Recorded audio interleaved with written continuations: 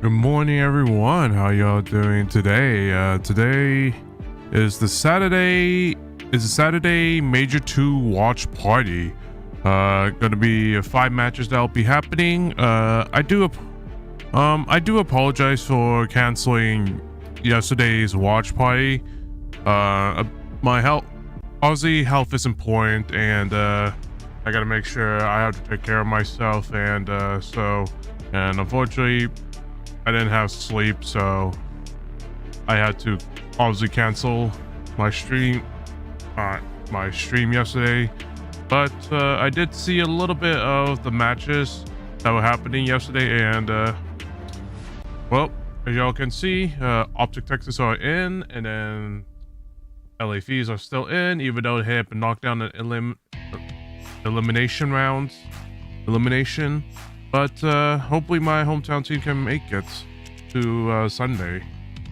But yeah, hopefully you all enjoyed the stream, and today's gonna be a bit of a blast, since you got Toronto that is gonna be hopefully gonna make it to Sunday, and we'll see what happens. We'll see what happens within. I hope we all enjoyed the stream, and yeah, today's matches are gonna be a blast, since it's gonna be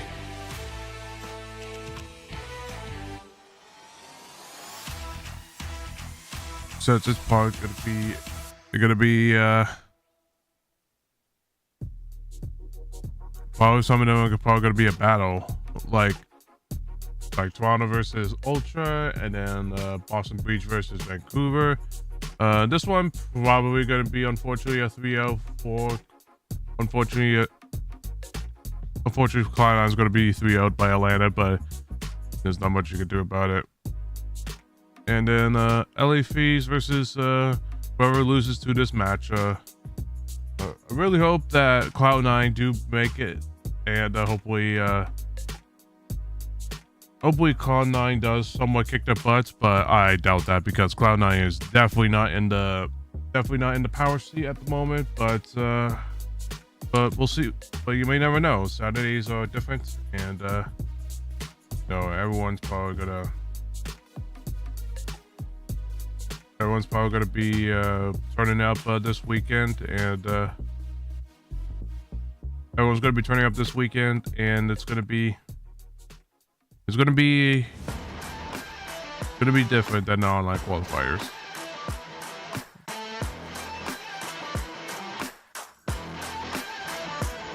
Baggage full of cabbage and I think they lost my tempo. 36 cookies on the candy plain bento. Jabba jabba on, keep my brass knuckles warm. Get the cash from the floor, 60 seconds and I'm gone. Bad when I'm gone, bad man, probably gone. Going fast on the phone, going quarter-mile marathon. Shimmy in the Jimmy, high ride, sipping Kimmy. Got a brand new mark, roll hands in the Billy. Lately all together, see something gonna stick. Lazy on a river, dream someone on my hip. Maybe on the 18, no rim, all switch. I like how Ghosty right there was talking mad shit since he was definitely down in the stats part, but still like what he said regardless.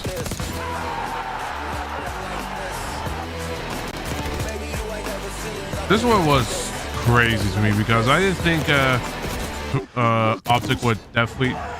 I didn't think Optic would turn up yesterday, but I think with Sky's in a with Sky, I think Sky definitely changed them in a way for the teamwork, but it's gonna be interesting. But it'll be interesting what happens with Optic today. Like I still have hope that Optic can be able to make it to tomorrow, but we'll see.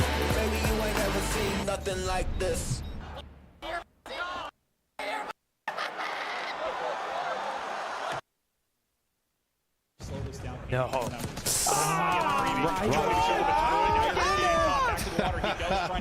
Oh my gosh, here it comes. Get out of there. Come on, Ant. Where you at, Ant? Too late. Yep, now Ant activates. Oh, I love it. Just over 20 seconds to go. Where you at, Ant? Activates behind him. They isolate him. Yeah, get him. Take it on shot. Hey! Go! He's beating that. Hey! Let's go. RCXD out. Yo, these RC cars, please. I'm about to make a rule, bro. I'm gonna override everybody in the CDL organization for LA Thieves. The coaches, the players, everybody. I don't care if you get a fucking RC car, you do not call it in, bro. Ignore the thing. Do not call that goddamn car in. Sitting back. It just doesn't feel good. They've been able to clean up one. Scrap. It's just waiting. No way. Oh my god. All right. Well. Oh. I saw this. Don't clip I that. saw that. I'm Don't like, what the clip fuck that. were Carolina doing? What the fuck were Carolina doing? Like they just like they must have blanked out or something. Like what the hell were they doing? Like did he not see the RC being there? Or he thought it was theirs? Like I'm so confused at that moment. I was so confused at that moment on why did Envoy is just doing whatever the hell he wants right now, Alec. No, 9 Kids is back at it, baby. Oh, I don't believe it. Holy shit, in the corner. 3, gonna get a 4th. Gross. Out of Joe receives. I mean, this is disgusting stuff from Neptune in the 1 versus 2. Has both weapons to work with now, and he sees him off the top rope, but off through the door. Get it, Grim. Get it. What's an ace? Wow, what's that play?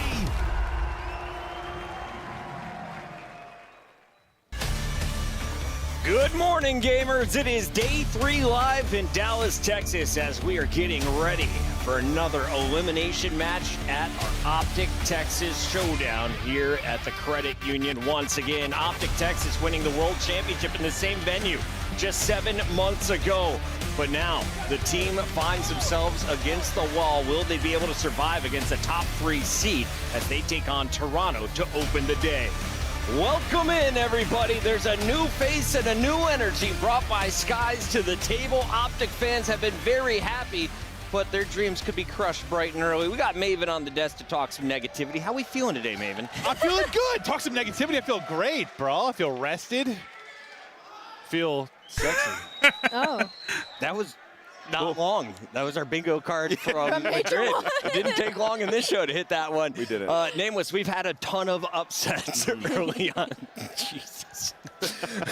We're like 10 seconds in, guys. Yesterday, things started to sort themselves out, though. They went the way we expected. In fact, Allie, I went 5 for 5. How'd you do on predictions? Did you go 5 for 5? I went a little crazy, so unfortunately, I did get 2 wrong yesterday. Let's take a look here at our bracket and where we're at. And name was the chant has already started. The team hasn't even begun playing. Yeah, they're ready. You saw them New Jerseys out there, right? So they're feeling good on that stage. The crowd is behind them, and you can see our bracket shaping up here.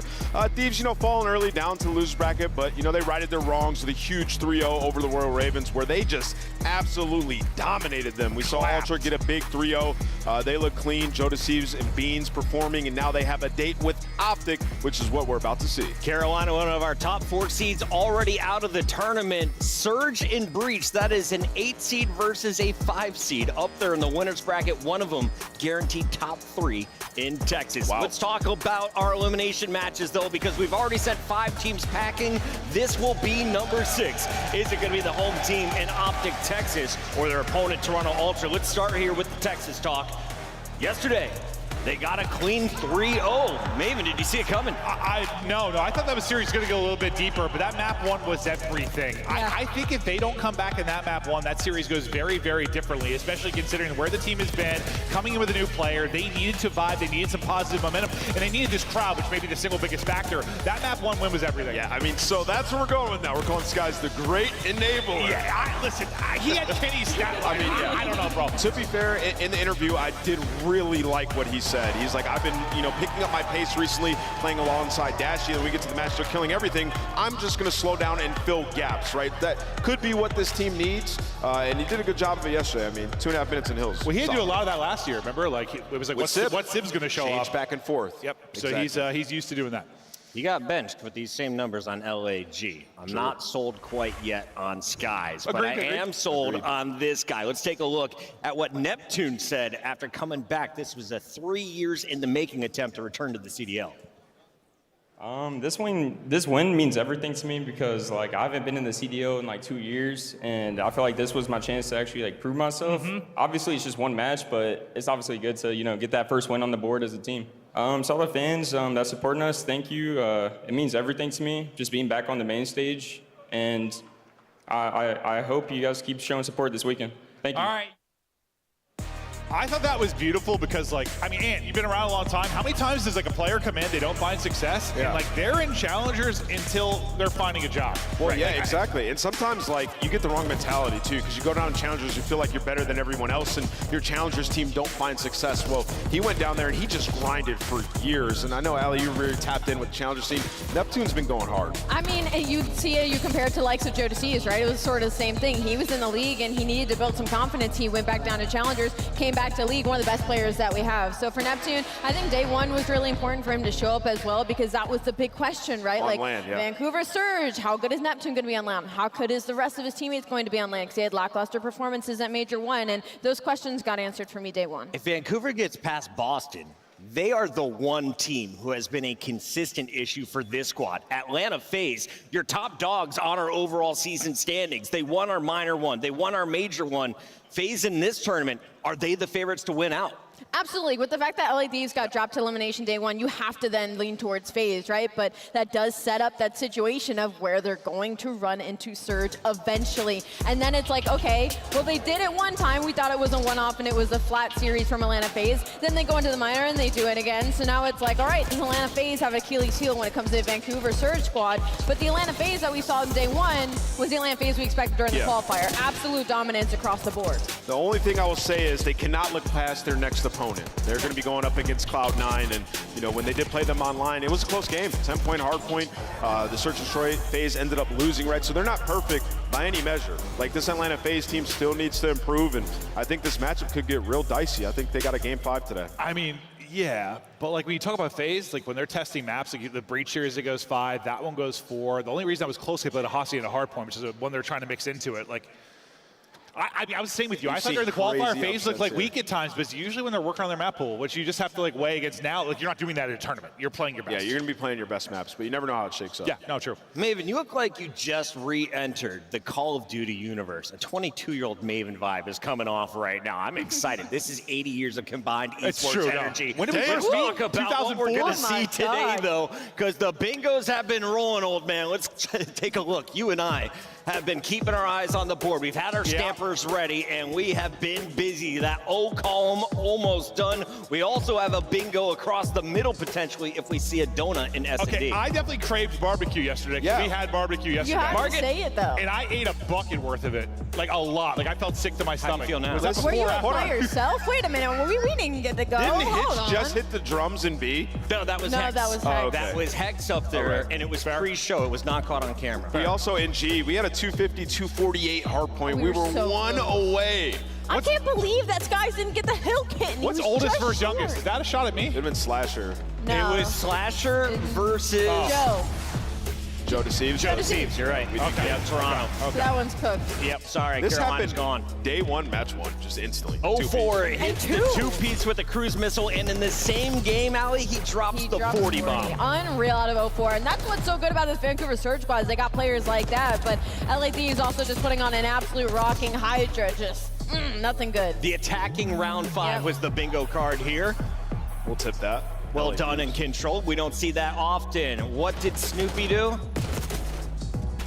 I don't know, which one did he have?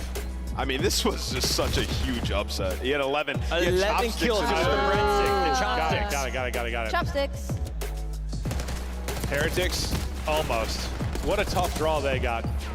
Yeah, This is like the second or third time Miami Yeah. has ended on time. I think this is like one of the only teams. I think we need to evaluate our fundamentals if you're Yeah, I mean, that red card, Hey, the red yo, card bro, they versus won it, Optic. you know what I'm like, saying? oh, no, I actually like wanted Yes. to get a screwdriver to my brain after that one. We saw a loser bracket round 1 win. Well done. Optic Texas moves on. They are into your top 8, playing for top 6 against Toronto. A Oh, we talent counted craving it. There we barbecue go. officially locked in. Can I get a yeehaw, Maven? Yeehaw! Oh, that was, No, we're not we counting need that something one. better. Guy Blaze is Yeehaw. good for it. I have a feeling it's coming later in the show. I'm trying. I'm done. You want to do one more?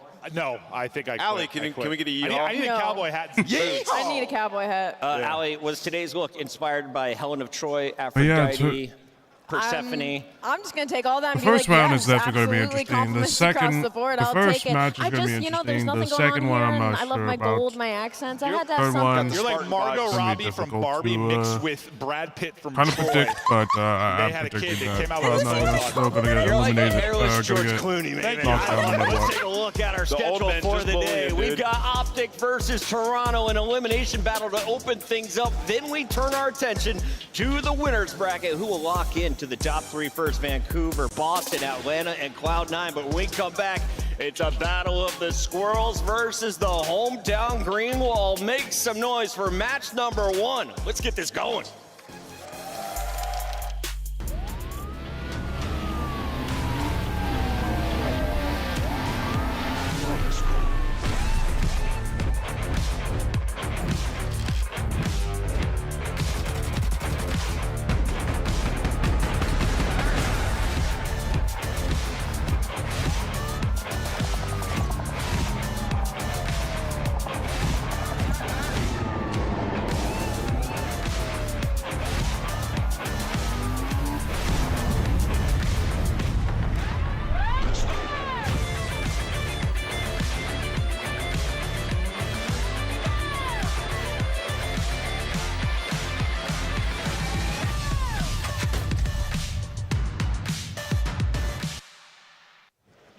Oh, we're giggling here on the desk, and it's about to get even more entertaining. Maven, we are going to witness the Optic Texas-Toronto showdown. That was our number 1 and number 2 seeds entering Major 1. Since then, both falling on hard times, but recently finding success last night.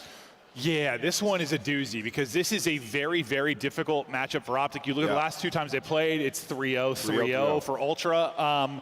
but it's just not the same Optic team. It's not, especially in front of this crowd. Like, if I have to pick a team, I'm picking the crowd. The fact they got behind them yesterday, the way they did, you expect them to. It was a different squad, bro. Well, you heard Beans talk about it. He said he loves playing against Optic, especially in front of their home crowd, right? Yeah. So you're going to Some need to bring players live for that, right? I will say, like, stylistically in this matchup, like, Toronto probably feel very good because they've dominated them in the hard points the last 2 times they've played. They're a top 2 Surge team on the season. They do a lot of things really well in that game mode. Joe Deceives and Kleenex present a unique problem in that, like, if Shotzi's getting lost behind you, they're getting lost behind Optic as well, right? So it's very frustrating to go up against, and I think Toronto feel good about it. I picked a bad time to wear purple. I don't think it was a bad time to wear purple. I mean, Joe Deceives loves this matchup. I mean, you're talking about last time, that guy had a 2.0 KD. We were talking about our bingo card. Joe Deceives might get a second opportunity to help us out with that. Producer said, please keep the other shirt on. No, it's well off. done, Maven. It's off. All right, so the Toronto clothing is gone. Do you have a green shirt to put on? I don't, but I painted my body. No, I'm kidding. No way. I was waiting to see if my producer got real nervous. No. I got green body paint. All right, let's talk about Optic Optic. Texas. Thank you, Nate. Nameless. Yeah, can you walk me through this one? Yes, so, I mean, with Optic, you know, this is a team that didn't do anything online. We get to land, and Shotzi's just free roaming, going absolutely nuts, right? Thrives in the chaos. I think if you can get that same performance out of Shotzi today, obviously you have a very good chance in this matchup. But when we look at the context and we look at the matches that they had versus Toronto online, all things point to an Optic loss here, right? So you need just big performances individually. It's just difficult. It's gonna be difficult to like pick Optic. It's so hard until we see more of a body of work. Like it's just because you see it's like Jekyll and Hyde right now between the performances we saw in the LA qualifier now. All right, here we go. Let's break down the this numbers. One we got our is, maps and modes presented by Scuff Gaming. Nameless, who has the edge? Yeah, I mean, I'm going to go with Toronto. I mean, Toronto just added Skyline to their rotation. They're undefeated on it. We'll Search see what and Destroy. happens. And then the Vault, when they played them, they beat them by like 110. So they feel good about the start of the series. It's time for our pick'ems. Allie in the lead. Actually, I We're tied it with We're the LA right Thieves now. match. All right, Nameless is officially 10 back. Would you like us to go first, or would you like the honors? I'll go first. I'll go with Toronto Ultra. I just feel like in the matchup, they've dominated recently. I love what I saw from them yesterday. I need to see a little bit more from Optic. Rosalie? I don't know. I still have this weird feeling about Toronto Ultra right now. I'm going to go with Optic Texas. Honestly, I really enjoyed what I saw from them yesterday, and I think this might be the start of their run. Clooney. Oh, that's me. I'm Clooney. Okay, I don't believe in the Optic run yet, but with the win here, I start to believe that they can make a run like to a top 3, to a final. I don't want to pick either team. I'm picking the Optic crowd. I'm taking the fans. I'm taking the fans. I believe in them more than the players. Does that make any sense? Yeah. I do. If the crowd was neutral, who are you picking? Ultra. Yep. How about you? Well, I believe in Optic, but I'm going with Joe Deceives. The stats are going to give me the lead. Sorry, Texas. Match is ready. Guy Blaze, give us a yeehaw! Texas, let's show them how it's done. Can I get a yeehaw? It's time to get day number 3 started, and we got an elimination matchup coming to the stage. The first team ready to crash out, get ready, because here comes the Toronto Ultra. Give it up for Beans, Joe Deceives, Insight, and Kleenex. Toronto Ultra know they got to give it everything in which they got to go up against the green wall and the home team. Oh, man, it's getting spicy in here today. Toronto Ultra have been so comfortable in this matchup. He's trying to do the draws. The last 2 times they played, they 3-0'd them each time with a dominant start on hardpoint. You're going to need Beans and Joe Deceives, the new additions to this roster, to take over. Let's bring out the green wall. All right, Texas, you know we got to do it right. So here we go. Green! Green! Green! Get ready, because here comes the defending world champions, Optic Texas. Show some love to Dashi, Prim, Shotzi, and Skies. Match by match, this team been leveling up, and it's not a solo effort. It's a team effort with the shadow of the green wall behind them. Optic Texas is here. I mean, we're we're talking about world champions on that stage, even now with the addition of Skies. The floor was extremely low for Optic Texas, but that makes the ceiling that much more high. We still have another day to get through, and this will be their toughest battle yet against the Toronto Ultra that loves to take them the distance. It's our first match of the day, Blaze. I'm so ready to get this one started, Allie, but now we got a packed house. So Texas, I'm gonna ask you one time, you ready to get this game going? Chef Study, let's set it ablaze. Heck of a way to get our day number 3 kicked off. A marquee matchup, Optic versus Toronto, based on the organizational names. Of course, a lot to ride on Skies being added to the roster. Really, if you look at yesterday, Optic played as best as they possibly maybe could, considering the recent addition, and they just got to come out and feel the vibes today. Oh yeah, I think they have to come out answering in map number 1. Vault Hardpoint for the old roster hasn't treated them well all throughout this qualifiers. But you saw it yesterday. You're even down by 80 on that opening skyline. That momentum to have that comeback gave them the momentum to carry it forward for the 3-0. Yep.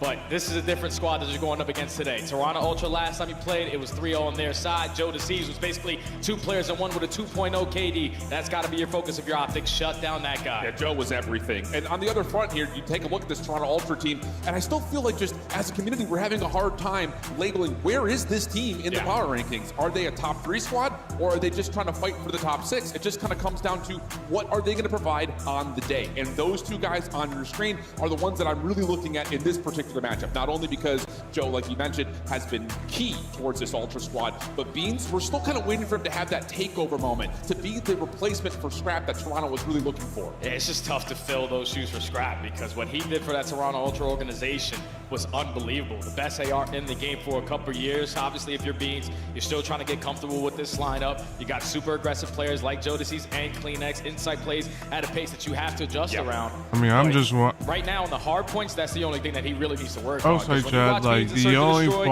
only worries that I would have is Optic. Like obviously Skies is gonna come in and do his best to you know, get the team rolling, but it's gonna be hard when you probably got like Kleenex, when you have someone like Joe and Kleenex just going in. It's probably gonna go in there and slaughter them. So I'm gonna slaughter them. So that's my worries. But if Optic can be able to hang with the SMGs are gonna be able to hang with the Toronto SMGs, I think they're gonna be able to have a good chance. I think right now though, it's gonna be 50-50. Right now it's 50-50 for me. And yep, you know, we go through these things all the time. Instantly spawn on in, a draw is instantly gonna end the game.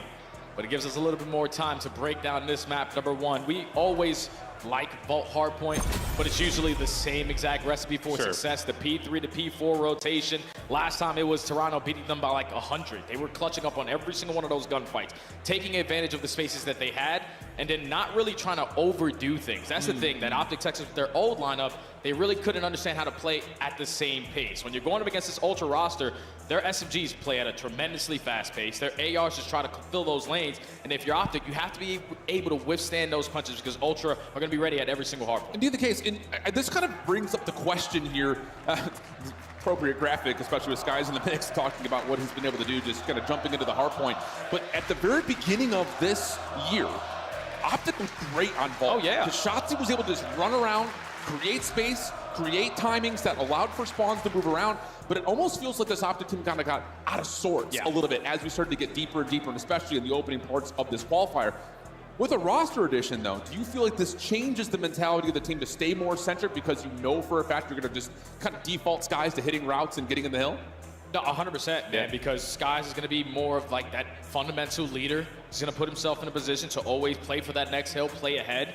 And on a map like Vault, once you start to fall behind, you're playing catch-up. It's very difficult to play catch-up, because some of these hills are basically unbreakable. So for Skies, I know we saw it from Kenny all throughout this qualifiers, hitting early rotations from P2 to P3, but he was getting caught. if you're Skies in this situation, you got to try to assist your teammates. Just try to go for team fires, set up crossfires. None of that hero ball stuff today. All right, well, let's try this again, Texas. We've got Volt Hardpoint with Optic, Texas, and Toronto Ultra, and this time it's for real. So let's get it on as Optic will be trying to break over from the P2 side, Ultra from the left side of the minimap, and it's all focused up towards the upper hallways here for Optic early. Yeah, and Optic playing a little bit patient towards the mid doors. Don't want to get naded initially out, and they play. find every Good single break, kill towards Optic. Top Cat. 3-for-1 trade. Already Optic Texas controlling a majority of the map. Shotzzy getting aggressive. This is the perfect start for the green wall. Yeah, and I really like this, you know, kind of, again, what we were talking about. We've seen moments where Optic get a little bit too far forward. This time it's, let's feel out the hit, then hit a pinch, then come back. It's this little bit of wiggle, a little bit of an ebb and flow so far. Good stuff for Optic for the first 19 seconds. Toronto setting up, though, for their break attempt. They've got hallway control. And you can already see it on your mini-map right there. Skies is like, okay, you guys are continuously finding all the kills to the middle of the map. I'll just do the dirty work and block the back spawns. But now Ultra in the final 15 have been able to find the break. The only player off the rotation now is going to be Shotzzy. He is going to be overwhelmed.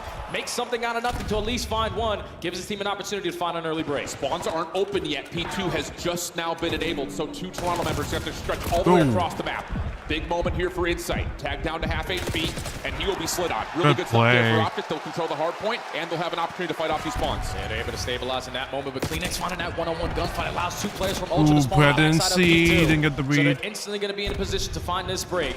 Shotzzy knows he's going to get overwhelmed, but there's so much pressure from every single angle. Back spawn secured here for Ultra. They're in, and there's still a lot of time to fight for. Maybe just a small moment of kind of spawn awareness there. Pred does not realize that Toronto had spawned behind them. But the follow-up looks pretty solid here. 25 seconds to fight for. Pred able to clean up and really kind of just correct his mistake. A nice double there allows Optic to get the scrap time, and now we focus over towards 3. Yeah, I don't know if Skies is going to read that one player from Ultra spawning towards the back end. Going to try to cut your losses and think about that rotation over towards Snoo. But he's still in the play. Wins the one-on-one, secures the final 15. Now off the rotation towards P3. Big gunfight won by Dashy. Secures arc control. Now you just want to play your life here. Look, I just got to say, this feels more in control from Optic than what we had seen not just yesterday, but even through the stage qualifiers. And maybe some of that is due to the fact that Pred is 10-2. That doesn't hurt.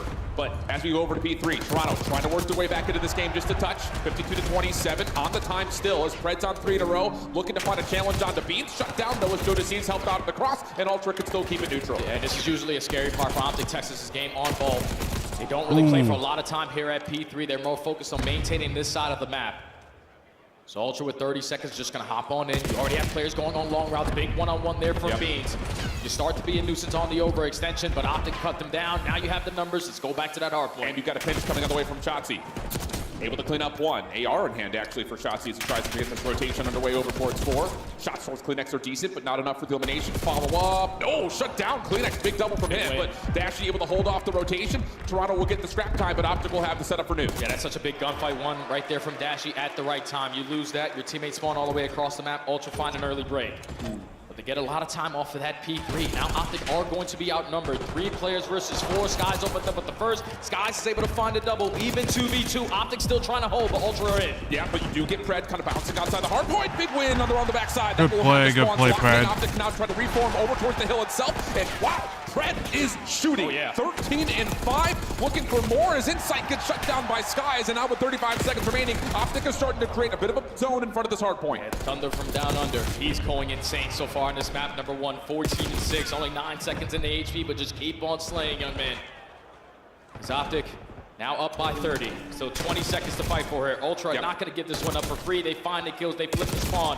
Basically be a tie game at the end of this one. Yeah, it's good time right there for Ultra. On the other side, of course, we see that it is Kleenex 14-9, and I always say if Kleenex is shooting like this Ultra team is going to be deadly. So it'll be about a 15-point game as you rotate back over to P1. Optic with the setup currently, but a couple of the members will have to spawn out and try to rotate in, and that's going to cause some confusion here in terms of where exactly this Ultra hit's coming from. Yeah, Ultra have a lot of mid-map control already. They find every single kill in the feed. If you're Kleenex, just back on up. Make sure we secure those spawns through the back end. Now all of your focus is on the front. Optic on their first break attempt. Pred again opens up with the kill. Pred finds another double. You have the numbers. Work your way on in. Yep, Joe Decees up top just waiting patiently. Has Kleenex working on the bottom side with him.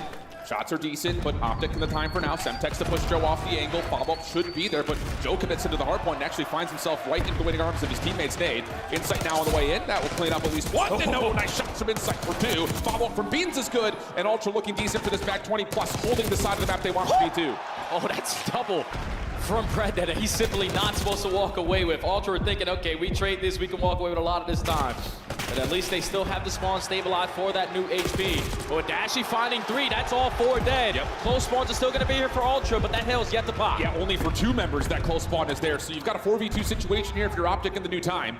And they're waiting to see how this develops. Big 1v1 for Skies, doesn't win it. Follow up from Dashy, not there either. Clinics finds a double. And now all of a sudden, the pinch is on the way here from Ultra. Pred trying to stay alive. Not able to find the shutdown up top at Catwalk in a good moment. That's here a big now problem. for Yeah, that is a big problem. They just lost the gunfights. Back of the hard point is gonna be cleared on out. All of Optic are gonna approach from the front. Inside with a trophy at his feet, keeping them alive, but Skies with the shots. Finds that opening kill. Lead chains on the horizon. Ultra starting to run away. Flawless so far at this P2, 25 seconds to go, and Optic realistically now have to cut their losses. Yeah, you got to find this shutdown first, and then hopefully you can create something for the front. Team shots do come through, so Kleenex will fall, leaving Insight essentially by himself outside the hard point. Nice moment here from Shotzzy, but he can't find the second. Beans trying to stay down, trying to find cover, trying to find some help, and he gets it. Jonas seems able to find the shutdown onto Pred, and Kleenex will make sure no one hits on the pinch. That's essentially a full 60 for Ultra. Yeah, now you are going to be a little bit late off the rotation towards New. Kleenex finds that opening kill. Sky should spawn at least close towards his teammates, but Inside already taking a lot of space over towards that art side.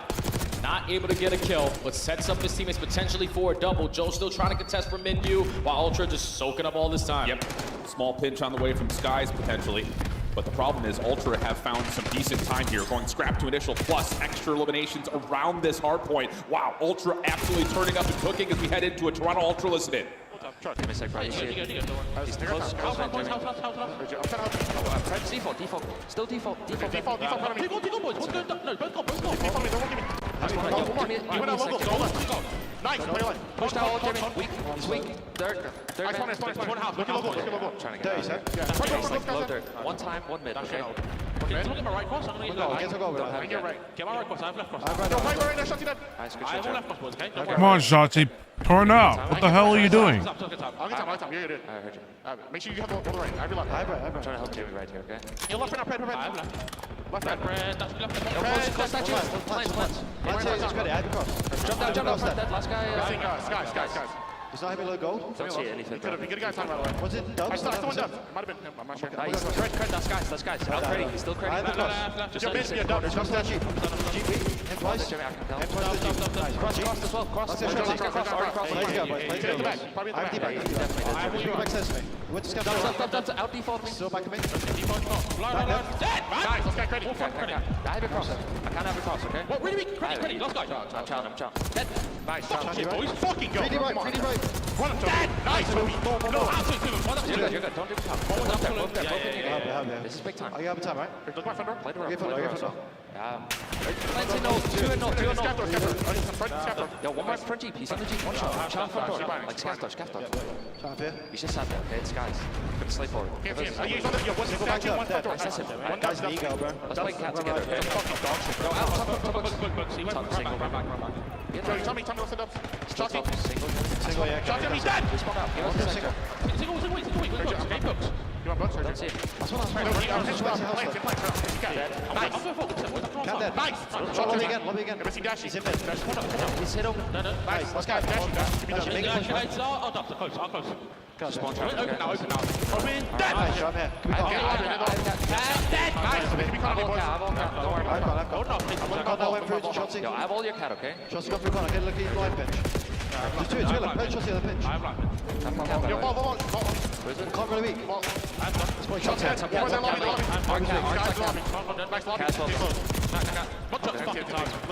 Listen, look at time. Take our time, Caroline. Take our time. Let's go, Samsung. Give me a second. Give me a cap. Yo, pitch your cat. Or play one shot. All right, that is a masterful second rotation set of hills there for Toronto Ultra. Other side of things, Shotzzy just cannot get in a flow due to Ultra just finding these quick rotations, these really solid setups that just can't get the pacing of this game down. Yeah, it's just so difficult if you're Shotzzy to walk into some setups that Ultra already are in with the ARs posted up. All these gunfights are just a lot more difficult. Ultra have flipped the switch on the second half. Flawless 60 at P2, scattered at P3, win a rotation over towards P4. And once again, you find yourself up by 100. They can still close it out here in this HP. They only need 10 more seconds. That last one left alive is Joe Deceives. Wins the first, though, and he's got to have a teammate that spawns near That's going to be an opportunity to kind of watch this cross on the way in.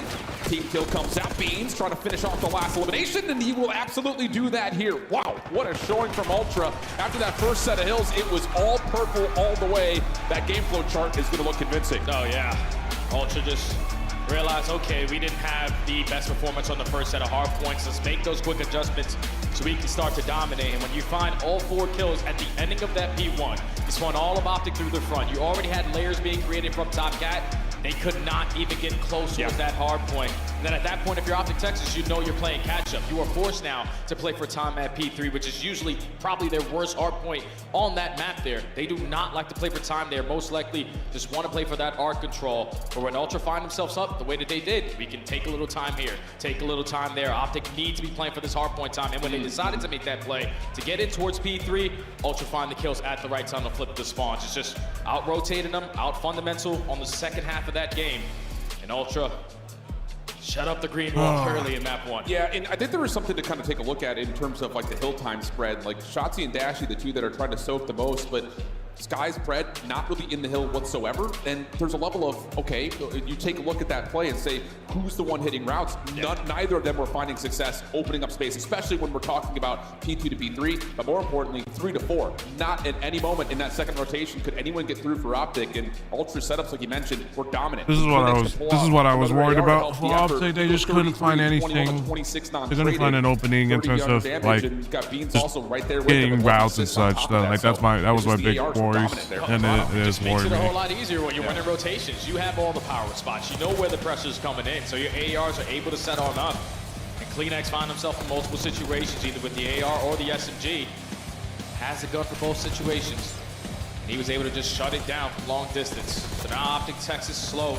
Start off in this opening HP.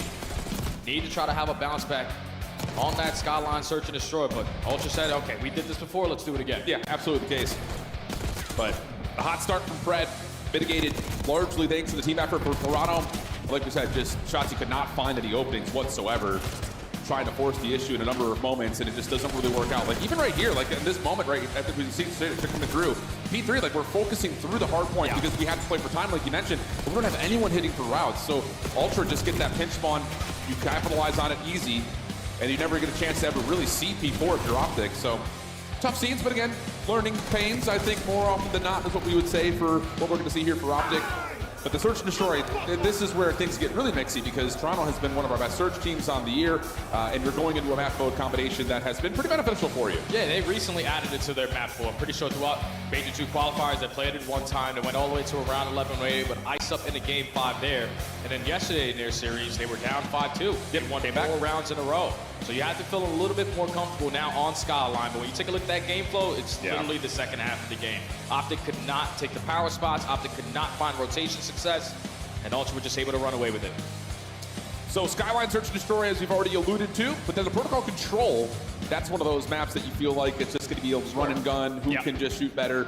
And I think the thing about that is if Ultra continue to shoot as straight as they do, if we're going to get this kind of performance from Kleenex, they could look pretty nasty on it. So not exactly what I would call comfortable ground, although I don't know what you would call comfortable ground right now for Optic with the roster swap up and just trying to get your feet wet.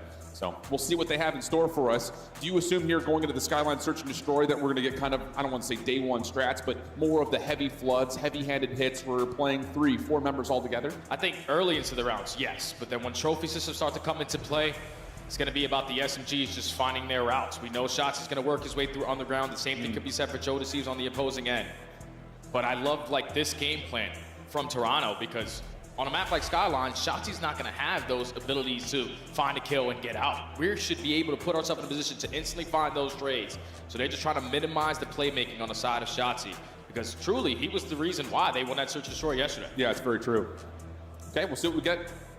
Other side of things, you talk about the impact that those two guys have had. Joe Deceives and the Respawn has been great, but Beans, he's always got that extra little bit of something special when it comes to the Search and Destroy. He finds himself in a lot of 1v2s. He's making it mixy, put it that way. All right, here's a look back at the last 5 maps for the Ultra. Again, the results have been solid. Wins across the board except for a 1 round 11 loss on Protocol. But more in particular, you look back to that win versus LAG, 6-5. Again, the comeback effort that came through. We'll see if they can find a way to start off a little bit more solid, or can Texas find a way to get back into this series? Let's find out. Yeah, this needs to be a response here from Optic. So far in the season, 3 times you played against Ultra, you have yet to beat them in a control. So Optic Texas gonna start off on the attack. Recovering the bomb a little bit late. Just gaining early info on the stunts and name being invested in. Dashy almost times it to perfection, but the team shot's good enough for Ultra to find the first blood. Yeah, the read was good. You know, if Ultra are tossing nades up top towards the top bedroom and that back staircase, they're likely going to try to hit you through top catwalk. Just cannot win the gunfight, Skies. A little bit of a workout by Beans over through the windows at Piano. But it's a bit of a tricky spot here, especially with Optic trying to isolate, but that's not going to work out. Shotzzy drops, and now it's 4v2. 4v2, Skies has info onto 1. Has him a little bit weak, but you're trying to make up for the numbers. Fred unfortunately falls, and that's a clean 4 down. Clean round there from Ultra to start on defense. Yeah, it just falls apart after, you know, again, that whole isolated play was trying to win over towards the top hallways.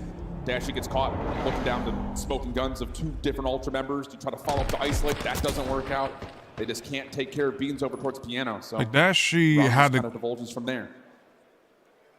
Yeah, that other one was just unfortunate. Switching sides now. Optic going on the defense. You saw when Ultra started to have that comeback yesterday in their series. They were just working together, not really finding isolation gunfights, taking advantage of what they were giving them, and you can already see they take mid-map control, instantly going to work this A-bomb plan. Yeah, but lots of nades, lots of stuns come through for Optic. They're aware of this. They're going to still allow for the plant to come through inside chicken, make sure no one's ever in secret in the opening battle won by Fred. Now you've got pressure onto the bomb site for this retake. And Ultra are a bit scattered at the moment. They need to have someone check this bomb because the follow-up is there from Shotzzy. Insight on the long route, but it's going to have to be a 1v4, and he's read perfectly. Brilliant retake from Optic. Beautiful retake there from Optic, and it all starts with Pred just saying, okay, guys, I'm feeling myself after map number 1. I'm going to slide in and challenge the guy who just planted. Finds that opening kill. At that point, Ultra are on the back foot because you had 2 players playing over towards Cobble Steps, but the other guy was working that late pinch. He was just banking on his teammates to try to stay alive. It's just Optic knew we had the numbers. Let's just play the trades. And not a single kill goes in favor of Ultra. Same exact thing on this side of the defense, all tied at 1 now. And I love that, just kind of following up, knowing that you've got nades and stuns that are landing. Let's just take that chow. Yeah. You know that it can't be all 4 members there. Just take that chow. Works out beautifully. So, flawless round for Ultra, matched by a flawless round by Optic. See if they try to get the same read here for Optic on this offense. If they try to read the nades first before they commit. No, this time it's going to be a little bit more aggressive. Fred with the bomb. Trophy system down to keep them safe. Backside kitchen. Couple of shots from Dashy. Fred just looking, hoping he can find some sort of contact as you also have Shotzzy working through mid-map. There's the first bit, but no, Fred backed off, and he's got to stay down. Oh, yeah, you don't want him to get isolated. Thankfully, Dashy's watching over him. Great help. Go 2 for 2 on the trades. Beans and Insight versus Dashy and Skies. The ARs on both ends trying to clutch on up. Dashy has him 1 shot. He's going to commit. Yeah, that's all information from Skies, knowing that Insight is playing up top. So now they have the push through. Bomb is down, though. And besides the map, we'll start to swap. Ooh. Little warning shot. And Ultra will hold their ground here, backside staircase. Dashy's going to see 1, but this is all about, can Skies find the rotation over, and does he even just want to just play this aggressively? Whoa, bold shell here from Dashy. Dashy thinks that Insight was getting a little bit too aggressive, but he's playing super safe on the backside of the couch. Insight, you just got to turn around, try to keep your teammate alive, finds the first 1v2 for Dashy, and he's able to find it. 2v2 good enough, sub-sight. Just plays a credit angle there. And is able to secure the round there for Ultra. Good stuff there. When the battle goes down over towards that A side, you go 2-2. You get info early on, but Optic, no, we have to recover the bomb. It was just Bean just giving the info, setting up Insight, having both players weak, and sub-sight clutches up. Yep. Just chaos from that position. And you can see it when Dashy starts to rotate back over through mid. He's thinking, ooh, where did Insight go? They had no idea where he was. He's sitting right in front of you.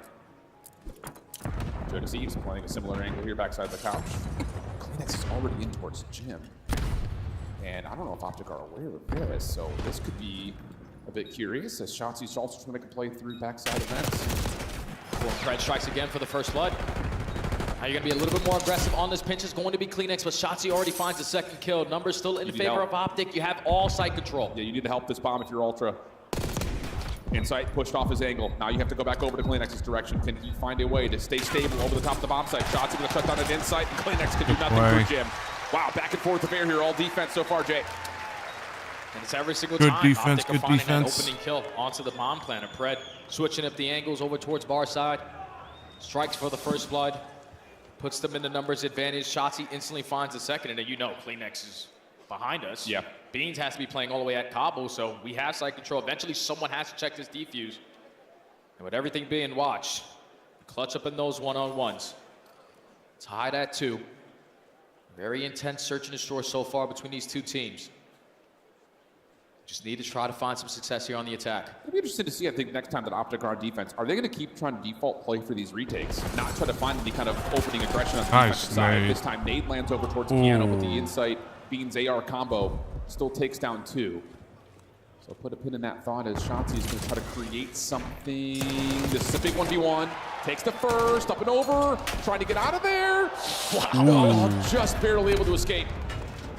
The fact that he's able to get out of that. Shotzi doing Shotzi things, but unfortunately they were not going to give up on the cut. Make it a 1v2. Yeah, that was unfortunate for Shotzi. Shots towards Beans, not quite able to lock in. Easy follow-up, and we're going to stay all defense here. Yeah, just kind of a messy exchange over through the front side of Piano. It's just a blind counter there. Yeah, a little bit. We're thinking, okay, we can take mid-map. We can take a little bit of pool control, but that time, 3 players from Ultra were set up on those angles. The opening first blood onto Kleenex with the nade was good enough, but Beans and Insight watching over. Keep the numbers on their side. All-out defense is still. And every single time, if you're Ultra, like, we've gotten the bomb down twice. We just can't get blooded off of that bomb. And that's what I really want to kind of focus on here is Optic going to continue to play kind of passive around Kitchen and just play for retakes? Just don't let him get over towards the B side of the map. We'll just retake. Well, they're not going to have the option now because it's a full heavy-handed hit approach over towards top halls. They're trying to get aggressive through bedroom, but the bomb is already planted. This is going to put a lot of pressure on Optic's retake because they're trying to play around the back and they don't have the time to. You already have Kleenex working on the deep pinch, so he's going to open up with that first blood onto Dashy. Shotzi's able to respond, but now the repositioning good for Insight to assist the teammates a little bit. Kleenex finds the second. Now with Shotzi technically in a 1v3, 25 seconds. I don't know if this round is going to give you enough time. Yeah, he's not going to have enough time to make this play likely. We'll see. He's astonished us before. This would be one for the ages. And with 13 seconds to clock, shots towards Beans are good, but it'll be Kleenex right behind him, just waiting until we get to the last 8 seconds, and that will complete the round. Yeah, that's just one of those rounds that Ultra just dive into A and say, hey, if they're gonna let us plant for free, we'll just do it quicker and put some pressure onto that retake, which that time Optic were trying to play aggressive to top bedroom. And I'm loving their offensive approach so far, even though the last 2 rounds didn't go their way. Once they get the bomb down, they're giving up that top hallway control. Yeah. They're saying, okay, you guys can take that side. You guys can push through our base. We have a player watching the pinch. Once we get this bomb down, you guys have to be a lot more active. Yeah. But then when that first blood goes down with Kleenex on the repinch, Optic are now stuck because you have to watch so many different angles. You do not have the numbers for it. First attacking round secured in Ultra, now up by 2. Have to have a response here for your Optic. This time it's going to be the orthodox goal nades over the top and approach in towards A. But look at Ultra's defensive setup this time. They were almost doing the exact same thing that Optic tried to do last round. Full hit up top. They're going to try to get us around on bedroom. Plant on the way from Skies. And does Pred catch any information on Inside dropping in towards Jim? Not yet. So now it's a 4v4 in the retake. Ultra just disregarding the pinch. They're going to send it all through mid-TVs. They find the opening kill. Pred forcing out back on up. Insight finds the second. You got to make something out of nothing if you're Pred. No, finds the first. Trying to follow up with the top side of the bar. How did Pred not see this? And Ultra will go up now 5-2. Very clean on that. And just no one had any eyes on that rotation up top. Yeah, when you're seeing the retakes set up right there from Ultra, everything is coordinated. Like we're dropping down 2 players. We already know that we have top black control. And the way that Optic are playing on their post plants is a lot of one-on-one gunfights. Just leaving a couple openings, and Ultra are able to take every single advantage.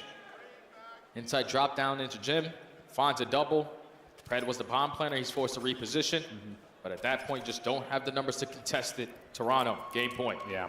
And we're also on agency watch right now for Skies, unfortunately. That's good for the bingo. Okay. Silver linings, Jay. Kleenex looking to get aggressive. Here we go again. Toronto saying, if you don't want to fight us on A, we'll just head on over. Jonas following up behind this. Beans right there with the supply of support. And now it's just down to what else can you create here if you're Toronto. Bomb is down. Both ARs still standing. We've got ourselves a 2v2. Last time it was the ARs from Ultra able to clutch up in this kind of round. The repositioning, no good from inside to at least find the first. Beans in a one-on-one, he loves this. There we go. Bomb to be planted, puts the clock in play. Skies a couple of shots through, we'll see the rotation back. What does Beans choose to do? He's got both weapons to play with. Here comes Skies. Slide on over, Beans has seen it. Over the top of the head, what a win from Beans! And that'll be a very clean search and destroy. A couple of casual comments being tossed over to the Optic side of the stage, and Toronto find themselves quickly up 2-0. They just had a better game plan. You guys got to remember that Optic have only been a team for about 4 days. Yeah. Search and destroy is usually the mode that takes a lot more time to try to iron out. But Ultra just sticking to the game plan. You're giving up A side for free. We will continuously, every single round, just get the objective down. Our post plans eventually will work. But being just like, okay, this might be a little bit too easy to start the day. Ultra quickly up 2-0 in the series. Dangerous tidings here for Optic. And so far, we have not been able to see the instant magic of the roster swap at this point. I mean, yeah, the win yesterday is a big one. It comes with a couple of cinematic moments, a couple of heroic moments, but this Ultra team, when they're playing like this, they look like a top 4 team in the game, if not maybe better than that. So 250-144, the hard point. Again, the first rotation was tight. The second rotation, not at all. It was all Toronto. And then kind of the same thing, defense for defense through our first 4 rounds. And then Ultra just opened it up and absolutely steamrolled through the rest, taking it to 6-2. And now we've got a protocol control to look at. There's just not much that Optic can do. They just got screwed out of the way. Yeah, it's tough, man. And neither squad really like to play protocol, so we'll just have to wait and see when we get there. To the desk we go, though, to break down so far the first 2 maps. Thank you very much, gentlemen. And unfortunately for Optic fans, we just got another bingo square filled out, a donut and search and destroy. Codcaster was broken. He had one. Just got word from production. Okay, so we did actually the bingo card. Yeah. Guys, I apologize. I take it back immediately. We thought you did. Let's take a look at the highlights, though, Allie, because it is now a 2-0 lead for Toronto Ultra after a close start to hardpoint. Toronto starts pulling away. Yeah, it's unfortunate for the side of Optic Texas because Toronto was actually playing incredibly similar, mirroring them in the search and destroy, but they were just doing it slightly better. Good example of that, Shotzi and Kleenex, I want to say around like 5 or 6. They both go for each other's spawn. Kleenex makes that push, he finds 2. Shotzi's able to find 1, but by the time the round reaches its end, Shotzi's stuck in a 1v2 unfortunate situation where they know where he's at. It's kind of what I talked about before the match. It was like, stylistically, it is the toughest matchup for Optic because of the way Toronto likes to play, particularly in the search and destroy. Like Shotzi trying to get lost behind you, and then you look around and Kleenex is just dissecting your setup, right? So coming into this one for Optic, they were faced with a hard task. It's like, okay, do we want to ban Skyline or Vault? They get rid of Vault, and now you only have 1 rep on Skyline on the season if you lose it. This has just been tough to watch in the sense, like, you know, I've been very vocal that I thought Kenny was a scapegoat in a way. Like, yes, he was indefensible in the sense you can't drop a .3, you can't play the way he was, but he was one of many, many issues. Those problems are still like glaring. Solo chow after solo chow, misplay after misplay. This team is still not playing well together. And like, I don't want to be too critical because you scrimped for like 5 days. And I'm not putting it on Skies. It's just like the other trio. Like it's still a broken system. If Shotzi doesn't fry the rest of the series, they will be going home. He is literally their win condition, and it doesn't matter what Pred dropped 30-something. He started off so hot. It just doesn't matter. His impact is not felt the same that Shotzi's. Oh, I agree 100%. Yeah. And then you go back to this hard point, and it's just like, we were close in the first half, right? But then you get into the second set of rotations, and it's just a beautiful P2 from the side of Toronto Ultra. And then on top of that, Optic Texas, I mean, we were investing so much with like 20 seconds left at this P2. We had nobody sent over towards the P3 side. Finally, we get a body over there. There's already 2 members of Toronto Ultra. It's another full 60. We move into rotations. There's 1 person from Optic Texas pushing the back of P4. Like, obviously, yeah, they're right that obviously correct that Optic are they always scream for 5. Looking at somebody and being like, work this with but me, it's right? just And I like, don't feel like we're seeing that. Well, the issue with this particular map more was just kind of like Optic had a great lead, starting off super hot, the crowd's behind them. They tried to invest completely into the P4 on first rotation, and Toronto just did a hell of a job at like contesting it, right? They stayed in the game, and then from there, they're able to take flight. Allie, the Golden Scuff is on the line at the end of the season for our pick'ems. Golden Scuff. Let's we have take an a award look this at year. Where you're I would have tried harder. 86 right and 47. Would you like to switch here at halftime? No, I'm no switcher. Come on. I'm going to stand on business, dude, even if I'm wrong. Nameless? Hell no. rocking with my pick. I got to make him some George ground, Clooney. brother. Listen, I picked the fans, and like props to Ultra because they've shut this crowd up. I mean, you heard them a bit in the map one. I'm not trying to call it the crowd. Like they just have not had plays to get hyped about. There hasn't been much to make noise about because they've been getting slammed. It sounds like you're blaming the crowd. Oh, that's my bad. Can you give them a little chant? You could hear a pin drop in here, though. No, you can't. You can't. That is due to Ultra. Like, it's hard to get fired up when your team's getting beat up. And I think a lot of people in attendance, you started to believe after a Rocker win, and now you're like, oh shit, the same problems are still here. The same problems are still here. Somebody wake up hits. There we go. We need the drums. Where are the drums? Reverse sweep needs to start right now. It's time to kick off Control on Protocol. We send it back to your casters. Shift and study. Trying to fuel up the energy just a touch. But yeah, I think I agree largely with the desk talking about Shotzi just need to have a takeover moment. Oh, yeah. We saw it from Pred a little bit in the first set of hills, but as we start to go to a protocol control, you're looking at the subs. They need to feast. Yeah, this is going to be a scary map, though, because Ultra don't really like to play this map. They prefer more of the Hasis, more of the Vaults. Optic don't want to play Vault anymore. They haven't won it in such a long time, so they decided to get rid of Hasi, square up on Protocol. This is the map that they played yesterday versus Rocker, and this was the only map watching Optic yesterday where I was like, okay, their teamwork is actually on point. You had Skies playing the proper cuts, Pred and Shotzi getting lost, and then Dashy just absolutely piecing. They see that I your know they're freeze are currently still down alive. 0-2. Yeah, I know they're they gonna have yet play to beat Toronto against Ultra in the control the so far loser this season. of But these two young men right here the loser are of going to be New the York difference makers. and They need Atlanta. to come So alive. Yeah, look at the defensive KDs. like I did see the two matches from LAVs. Like obviously the first one was very sloppy as fuck, but the second one they just came back and they just came back and you know did what they were supposed to do, which is play more fundamental and not overthink a lot of shit. Because like Envoy said in the interview against Miami, they just overthink. They were overthinking a lot, and that's a real problem. Anywhere for Optic this ballpark stage, but can they find a way to replicate what they did yesterday? Let's get it on. Yeah, the records with a new roster don't really put a lot of focus there, but need to try to figure it out here round by round. This one's gonna be. Next couple of maps, Hasi hard. I did see a little bit of the protocol against Minnesota, but this might be difficult. You gotta get through this one. Optic on the attack first, and Nate is able to connect on the You're not playing with shitters from Minnesota. You're playing against Joe and Kleenex. Living on Dashy, just a little poke on the Kleenex. But Joe sees, yep, front side sidewalk in a good spot. Seeing what he can do to kind of manipulate these Optic spawns. Also finds Skies over towards Heli. And this is not what you want the opening up for Optic. Good shutdown. Okay, now you've got to follow up on the Beans and one more beyond that. Okay, here we go. Now we've got good clearance at mid-map. We can jump on the A point. Yeah, that's perfectly played right there from Dashy to find two, but Pred winning that one-on-one in towards Grandma's allows his team to get on this 8 point.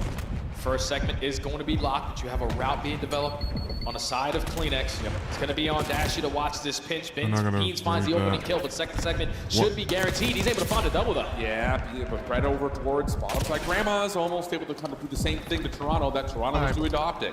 Not the case, though. Second tick of progress going to be largely depleted, if not fully depleted.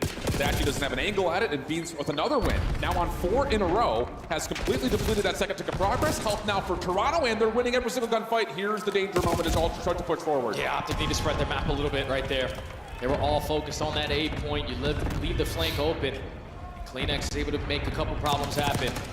Now you just gotta focus, taking your time out of the spawn, but 25 seconds to go. Kleenex finds a double. That's already 3, almost 4 dead. Skies, you got one more. Get your ass up. Come on. Couple eliminations coming through Fight your way out. There's still a second line of defense behind us. Oh no. Oh my goodness. I'm telling you, if Kleenex plays like this the rest of the day, this Toronto team is going to make it to Sunday. 7 in a row for Beans as well on top of that. 20 playing 12. Shutdown is there. Optic a chance to stop the clock over on the A zone. You need to stop the clock. You need to stop the clock right now. Hold on a second. There's a chance here. That's 4 dead. Second segment is going to be guaranteed. Toronto Ultra all swanning over towards tower side. They're going to be forced to work this overextension. And Optic have been able to extend the game clock. Now a minute to work. Down by 5 lives. Need a couple kills to go your way, but Joe and Kleenex are able to find a double. Yeah, this transition needs to be much more polished, considering that the lack of respawns are significant. Good moment right here. Yeah, Shots is going to get on the point. Good win on the inside. Here we go. Wait, hold on a second. 8v12 now all of a sudden. Beans, Joe trying to kind of play on opposite sides of the map. Joe, though, taken down. Good control here for Optic on the high ground, and they still have Skies on the point. And the game clock is still at a pause. Beans finds an opening through top mid. Effective on the trades is Optic. You're on 5 in a row now after Caesar Skies Bueno.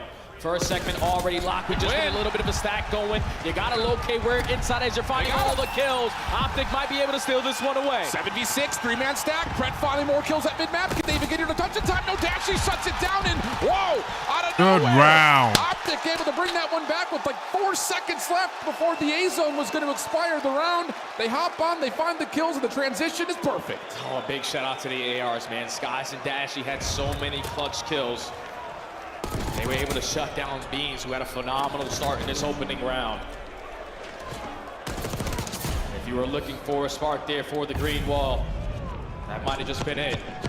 Optic able to secure all 6 segments, steal that round away there from Ultra. Now you're in the advantage on the defense. Absolutely the case. I mean, that's the face of a Bean 7 streak. Kleenex dominating in your spawn. Creating something out of nothing right there for Optic. Okay. Can they turn up here on the defense? Give themselves something to work with. Sky's on 6 in a row, still carrying that streak into this next round. Dashy seen top side over the windows. Joe looks like he wants to just hold that battle off for now, but look at shots he's brought. He's already behind the plate. Shots he knows, okay, there's one player coming off the respawn. Let me make sure he's not gonna have a good day. You find that kill on the Kleenex again. Now the route up is it. You catch the timing on the inside. Optic have full map control. They have yet to fall. Yep, this works. Pred still lingering inside 10. Ultra taking their time coming out of spawn. Sky's watching the opposite doorway. 8 in a row. Hellstorm earned. Not quite able to find the 9th, but Pred able to at least follow up with one more before backing down. Ultra will get the space they need to kind of get off spawn and try to set something up here, though. Yeah, I love this route right there from Pred because they're thinking, okay, he's in our base. We got to focus him. But the re-wrap over towards Spiral now finds himself on 5 in a row. Able to put the game clock out of pause though with Beans hopping on the B point. Pred's gonna be one shot commit still on the gunfight.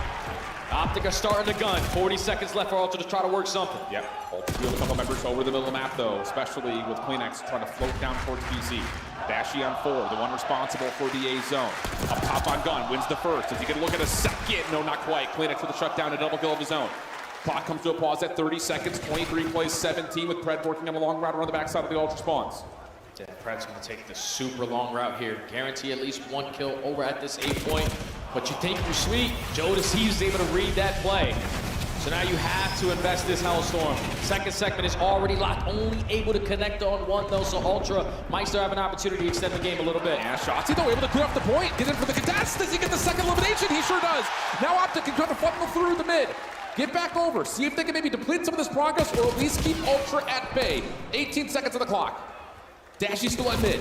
Shut down. That should be enough for Ultra to get the extra 60, and Optic will have to default playing for the B defense. Yeah, just got to work the overextension down. Time is going to be extended. Shachi just going to take his time over towards Spiral.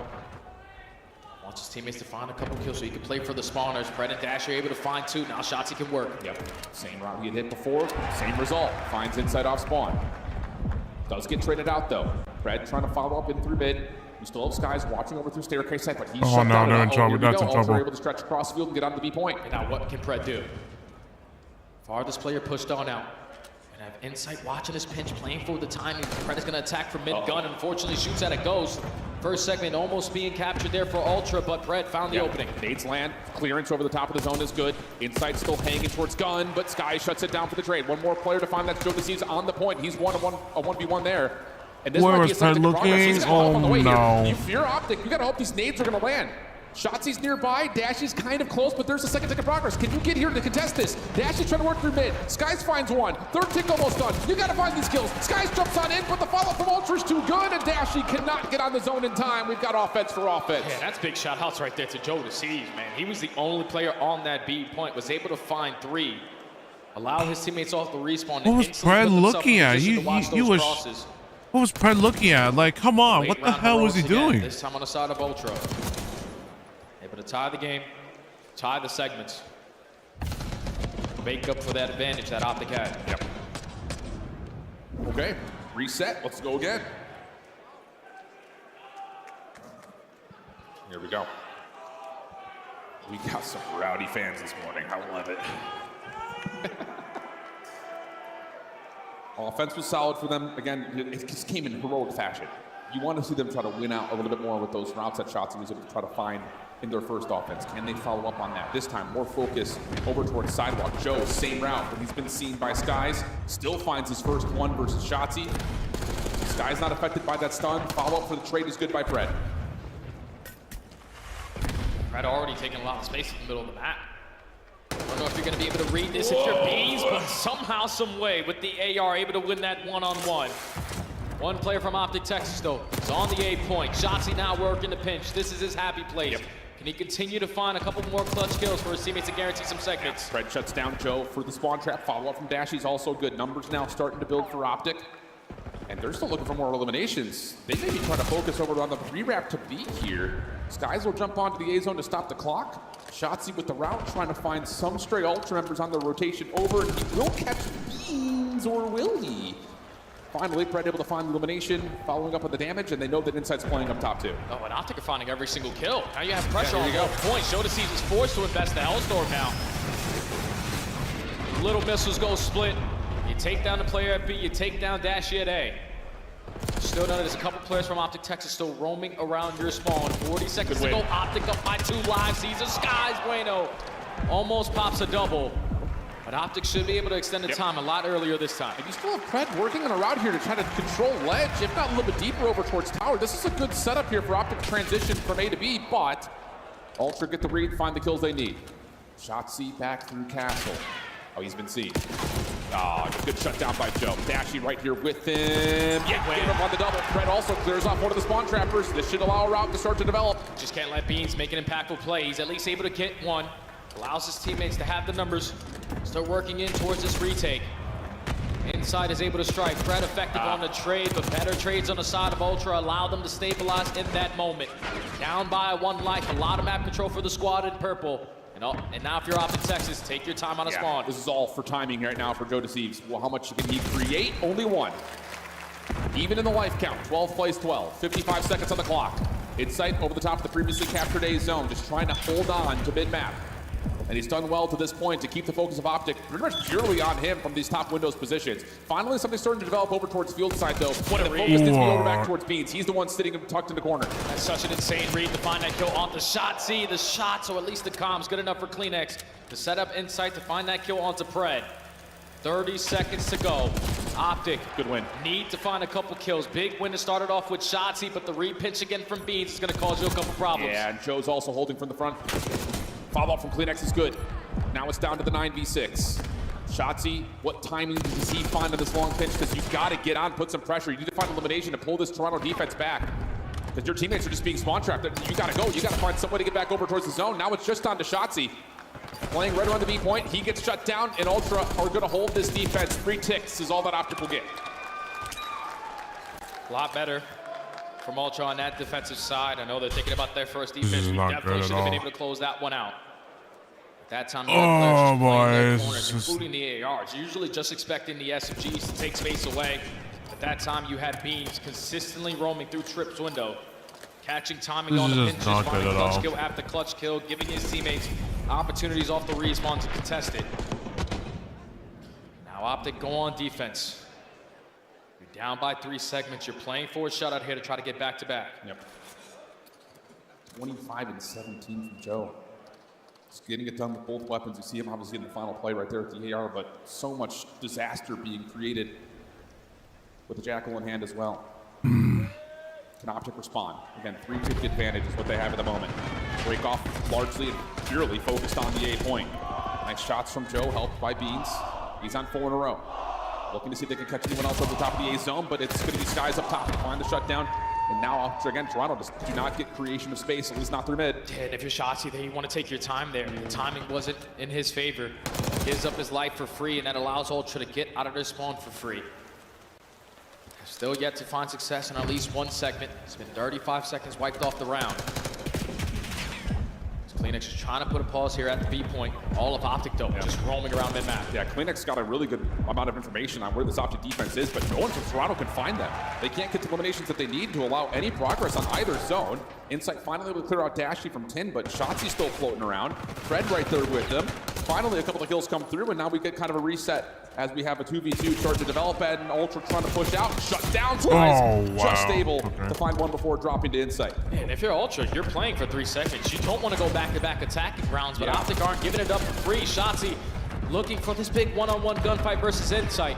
But you still have both SMGs applying the pressure from the back end. You find the initial two. Let's get him off A. We can shut him out. This is big. You got a repinch coming on the way from Shotzzy as well at the same time. Toronto has to try to flood their way forward in towards A. There's time for Shotzzy to come through by himself too. Good play, good 17 seconds on play. the clock.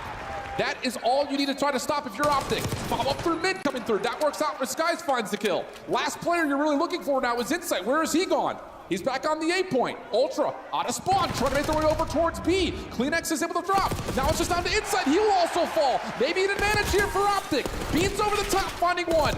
Stopping of the clock is still being put together as Joe's on the B point, but as he dropped, that might be it. And Ultra just need to get on A. It's 2v1. You have Dashy surrounded. You're able to find the kill. 3.4 seconds. Optic finding the trades, but Toronto at the right time. Oh no. First segment locked. The stack is going to be in. Second segment guaranteed. They're going to be able to extend the game. Yeah, Trophy keeping all 3 of those Ultra members safe. And hold on a second. We're not done yet. Kleenex up top. Shut down onto Shotzzy. Chance to rotate through mid. Does Pred see this? Got a spot for it. Joe to seize. Backside tower. Oh, that's 3 dead. Now all of a no. sudden Ultra on with at least 3 members. Yeah, I don't know how Pred didn't get anything from that top window. Everyone just crosses right through mid-gun. Now the 3 stack is in. Ultra had the second segment guarantee. I don't know if Optic can get there. Not looking good. Bean still shutting him down through mid-ledge. Can anyone touch it? Time? No! And Ultra will 3-0 Optic Texas, bouncing them out of their home major, and in convincing fashion at that. Look just like the series that they played online, man. You outclassed them in the hard point and the Bro, that was so fucking. If they did all didn't die that. If all of them didn't die that quick, what the fuck were they doing?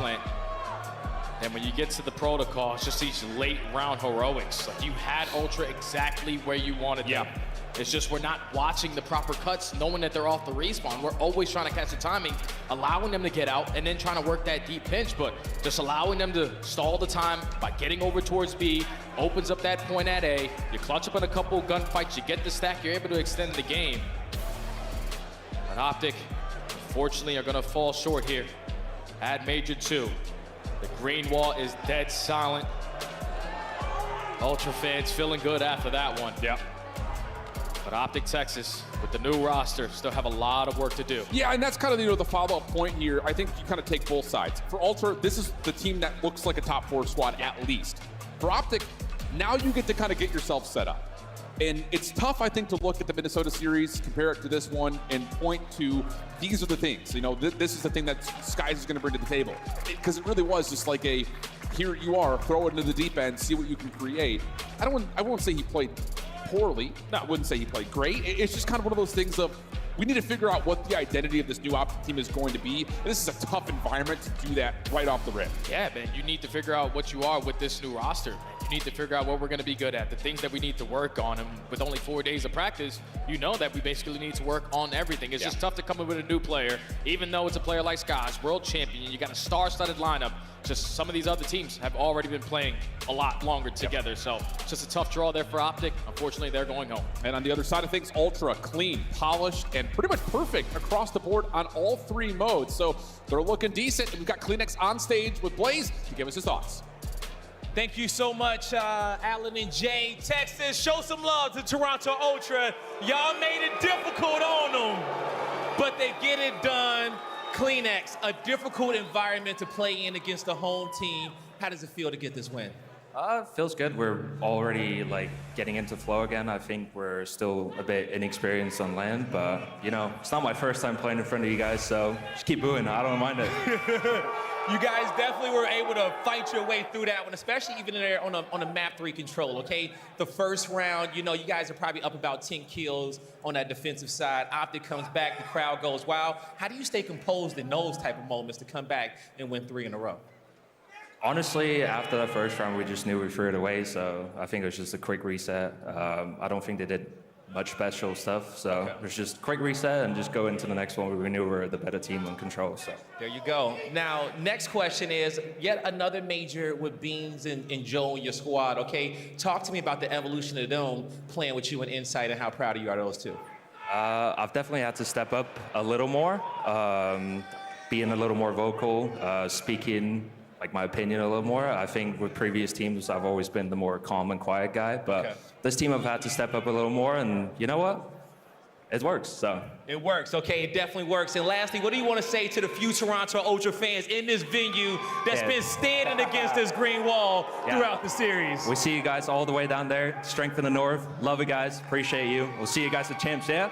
Appreciate it. The strength of the North stays strong. One more time for Toronto Ultra. That's going to do it for me and Kleenex on the stage. Chris, take us away. Thank you very much, Guy Blaze. And Nameless, for our correct Toronto Ultra pick, we were rewarded with a hoodie and a T-shirt from this from the Ultra crew. Yeah, So, let's go. It's big dub. We got some good picks finally. You and I can celebrate Finally. while everyone else is depressed in the venue. Let's go to Maven. Maven, you were not happy during that series. I left my badge on. I was stressing out. I think it looks really good with your other necklaces. I love that you're showing it off too. Yeah, Can we? That's yeah, my bad. There Now, we go. now I'm covered. Here we go. It's too That was frustrating in the sense you can look at it one of two ways. This team has not had enough reps yet, not enough time to improve, or is this an Optic team that has a shattered femur, a torn ACL, 4 cracked ribs, and a broken neck, and by making a change, you fix one of those things. Yeah. The body's still beat up. Yeah, it's kind of what I say. You can't put a Band-Aid on it. Yes. This thing needs a cast. That's what it feels like, and I could be wrong. Maybe it's just they need some reps. I hope for the Optic fans and the team, it's just like we need more reps and we're going to improve. You just we haven't solved it. Can't be as reliant on Shotzi, but we should talk about Toronto because that was an insane performance. I mean, against this crowd, that is not easy to do. And you heard Kleenex. He's like, we don't have that many reps on land, but feeling good now. Scuff play of the game. It's Toronto. It's round 4 of Control. They lock it up in just 3 games. How did they do it? Well, it wasn't looking good. We had less than 5 seconds on the clock. All 4 jump on the point, and then they continue to roll. It's Insight and Joe, man, and I've been kind of hard on Insight. I feel like in this second split when we go into it, because I felt like he's been kind of quiet for this team, but it's one of those situations where it was a lot of impact kills from the side of Insight. I mean, this is a storied player. He's had to go up against the best of the best year in year. So for Insight, a good showing out of him, and Joe just continuing to be an absolute menace for the Optic Texas boys. And to start this play, it was actually Beans who got into their building, and he was just so annoying. He finds 1 kill onto the gun and then just plays his life for a little bit to allow his teammates to get into position. Once Insight gets there, Optic just out a couple gunfights they shouldn't have. You need to know when to back up and reset, and Toronto just capitalized on that. Once you get to B, all the angles to try to retake it are so difficult, and you see Toronto just can't believe that they won that round. Beans letting the crowd know they don't care if you boo them. These guys are coming for a championship here in Texas. And is that one of those type of wins though? Just listen, I know Optic's not their best, but just because in front of the crowd, does that gel this unit a bit and help you make a run? Yeah, you're gassed up. You're looking at the guy next to you like, yo, we can do this. And now you're in a situation where you play the drop down of Breach and Surge, where most people would probably say it's going to be Breach. Ultra in a good spot. Speaking of Breach and Surge, that is the matchup coming up next. One of them is guaranteed top 3 in Texas. I'll be Don't honest. go anywhere. When we come back, we turn our attention No, there's to the nothing to be winners honest bracket about here it. at I mean, Region 2. this was just it was just clear. Clearly it was going to go to Toronto just because they have more. Because Optic, they only had a few reps, and you just can't fix it. You just can't fix it. You can't fix the team within like 5 days. You can't. So you're gonna have to. So they're gonna have to go back to the. So they're gonna have to go back and upgrade your game with the Scuff. They're gonna have to go back to the Optic base and just gonna have to figure out the Esports World Cup is an official partner of the Call of Duty League. Because right now, Shotzi, you got Pred doing good shit, but then Shotzi it played really bad today, and then Dashi, he was trying his best, but can't really do much.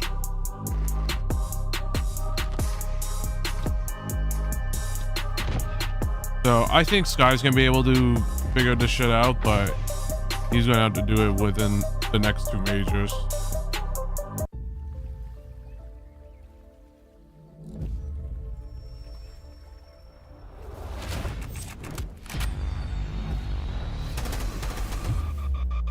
Skies is a good player. He's a good player. I mean, he's a good. I mean, what he did with New York was really substantial. I think what needs to happen is that Skies just needs to. I think what needs to happen is obviously just he needs Skies just needs to figure out.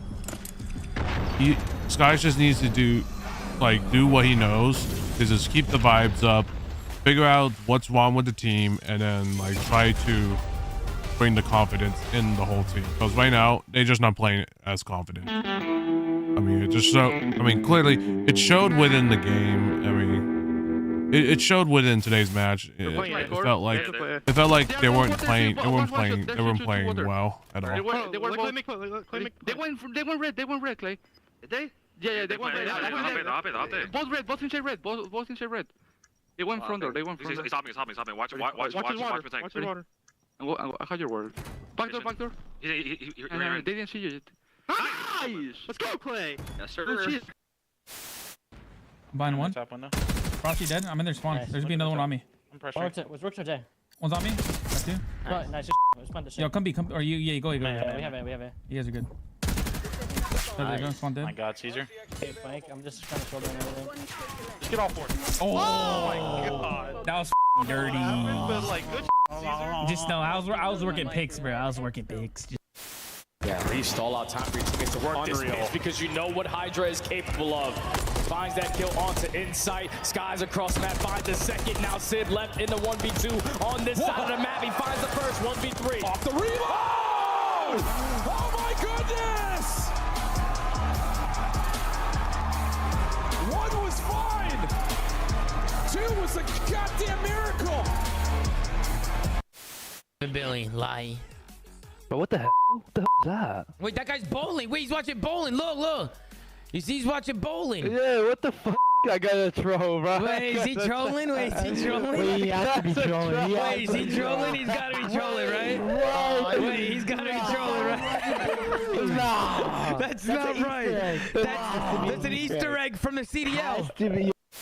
Played him. Wait, hold on. Was he the greatest sniper of this? Oh my God. He was hella good.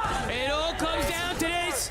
Mason running it down. He's trying to no-scope him. Ricky trying to no-scope. Oh my God. Oh no. Oh my God. Didn't even hit him. Oh.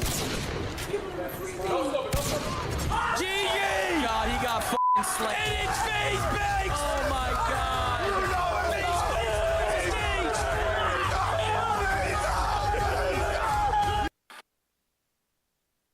The 2025 Boston Breach Team Pack is available right now. Each pack includes home and away operators, as well as this spray to help you blend the competition. Next time you boot up, suit up at the in-game shop.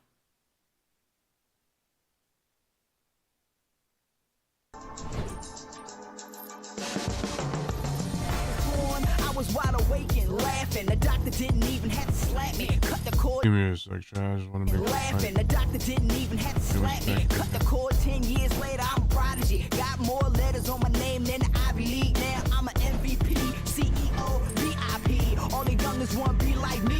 Cause I walk like a champion. Double helix twist pedigree. Call me Red One, everybody gaga. For me, fame monster. Sasquatch posture. Big footsteps to follow, so use caution. Never duplicated, imitated so often. Feast on opposition, that's why I stay flossing. If you want the noise, I can bring it.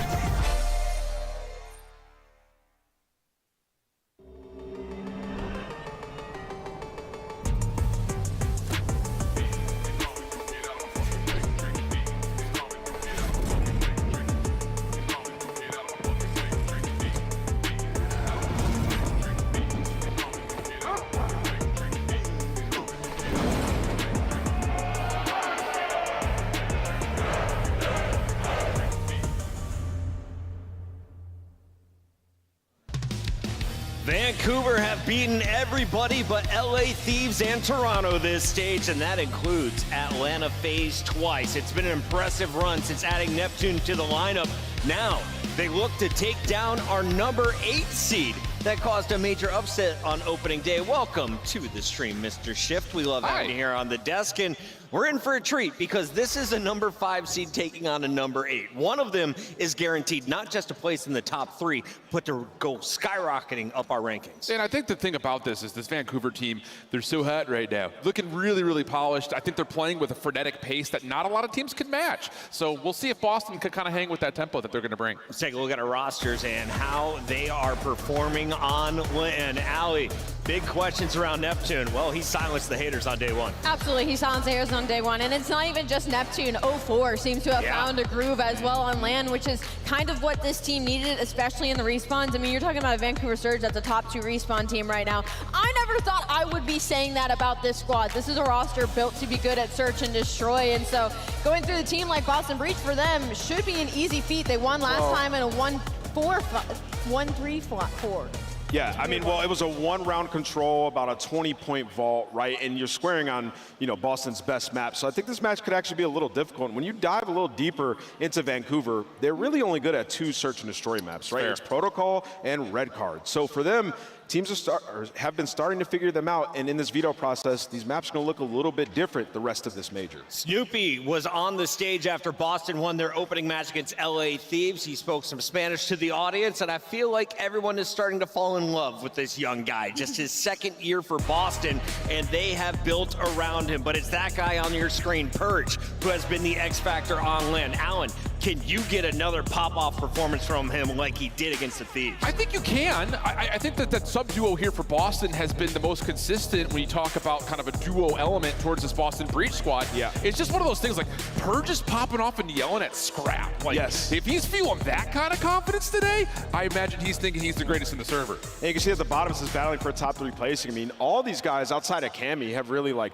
top 8, top 6, like maybe a top 4 here or there, but this would be massive to make a winner's final. This is an insane matchup for top 3. Allie, we got our maps and modes loading up as we are about to do our This is going to be the X Factor, what the maps and modes. Expect to see who has the statistical advantage across these 5. I know Ant said that he likes his maps for Boston, but honestly, I really like these for Surge as well. I really love the first half of this right now. They're going to open up with that vault to one of their strongest hard points, and they're on a 2-win spree for it right now, so they're already warm when it comes to that map 1. You go into the skyline, it goes a little wishy-washy. You're going to move a little bit towards that Boston Breach, but Boston has been awful at control. We have to talk about it. They're 2-7 on vault control. They've been 2-7 in control in this split in general. So for Vancouver Surge, you're looking to do this pretty early in the first 3 maps. I mean, you're squaring 100%. I mean, for Boston and Hardpoint, like in stage 1 when they were winning matches, it was through Hardpoint and particularly through Snoopy taking over. And now you look at this, they're 11-4 combined on the 2 Hardpoints in this series. So how did they get it done versus Thieves? You guys remember that?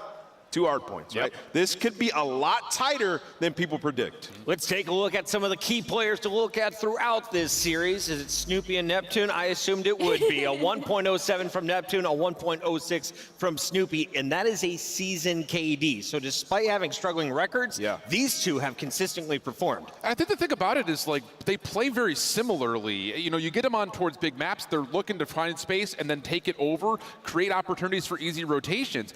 I really think as much as we put a lot of focus on these 2 subs, especially in this matchup that's going to have a lot of pace, I'm actually more looking to see what the ARs are going to provide. Because for me, it's still just down to if one of the 2 ARs from Boston could just shoot back, Boston can win series. I love that call because last time these 2 teams went up, it was actually Nasty that had an overall 1.2 leading the lobby. Absolutely slammed the side of the Boston Breach. On the other side, Awakening has been pretty quiet online. Let's take a look at what he was bringing to the table. The AR performed to the level that Ant once told me he was capable of. That was 2 years ago. It took a while, but I've finally seen it, Ant. Yeah, you know, it's been a couple of years since we've been able to get these huge pop-off performances from Wake, and I think it's like he's been trying to change his play style over the years. We've seen him have maps like 2 minutes in the hill. You know, he was deemed a guy who only played for kills, right? And, you know, this is a team that's been building a system slowly but surely, and the hard point, it's gotten there now. And when you get those performances from Wake, the game is going to feel so much easier. He has that pop-off ability, and when Purge is able to just kind of be the guy playing the fundamentals on rotation, this team is going to thrive. So they have to bring that momentum. You got to think that Thieves match 2 days ago now. right? You got to bring that same momentum and confidence into this match versus Vancouver, who are on the same level as Thieves. Allie, after seeing those highlights again, do you want to apologize to Giga? No. Hater. I'm sorry. I am standing 10 toes down. It's just I'm not a big fan of when it comes to inconsistent players who have a really low floor and a really high ceiling. So I need a little bit more consistency out of Giga before I can join Ant and his fan club. It's time for our Scuff Pick'ems. Allie, it's time for you to catch up. I will do the honors of going first and saying Vancouver Surge will move on to our winners bracket final. Yeah, I'm going to go Vancouver as well. I think the respawns are going to be key. I just have a feeling this Vancouver team's just going to run through them.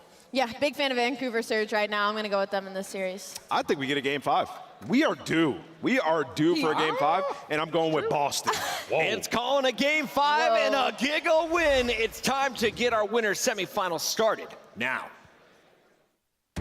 I mean, talk about the rhythm the Surge currently have. Awakening, big Mac. Cammy playing huge. Merge doing his thing.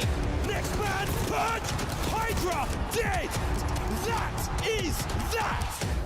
4 is going to be yours. Neptune lines up a double with the AR. Whoa, it gets gone to Snoopy! Surge are playing such a strong Surge game. Are we getting the kills? Oh my goodness, the break! The game goes on. All right, Texas, we got a coast-to-coast matchup coming up here on the main stage, but I want to do a vibe check real quick. Where my East Coasters in the building? Where the West Coasters at?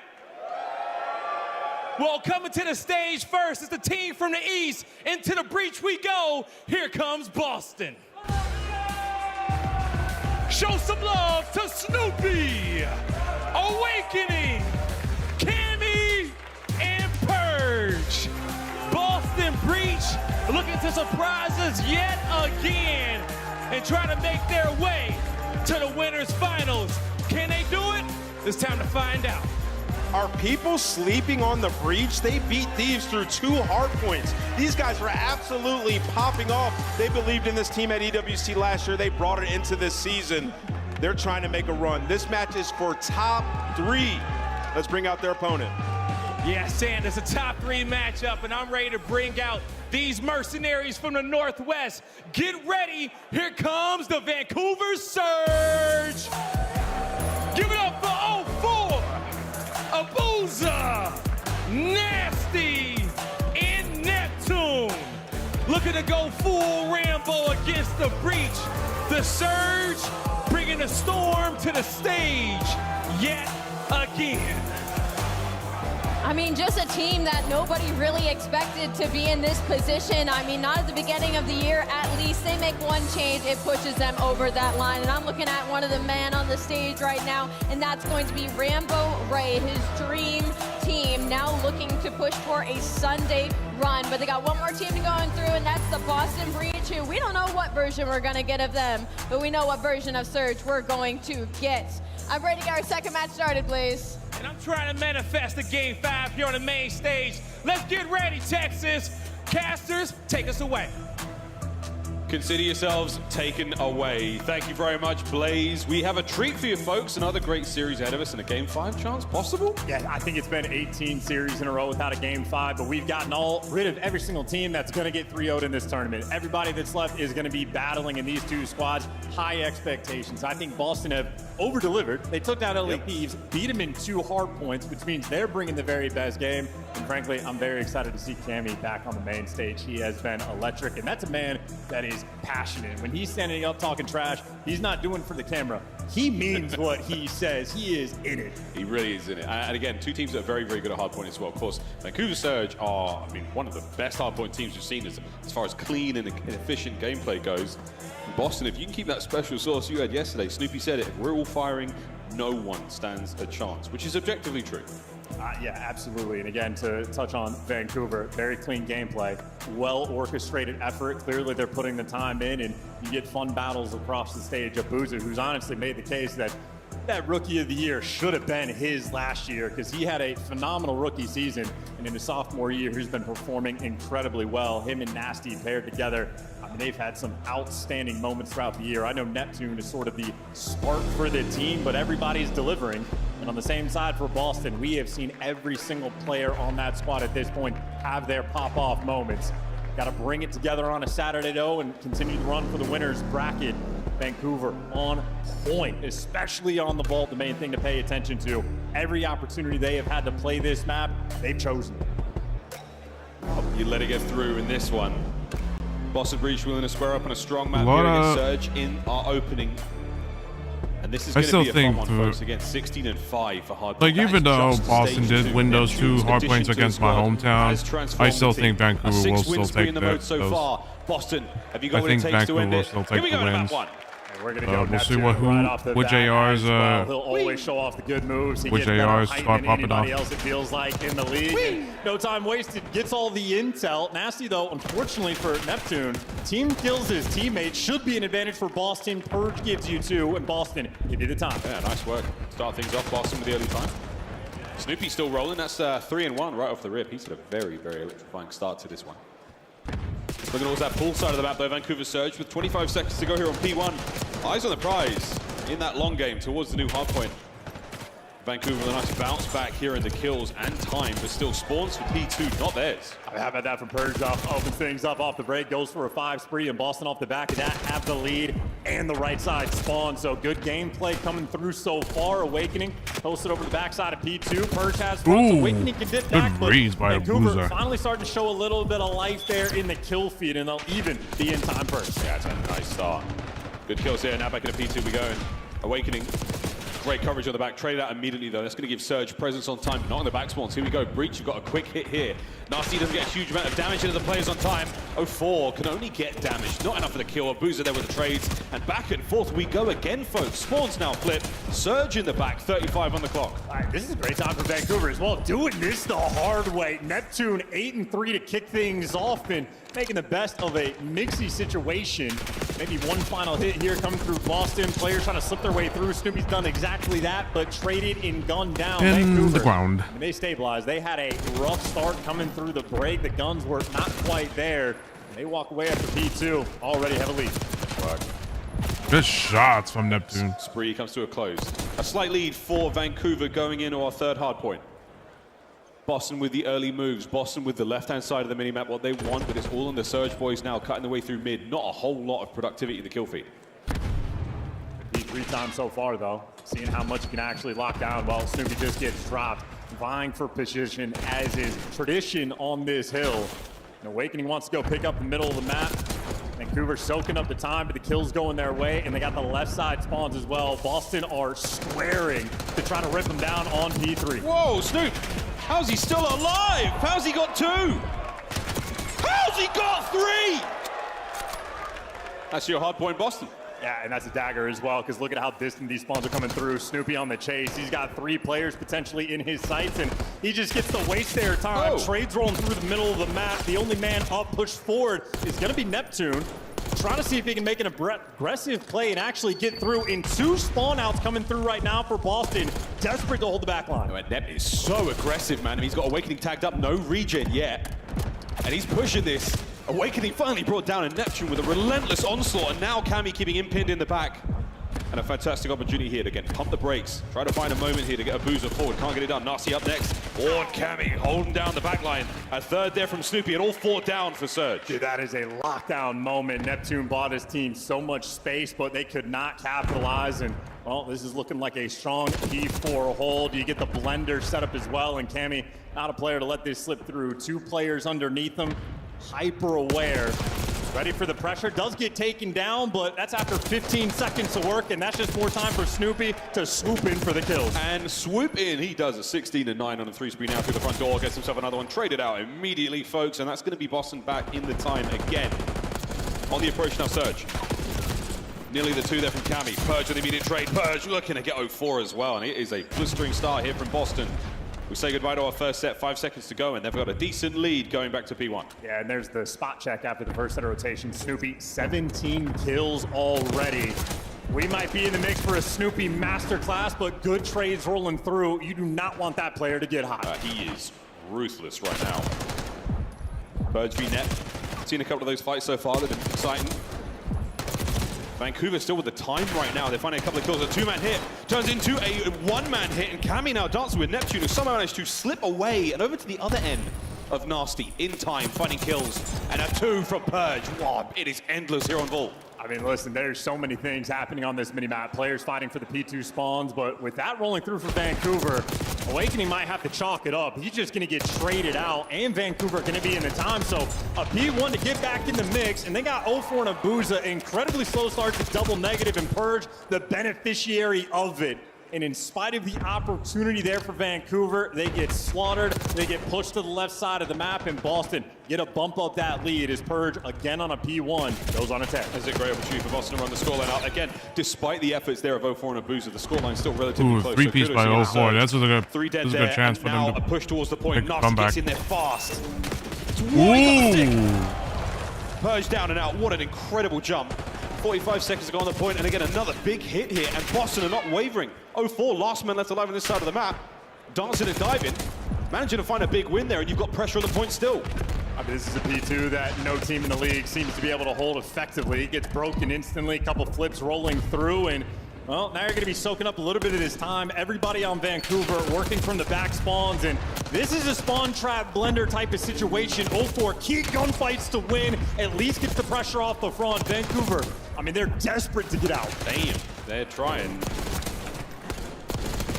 2 beats out of Abuza, nice stuff. Final 10 seconds there. P2 finally getting a little bit going. And 19 Yeah, Abuza and 0-4 are 11 kills for Abuza. in Not what you want shit to be in right the now. stat They line, gotta, but again, they are fighting tooth and nail. They gotta start slaying, or else they're gonna lose. Or else Ultimately, though, for the Boston, team's they've gonna just lose. been in more control of the game. With the lead, you can play a little bit safer, and they're always pushed out for those left side spawns, and they are not letting anybody through, and soaking up a little bit of the time. But the most important thing, keep control of the middle of the map. If you can get the P3 time, it's great, but you are just playing keep away from Vancouver. They're always setting up for the P4. It is the name of the game on Vault. There's a mechanical masterclass right now from Snoopy, 24 and 18, and he has dodged everything that has been thrown at him in this P3 scenario. Boston, a fantastic start in map 1. Let's go for a listen in. Yeah, so yo, top. Yo, one more. Double doors, guys. Double doors, over. I'm taking out AR. Take my development. On the others.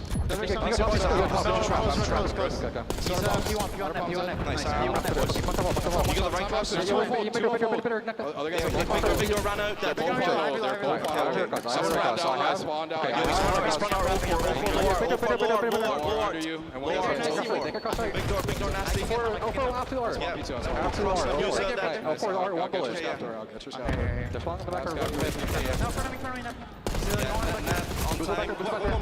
more. On time, boys. Go back door as well. 2 on time. On time. Who's a weak? 0-4's there. 0-4's nice. Yeah, scap, and then front door. Good check. Deep scap. Shadow scap. Yep. One shot. Both on time. Okay, yeah. I can shallow big door. He's gonna be statue. Look right. Yeah, top before weak left, okay? Top before The weak top, nice. Can we close up those? Statue over. Okay, yeah. Statue, one shot. I'll see Statue deep left. absolute 4. Yeah, deep left, nasty, yeah. Deep left. Looking for Abuza, boys. Statue, go bigger, I think. Go bigger fast. Bigger, I think, or right. Bigger, nap that. Two go now. Okay, yeah, I'm trying to get a cat. One more shot. I don't see him cat. I don't see him on the left. There's one goal. Yeah, front goal, nasty. Nasty's front goal, boys. I think he's, 2 front goals. Bigger, too. Very good, boys. One's close. Yo, net big door, guys, no challenge. Yo, challenge net. He's gonna close net, weak, and then one challenge on the right. One shot, line. Okay. He's in big down, you too. Goal, nasty, one shot money. Our side closed and big door, one shot. One shot, bro. Yeah, go for it. One shot open, one shot fine. Yeah, you can keep pushing through cat. Okay, Nep, stop cat, okay? Two cat.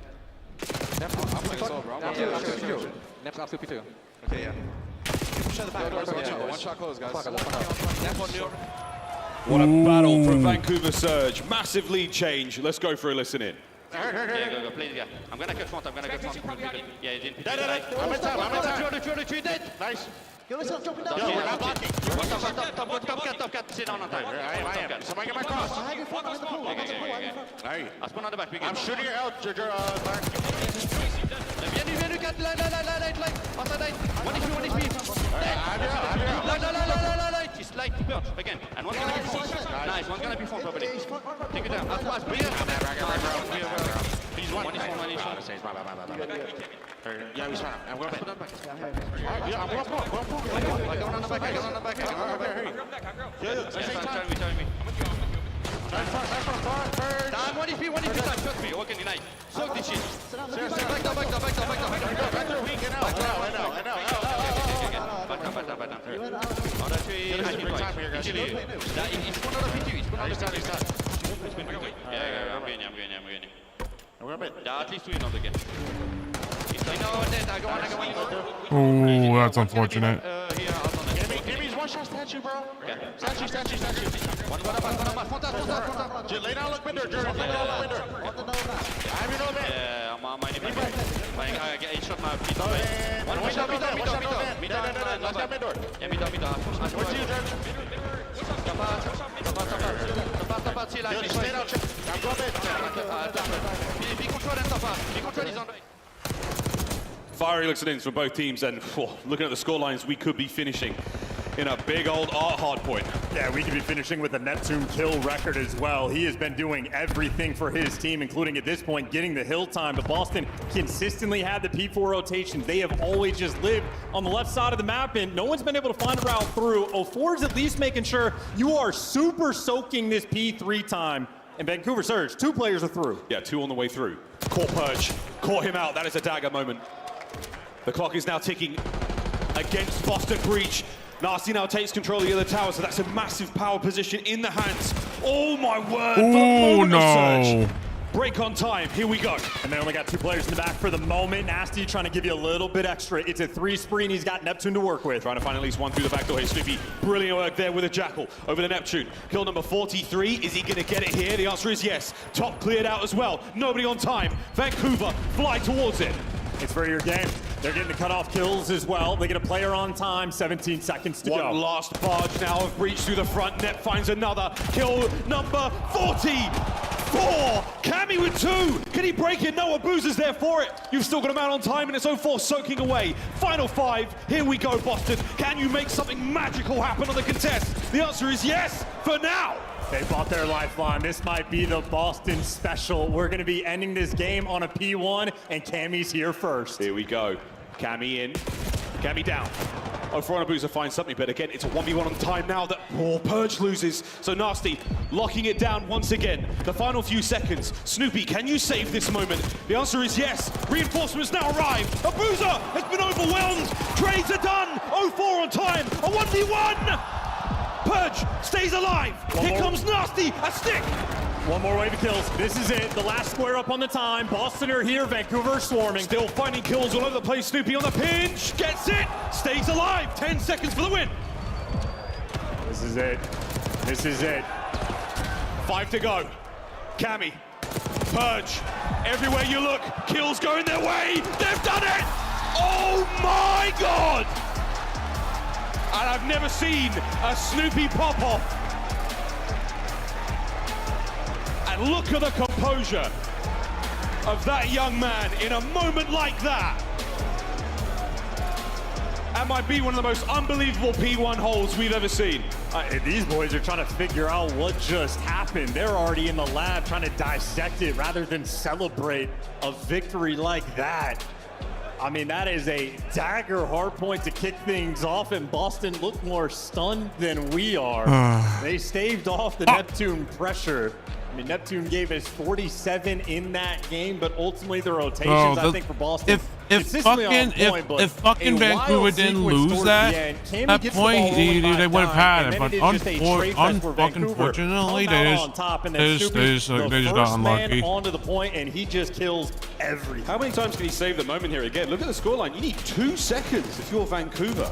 Snoop finds another set of kills. Purge wins I think if 04 just stood there for a little bit longer, I think 04, I think they could have at least flooded the point, but unfortunately, everyone's just spawning out one by one, and it's just like, there's not much to do. Perfect timing. And you have to go in. You have to go in. Last wave is here. And that's just a ridiculous chain rolling through as well. I love Cam even pulling out a Jackal towards the end to make sure if he needs to be there quick, he'll get there. But, I mean, how many players on Boston just had to deliver? I don't even know. Like, if Purge doesn't get this stick, how does that pan off? But either way, Snoopy, And we've watched this kid mature over the years. He is all about his business on the main stage. But for Boston, I mean, a well-orchestrated effort for every single player on the team. The only person that didn't get double-digit assists was Purge. He had 2 minutes of hill time. And on the flip side, Abuza is like, top side players. sometimes he's inconsistent, and unfortunately, he just got outslayed so hard. Nearly 5k damage there as well. Highlights, folks. As things are certainly got off to a spring start there, but Vancouver chance were trailing for most of the map. And ultimately, I think it was, I mean, the P4 is costing him, right? We're going to see maybe a highlight of Neptune. He's able to go through hard, get to the back spawns, and buy his teammates the space to actually get there and get involved in the mix. But Boston, I mean, always heads up. I feel like we spent a good chunk of our map just watching the ARs either posted up in the back doing things like this and making sure the back pressure is good, or they're posted up top art in top P4 knowing they just need to watch their back. So I don't know if there was really more than a moment or two where Boston ever got caught off guard. That's a fantastic look, because you saw the record for Vancouver Surge. 16-5 in hardpoint throughout this stage. Some of their only losses came on this map to teams like Atlanta FaZe. Boston, they brought their best. Boston has brought their best all tournament long so far. Their hardpoint has been fantastic. This and that is was a nice test of a unfortunate. team that's so well versed on a map. It was so close for Vancouver. Unfortunately, like there was so many moments where they could have had it. It's just you get snakes like this, like these, like the players in Boston who just they somehow pull it off. And Snoopy again, one of the most lethal individual players we have in the league right now. They grow up so What was fast. Abuza looking at, by the way? I had no idea what he was looking at. Corner, you know, a guy's above you and you just rip them top steps. And it was Neptune of all people. Snoopy wins the gunfight again. So, I mean, look, this is a battle. We said it before the series started. We are expecting a game 5 between these two teams. I think the COD fans, we have been thirsty for it. If they didn't die, if Vancouver didn't die completely right here, it would have won it, but unfortunately, some reason everyone died at once. We've got a skyline coming up. Or no, Abuza was looking at nowhere and nothing, and then of course everyone else just gets dropped. Like holy bad shit! news again for those who are playing CDL Bingo at home. Another 248. Another 248 in the tournament. 249, We need 249 for the bingo. So yeah, that's right. But hey, man, search and story. How are we feeling about this one?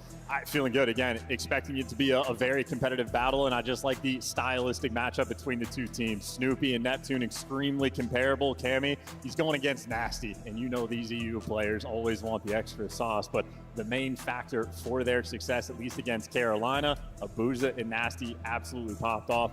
Did whatever they wanted in the S&D. 100% opening duel win percentage rate means they were perfect for the first bloods.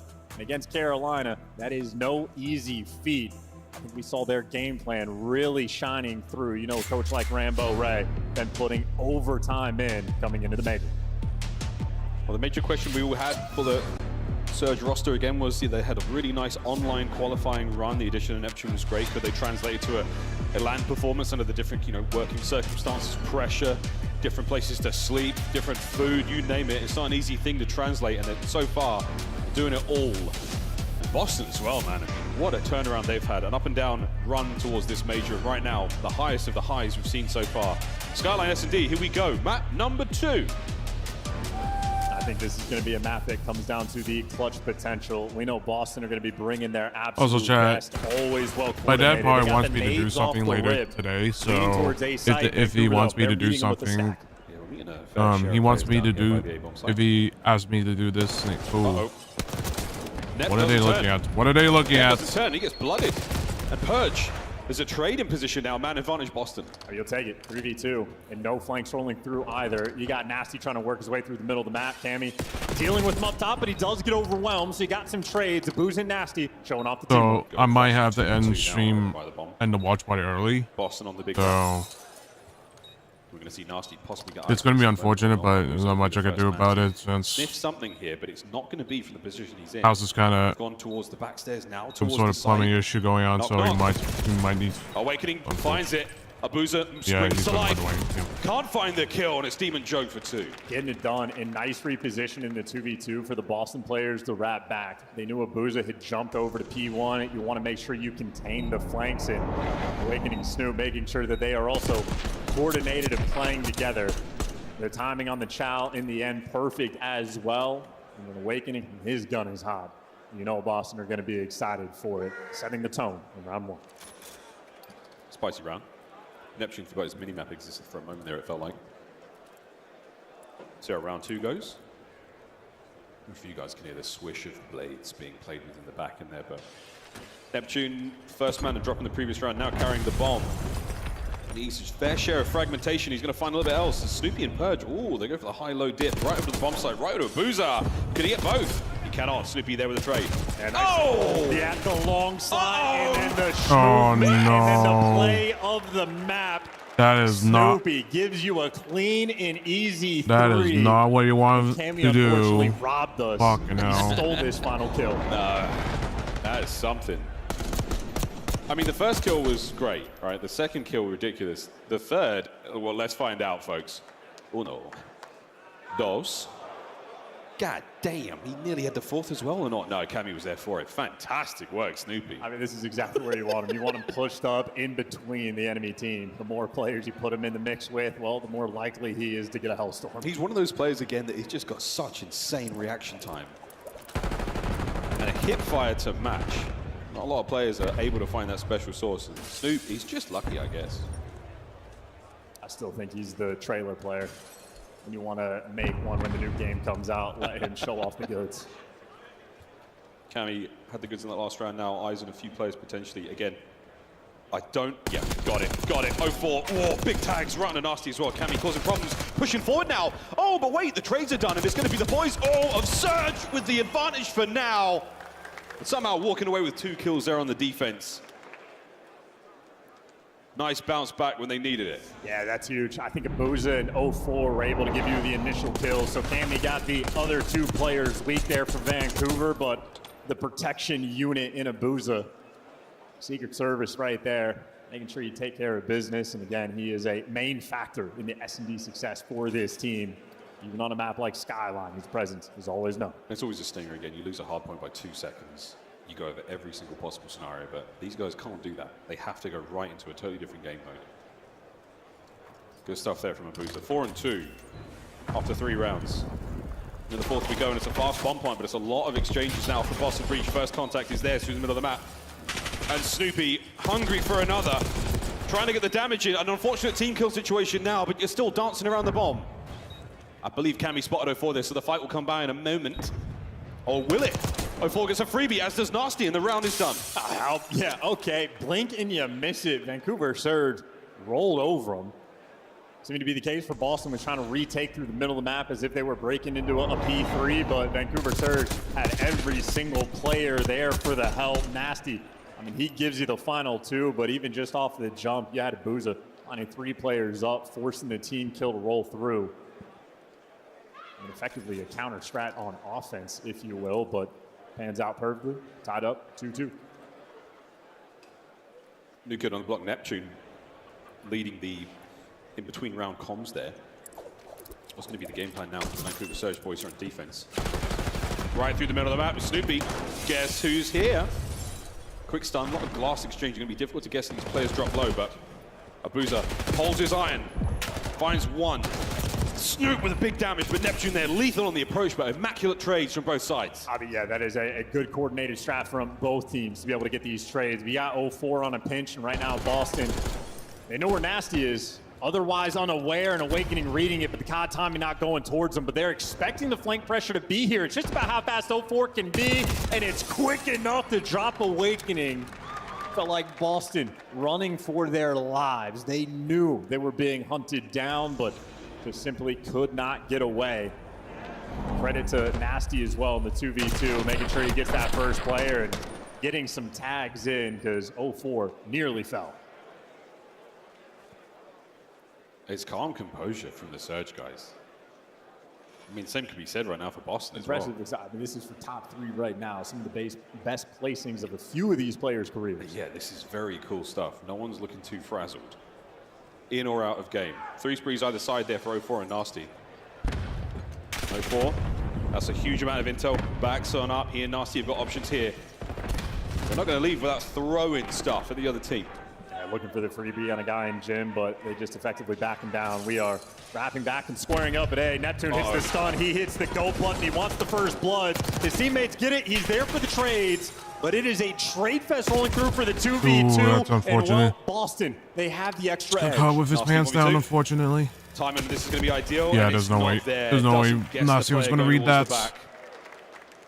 Lovely recovery there from Boston Breach. And I mean, we can talk about it all day and night, but Neptune's mechanical ability is so fantastic. In that situation he found himself in, he's isolating the gunfight in a spot where he knows there are going to be players watching. It doesn't work out in the end, but everyone is bringing their A game to this series for sure. Yeah, I mean, you could just see Boston, how dialed in they are on the mini-map. The second they get all the kills, all the trades rolling through, they're missing one, both players start swinging back. There is never a moment of hesitation for the Boston team.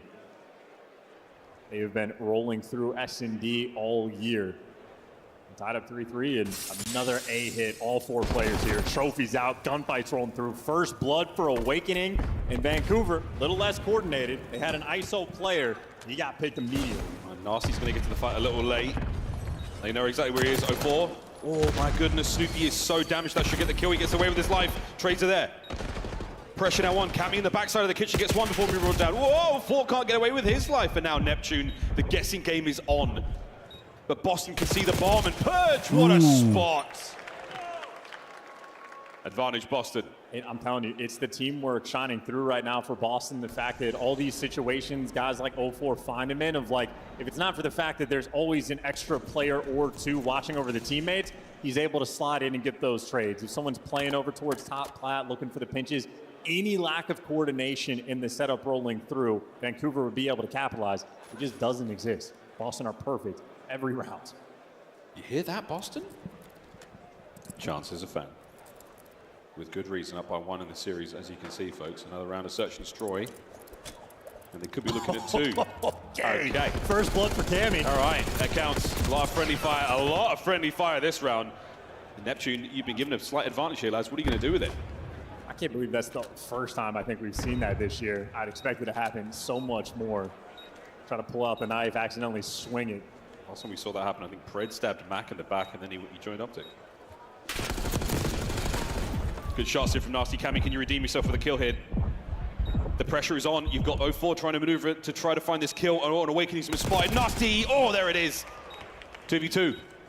You know exactly where they're going to be, and Neptune's timing pays off, as does the Gunny, and that is a round that you have given away, Boston. And just as Chance was talking about how perfect your gameplay was. Listen, I mean, that's how perfectly coordinated they are. They are on top of each other, even out of spawn, maybe a little bit too close. So, yeah, Cammy, want to bail out Purge in the next round. We'll take a look, and again, I mean, if you've played this game, you know how often it happens. You come out of spawn, you try to pull out the knife, and you just shank your boy. You just, yeah. Okay. Happens to the best of us, apparently. It would have been ideal if they won the round, but now the search goes on. All tied up. That's right, get away from Cammy. He's a dangerous man. Awakening's early shot's not going to do a whole lot. Vancouver Surge heavy stack on A. Yeah, Purge is going back to it, by the way. Purge is a player that really loves his spots.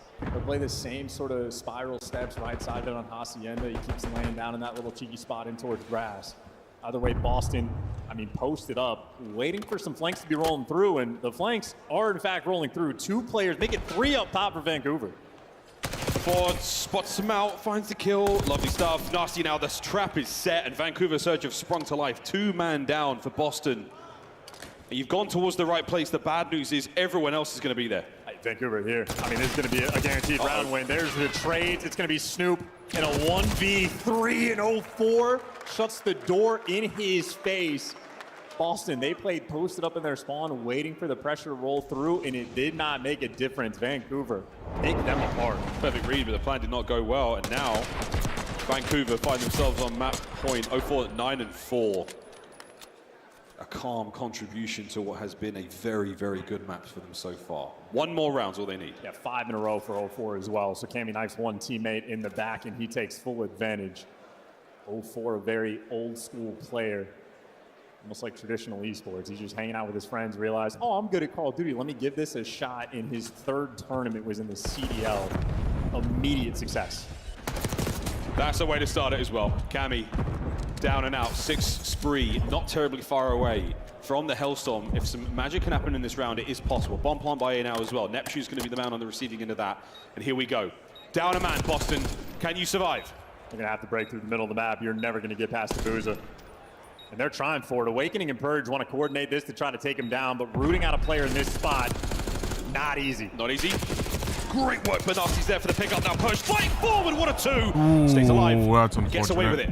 The immediate bounce towards the backside of the map, and Purge, what a play this is. Finds his 3rd on the round. Last man, Nasty in the middle of the map. Can he stay alive? Purge now on bodyguard duty. He's got to look. Where he is. You're looking for the read. What's the timing? And Nasty's gotten it. Gets the player off and times it perfectly. Nasty seals the deal. Vancouver Surge. An incredibly heads-up final round. And Purge was making plays, man. Right place, right time. And he was just a fraction of a second off. He had the back covered. He gives it up. Nasty peeks in and finds 2. With that, we're all tied up going into the half. At game 5, folks, we're not promising anything, but I'm feeling it in my plums. We're going to a game 5, Miles. I'm just going to call it now, and I love the look as well from Nasty. You're talking about how the AR players for Vancouver gonna need to be able to clutch an S&D. Absolutely delivers, doesn't waste any time in a perfectly played 1v2, literally textbook with where the bomb was going to be planted for. So efficient work, and quite frankly, if not for Cammy's shank in the back of his teammate in the 1 round, I think Boston maybe have the edge, but you make a mistake in this match at this level, you will get punished for it. Yeah, it was the wrong kind of edge, Cammy. The wrong kind of edge, sadly. But you can look back across a dozen moments like that. You know, everything that could go wrong might have gone wrong towards the last moments there. But again, Boston, a fantastic search and destroy. Up Look until how the many moment, first it just bloods wasn't. that Vancouver got. They got 7. They got 7 out of the. Again, 0-4, man. Fantastic Bloody performance 9 rounds. Individually. That's a great way to tie up the series. What has been so far a very, very close Or one. actually Full 10, control coming yeah, up now, halfway mark. 10 Charles, rounds. Anyway, you know, quick moments before we throw it to the That's desk. crazy. No, we're going to a game 5. Don't care how it happens or what direction we're going to get there. But we're going to get there through the desk. Let the party begin, Texas. We finally have a close series. 1-1 at the half. Just 2-point difference throughout our first 2 games. It's kind of different, though, in Search and Destroy. Let's start there, Alan. We can definitely start there. And it looked like it was just going to be a Snoopy takeover series. Legitimately, as we got into the Search, he was just running, gunning, finding perfect timings. And if that happens, you feel like, how do we counter this guy? He feels like one of the best sub players in the game. But I do like the fact that Vancouver were able to still keep their game plan intact, still manipulate the map in a way that kept this Boston defense a little bit uneasy. Go ahead.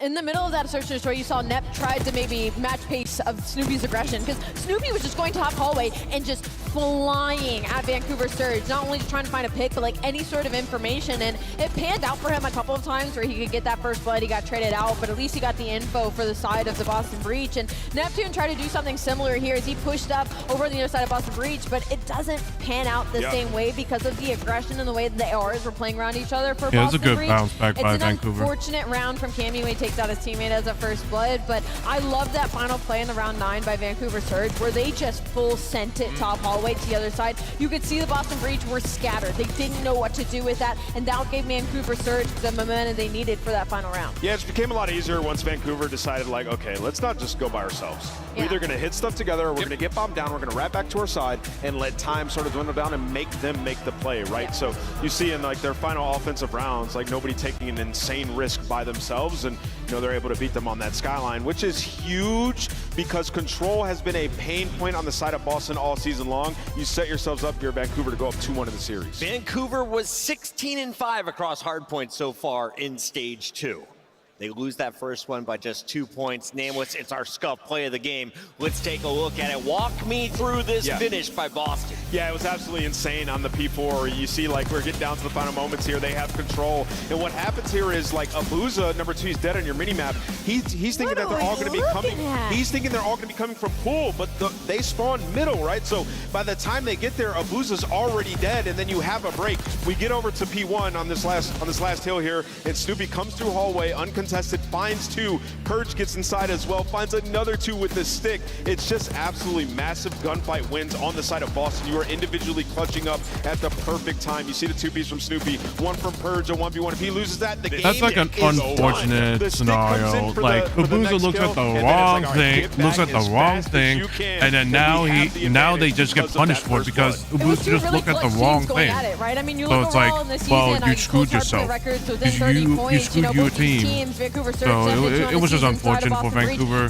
They almost had it. They just, unfortunately, it was just trade for trades, and top hallway was the best decision he could have made in that situation because Vancouver Surge double stack the point. They don't go for any sort of map control, and that allows Boston Breach to break up the small setup that they tried to create. We had the bingo spot, 250 to 249. Twice. This was our 5th time all season finishing a hard point, 250 to 248, the 2nd time this weekend, Allie. Unreal stuff. I remember we saw that in the green room, and I was like, no, our bingo card. We were so close again. If we get a bingo, by the way, I got some stuff to give out to the Optic fans let's go. here in the venue. Shout out our Optic local crew, but we got to get back into the games here. We're guaranteed a game 4 today, ladies and gentlemen. Let's get into Control with Miles and Chance. Oh, yeah, we're going to get right into Control. We're going to vote once again, folks. It seems to be one of the faves for many of our teams here in the league. And Chance, I mean, we want a 5.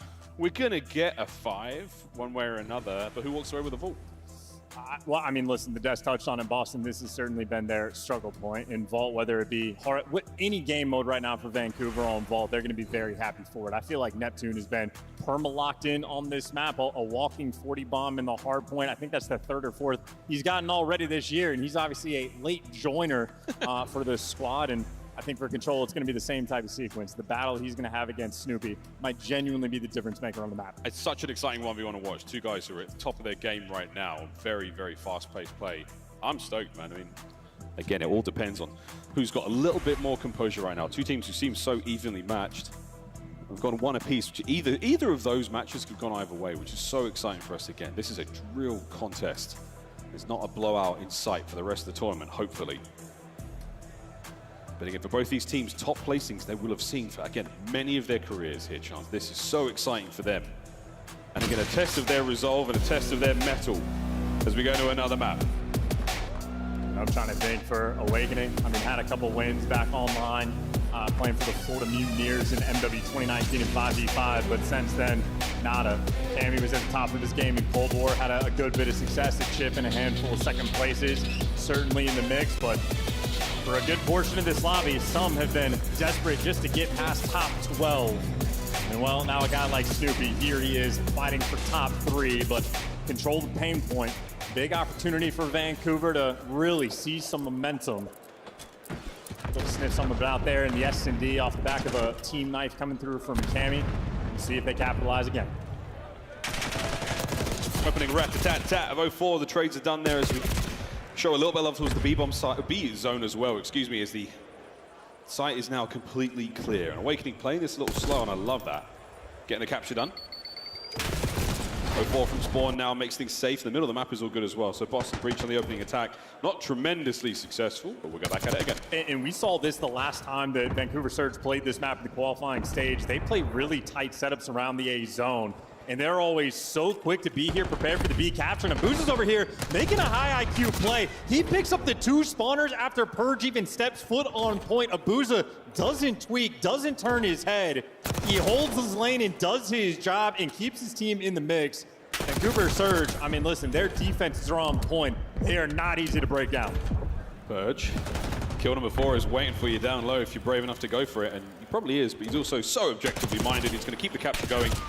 Cammy trying to fight his way out of spawn for now, gets at least 1, but 04 is still going to keep that pressure up. So now you've got to keep your head on a swivel, Boston. You can't get the capture done with all this activity still taking place as well. And there we go from down low, Neptune. It's a 1 and done. Awakening now joins his teammate on point. It's a 2-man stack, 2nd segment on its way out. And they're down on lives to make this happen, but this might be the push to get the A zone. 1 final hit for Vancouver. Asty going to be jumping in from up top, trying to get the coordination down, but they're going to get it before he actually jumps in. Awakening maybe a little bit cautious. Higher expectations for it, but Vancouver, they want to play the long game. Cammy. They want to get this ammo control. They're trying to play on the pinches, but they get dropped, and now for Boston, all eyes forward. At the very least, you get that one player out of ammo. Nice pick from Snoopy. Player top arc going to be an issue. And Neptune again, so patient down low in Vault. He and Snoop, we're going to see them keep going at each other here, folks. Nasty at home in the top side of Art. Through the Vault we now fly. Neptune nearly gets both. Nice work from Purge. Camming with a long-range coverage, and that allows him to get on the zone. Is he going to make a break for it? Yet wants to play for Art. This is the big moment. Might need to pop a piece here to try to get it done, and can't make it happen. Neptune slams that door shut. Vancouver defense remains on point. They got a 6 life advantage. It's a good life advantage for now. Demon Joe fighting his way through pool now. A different look. We haven't seen too many of these so far. I really want Surge to win. I really want Surge to win because they have a greater chance. Like, Boston plays great, but against a top team like Atlanta FaZe, I just don't think so. He's got the beamer on the day. 6 life advantage dwindles, now down to 2, and you got pressure on the B zone. Pressure on the zone, but Neptune is still down low, finds trades. Snoopy's here. An Awakening still, oh my goodness, an absolute bulwark of defense there on the time. 22.8, pause the clock, Snoopy on the capture. Purge trying to cover as best he can. Cammy there a little downrange. 1 segment gone, but all the lives of Boston as well. You'll take the segment, maybe see if you can get a little bit more. Well, Awakening falling is going to make it that much more difficult. Purge overwhelmed and a pinch, and ultimately Vancouver on defense. Clean enough to get it done. All things considered, though, for Boston, I think getting that extra segment long-term will be a nice thing to have, but ultimately, Surge are on point. Surge and Vault. A nice duo. Not the best yet. I need a little bit more information, a little bit more data. But great work again. Surge, clean team, nothing insanely flashy. Neptune's really bringing the flash, but everything else is sensible. You can see the decision-making process through every round they take, and again, they don't leave too much up to fate. See if they can pull another one out here as Boston have been lethal in respawn so far here in the major. We need to see what Vancouver Surge have cooked up for their first opening break. Neptune, good bit of chatter there in the comms. 2 players leaning out towards the pool side. Neptune taking a route. I mean, this is similar to what he does in Hardpoint, but going all the way over and just gets red. Purge. I mean, on the defensive end to make a play like that. Wow. Oh, never mind. Awakening. On point for Boston. Prepared for that pressure, and the trades rolling through. Purge on point so far on defense. And this little Purge Awakening duo there, man. They're getting each other's trades fantastically. Camming through the middle of the map now. Neptune, or he might have just found it. Ooh, the timing just didn't work out. Keep Neptune, or keep 04 now capturing the zone. 04 still rolling. 04 feeling it. Fresh mag, no need. Spree continues, and the second segment gone. 3-man stack working out. That's some little things too. Just a couple players on Boston there getting caught sprinting. So 04 not getting tagged up. Easier for him to play. He's turned this into a 4 spree and turn that into the A zone capture. How quick with it and make it 5 in a row. 14 and 9 as well. Nep can't get near the zone. He's brought down. So again, pressure is off for a second. Boston, you can now set up for a little bit of a defensive push, but you got to win some fights. Starts with 1. 04 is going to keep this going, hopefully. Well, Snoopy, dangerous shoulders being thrown by that young man. Just dancing. And Snoopy actually bites off more than he could chew. He full sends it out. Awakening there for the trades. Boston doing a really good job on defense, keeping enough pressure up through the middle of the map, up through pool that no one's able to sneak through. And then you have Cammy posted top art the entire time to cover the outer lane. So Vancouver, as much as they're trying to force this through mid, Boston, they've had them contained. Snoopy still being a problem. Ooh, okay, Neptune on the trades. Now we're going to try to find that window of opportunity to fight our way forward. But again, Boston, the positioning they've got towards B is so good. Yeah, and now Boston's exchange. They're giving up the middle of the map because they have this kind of space. But Abuja loves the top ammo spot. Easy reads for him. 04 trying to make it through, but Boston, again, dialed in. The second they lost the middle of the map pressure, they had 3 players there for the top lane. Boston, super heads-up gameplay rolling through. Not a moment where they've shattered, but Abuja picking up 2. An interesting moment. A lot of pressure on guys like Cammy. Yeah, great job, Vancouver. You go down 4. The first thing you do is you fight forward, and it's been 3, now 4 uncontested kills, 5 uncontested kills. Pressure now towards the B zone on the capture. Purge on the flank, but it's a 3-man stack, 50% of the way through. Purge trying to find the flank fast. Second segment gone. Purge trying to find the flank. can't get it done, and that could be the round. Cammy looking for the last-ditch attempt, and is no one's home. 0-4 over the top, and saved by the last possible second. Yeah, how about that from Cammy, the desperation effort, but this was 18 via 11 there from Boston. Vancouver, if you get this one through with the 7 lives remaining, it might just win the map. Cam still fighting. Another crack at it now from Vancouver. Coupling the feed, Purge on the flank. You've still got presence forward if you're Vancouver, but you're running out of time. 4 lives to go as well. Purge gets out, the trade's rolling through, 3 lives remaining, 2 lives remaining. Killer Cam, the hero for his team in this round. He started off 5 and 11, and it delivers 11 kills on defense. And Cammy's going to get the best play as well. Vancouver ultimately in extra edge. They just kept getting shut down. That's the thing. Cammy is always this person that I just find very interesting. Yeah, he's a good AR player, but sometimes, I don't know, his play style just... got the one before this he had might have been even more ridiculous, but pick your poison. Even better. Like, I just feel like, oh no, no one was able to kill Cammy. That's unfortunate. To get those kills, that 3 spree, how close you were to the round loss. Yeah, man, we're getting a 5. I think if Vancouver just 4-stacked that shit, I think they would have had a chance, but unfortunately, it just didn't work out. Unfortunately, plays like that certainly helped. It just didn't straight work in the next out. round with the same kind of ferocity. Awakening forward, he goes. Demon Joe, head on a swivel. Is it his head or is it just a turret? Great kills. Now nades up and out trying to cause problems in spawn. Great stun as well. You can catch those players that were rolling through to get towards the statue. So you're slowing them down just a touch. Trades though, as Nasty's going to be sliding in, and everything open there for Vancouver and just overwhelming them on the A zone. Nice little moment to pick them apart, and Boston got to get back to work. Third should be the, nearly the first man. Neptune there on the down low position. So again, that's a big indicator there for Boston for how these defensive rounds are going. Surge, complete coverage. Nowhere is safe. You have to second guess everything. You have to check your corners. Well, Brutus is making his way towards the zone. Snoopy up top might have a couple freebie kills. The one on 0-4 would have been a trade. That's a good read, but more trades from Abuza. The trade fest would have continued, but Purge gives you 2. And that's going to give you the A zone. Yeah, second man there. Cammy helping him out.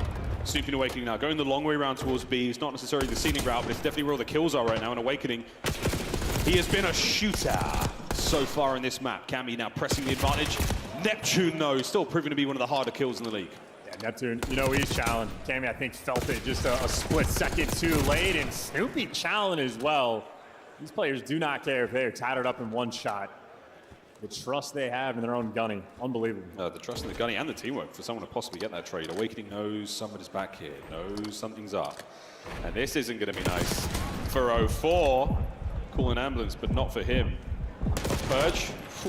Another vault kill now. Tied up in the lives, minute 5 to play. Oh, what kind of calm was that? Nasty slid over towards Pool. Cammy did not know what direction to look, so either bad listening skills or a bad calm. Either way, now Vancouver are in cheeks. Nasty living in your spawn. Still rolling. 3. Looking for more. Awakening. Started this play off. Gunning him again, and he's just dancing. He's keeping so much of the attention over towards him. Nasty, what a play this is. Good reach from Cammy. Finally brings him down. Middle of the map, though. Still a lot of defensive pressure now from Vancouver. 2 players down low. 0-4's about to catch a freebie. Gets it. That is huge. Purge now on the zone. Knows where he is on the far side. Abuza sent in for the kill. Cammy now picks up his next one. An unfortunate team kill. The truck is there. They were in the red, folks. Boston, no lives on the attack. Yeah, that was the trophy, I believe, from Purge. Technically killing his teammate there in that mix. And they're just desperate for an extra segment if they can. And it's just simply not going to happen. Vancouver Surge on defense have remained perfect. And they just played that one well enough. Should we go to round 5, they are likely to have defense. I think Boston would have to snuff them out in this round. Only way they can pull it off. Wow, fantastic round from Awakening, but 16 and 24. And we do watch him. I mean, the eye test is great. He's just being picked apart right now by Vancouver. Lovely defensive work, whether it's, buying space and time, and eyes on the clock there. Just little moments like Nasty's play towards that P2 side of the map eats up so much time that Boston sorely won. I think Vancouver, though, on this map are a team that's sort of evolved the game a little bit, sort of teaching people how to play. They've almost conditioned these squads. There's going to be a player top ammo laying down, playing for the late pinch, and teams are starting to make those adjustments, but Vancouver Surge, a trendsetter, and Abuza opens things up with Sue. Neptune, as long as you're alive, you're happy. Awakening, last man standing on the defensive end, a triple stack. Zone is going to fly. Yeah, you know that you have to make a play now. Boston are going to send it. 2-man stunned. 1, 2, third. Done. Dead. Cleaned up.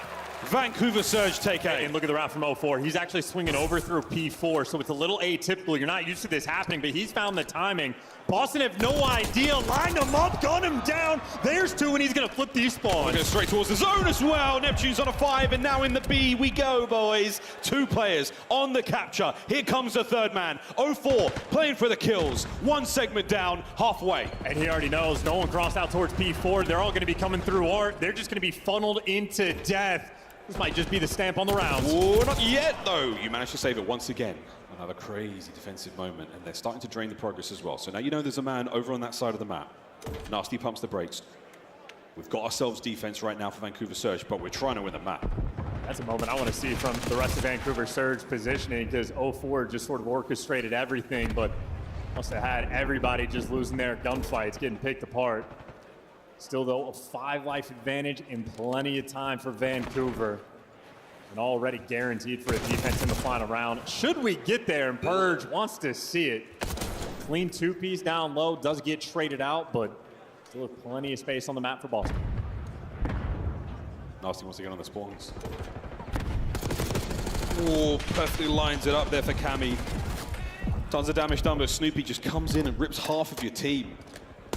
Slight advantage right now, and Snoop's still on a run. 4 spree right now in spawn.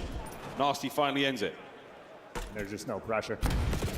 Falsifying showing some finally does get competition. hunted down, but he was over towards Oh yeah, Ammo. definitely for sure. Cammy actually got gunned by Abuza, so Abuza might open upset the things. fees. Tries to Now take the they're route, trying doesn't to get there, but his they're teammates trying to on do me. they're really trying to do their best. Snoop tagged up, running out of teammates. Here comes Awakening from spawn. This is going to help. You've got to get a little bit closer, though. Are you able to clean up the second segment? Still no. Again, great work from Boston. Cammy still keeping everyone out of spawn, keeping everything safe, and it's a tight setup right now. Awakening trying to push out. Gets it. But they improved a lot. I wouldn't say improved, but they're definitely playing. But they're definitely playing better coordinated. That they haven't been able to bring it together for a second one.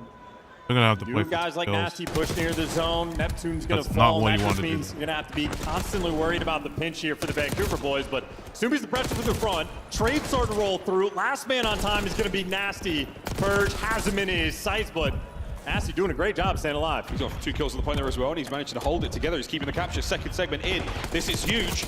Purge has got to get going. Nasty's still alive. Brought down from behind. Holding it. Nasty's still alive. Gotta go. Nasty's still alive. He's still there. They didn't get him off. And that's the map. And I'd be chirping too. The unkillable Englishman captures the B zone and gives Vancouver Surge the advantage here in the series. Truly capitalizing off the one weakness of Yeah, it seems Boston like they, coming into this it seems tournament. like they Control kind of, continues to be a unfortunately- problem, and I mean that turned into bully ball at the end there. I mean, we had the play getting set up initially of 04 taking the route, getting the clean 4 down, try to stack the point. They only got a single segment after that. Ultimately, just able to consistently run those players over, gun them down out of top art. And Boston Breach taking the foot off the gas in an inopportune moment. Ultimately, Vancouver Surge played it incredibly well. I feel like Abuza just ripping heads throughout, did the most damage, didn't have the most kills on his team, but I feel like his presence was felt. Oh yeah, 8 assists, 19 non-traded there for Bruce as well, so good stuff, folks. 7 tiers captured as well, man. He was simply doing it all. I think a moment there from Boston, maybe just a slight miscomm. Things got a little too hectic with them towards that end of the map, and again, lots of players being shot in the back, trying to make those defensive plays. Neptune again, just roaming, like absolutely fearlessly across this map. Vault continues to be a strong suit for Vancouver. And I feel like Vancouver's defenses on this map especially really have been a shining light. Might be amongst the best in the league. Whether or not they have the title, I don't know, but it seems like they are incredibly efficient at defending both zones. And again, just playing the tight setup. So any sort of cheeky opening break you want to do, anytime you're trying to approach B, there's always AR players dialed in, ready to swing out and chow the outer lane, albeit from double doors or back line. Vancouver, they just achieved a true understanding of this map. Yeah, absolutely. Defensive rounds maybe, but the offense was just as good. Huge, huge plays. Great teamwork again from Vancouver Surge. Timing here from 04, the old snapper. And these were some of the final moments. Again, the first attack on that B zone was so impressive. They came so close to closing it out. Second go around here, Purge. You see Nasty still laying there on the zone. No one able to get him out. 04 on the front line there, just keeping those players at bay, and Nasty. We welcome Neptune to LAN in a big way, and he is delivering the same sort of results you saw online. A lead right now for Vancouver Surge in our series. And again, winner's bracket, folks. Winner's bracket.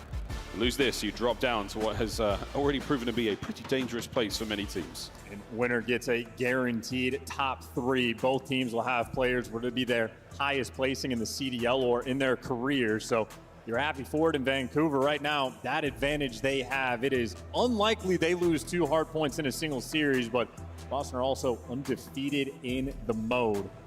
A 2-point game though we had, how close we could have been to a 3-0. Well, here we go. Hacienda hardpoint. Boston, have you got the goods once again? The red card S&D, I mean, that's what we're all licking our lips for. We really want it.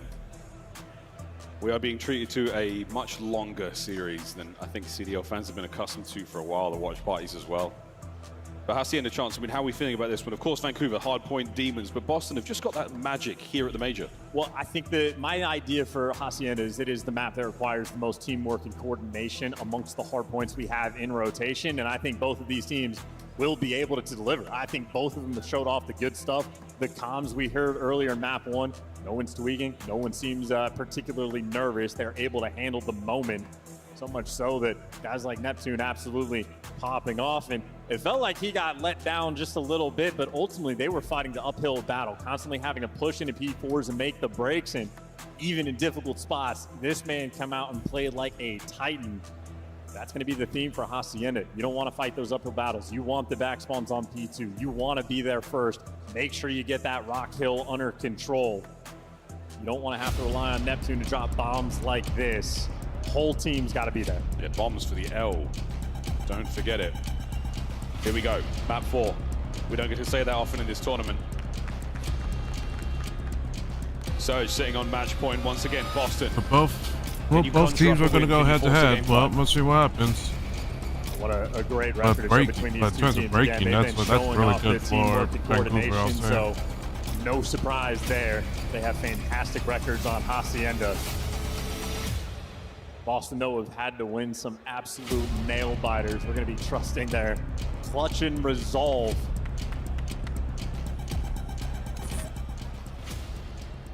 Here we go. Vancouver, you've been doing it all stage long. Can you do it once more? Off to the races here with Neptune. Can't get a second there. Demon Jones is going to keep the kills flowing, but that's trade on trade on trade on trade. Vancouver with the time, Vancouver with the numbers. And no time wasted, getting a little hop. You already got 04 pushed up in the corner, so he's got top hallway, and Neptune has the other side. Would have had 2 players to deal with, but Snoopy versus Neptune, the constant battle, and Neptune loses that one. 04 on the day. Gives you 04 for 04. However, they did lose the spawns. They did lose the spawns. That's fine. He's working on that now as well. He's simply doing it all. Snoopy did a little hop check just to make sure that no one was coming through lobby, but he didn't time it that well. So now he's got to hold that position. Good news. He's in position. Bad news. Nade. Good news. Teammates. Bad news. Other team. Nasty fighting in forward now and a decent lead. And they're in the back as well. Oh, these are going to be trade spawns as well. Yeah, 2 players in the back. The players on the hill have to go huge. Purge and Cammy, though, might just be overwhelmed. Neptune trying to dance back, gives you the extra tags, and Purge is going to fall, but now it's Vancouver they're going to be in a pinch. You had Snoopy spawn out towards well, and he's able to reposition. So 20 seconds of the hill have gone by, and ultimately Boston come out on top, but now you got to hold off the back pressure. Vancouver, they are surging. We're waiting for 04 to find the entry here through Zig. He's pushed the player back, eyes towards the back end. Here we go, the trades are there. 04 finds an opening, and he's in. The second. Oh, it's there. He's never going to get Awakening on spawn there, but he gets his teammates in for time. 20 seconds still to fight over. I mean, these are two back-to-back kills that are huge right now coming through for Vancouver. 31 seconds they got on a P1, one of the better P1 hills you're ever going to see. And, I mean, hey, they handle the back spawns as well. Deliver us maybe a 40-point lead going into new. They've had plenty of time to set up on the rotation. 04 and Abuza working together. Neptune going to be pensioned from top office. See if they can break down this setup from Boston. Yeah, it's a nice back line complete covered there. Awakening tagged out. That's going to give the opportunity. Purge is picked up on the flank. Good news though, his teammates found the kills. Bad news, it's on the time now. Here comes the contest. Up over the top of Abuza. Flush one more player out, but Awakening, he's trying to find kills. The Snoopy now straight in from Tin. And Cammy stayed alive for so long there. It allows Boston to get into the play. Snoop still dancing. 04 now. He battles in the time, and we flip again. In Boston right now, this is a great effort to hold on. Now it's the back spawn going to be rolling through here for Vancouver. Purge has the timing, though. These SMG players for Boston, so squirrely, so in the mix, always shooting players in the back, and they're good for the scrap time. Oh, fantastic. Heads up awareness, though, once again. I say heads up. It's 10 seconds for the new hard point. Vancouver all spawn out. They're going to make their way towards the rock hard point. And my goodness, folks, we've seen a lot of explosive finishes here on this map at this rock hard point. And this may be the first, but tied up 62 either side. We're going to see Vancouver surge in there first. Cammy, first man here for Boston on the attempt. And he has been dealt with. Purge, though, nice slide. Can't get any more out of that life. His teammates will be a little slow to the fight, so Vancouver should hold. Oh, he's looking for the hero play. Wait a minute. There's one for Snoop. Can't get the second. Trey's rolling through. And Awakening and Purge there. Strike for extra. And yeah, Boston overwhelmed. Now you're going to have the reposition for Vancouver. No flanks rolling through, and they're taking deep routes. They're going to have one good shot at this break, but they got to get past Snoopy. I mean, he's dialed in, keeping these players contained. Dialed in. Cammy finds a couple more, but again, past the information. Bad news. Hard point completely blown wide open. Surge are back in with another 20 to the nade. Yeah, maybe a moment for Snoopy where he actually needs to be the first one to die. Doesn't want the guys on point to fall first, so you want to chow before they get that pressure.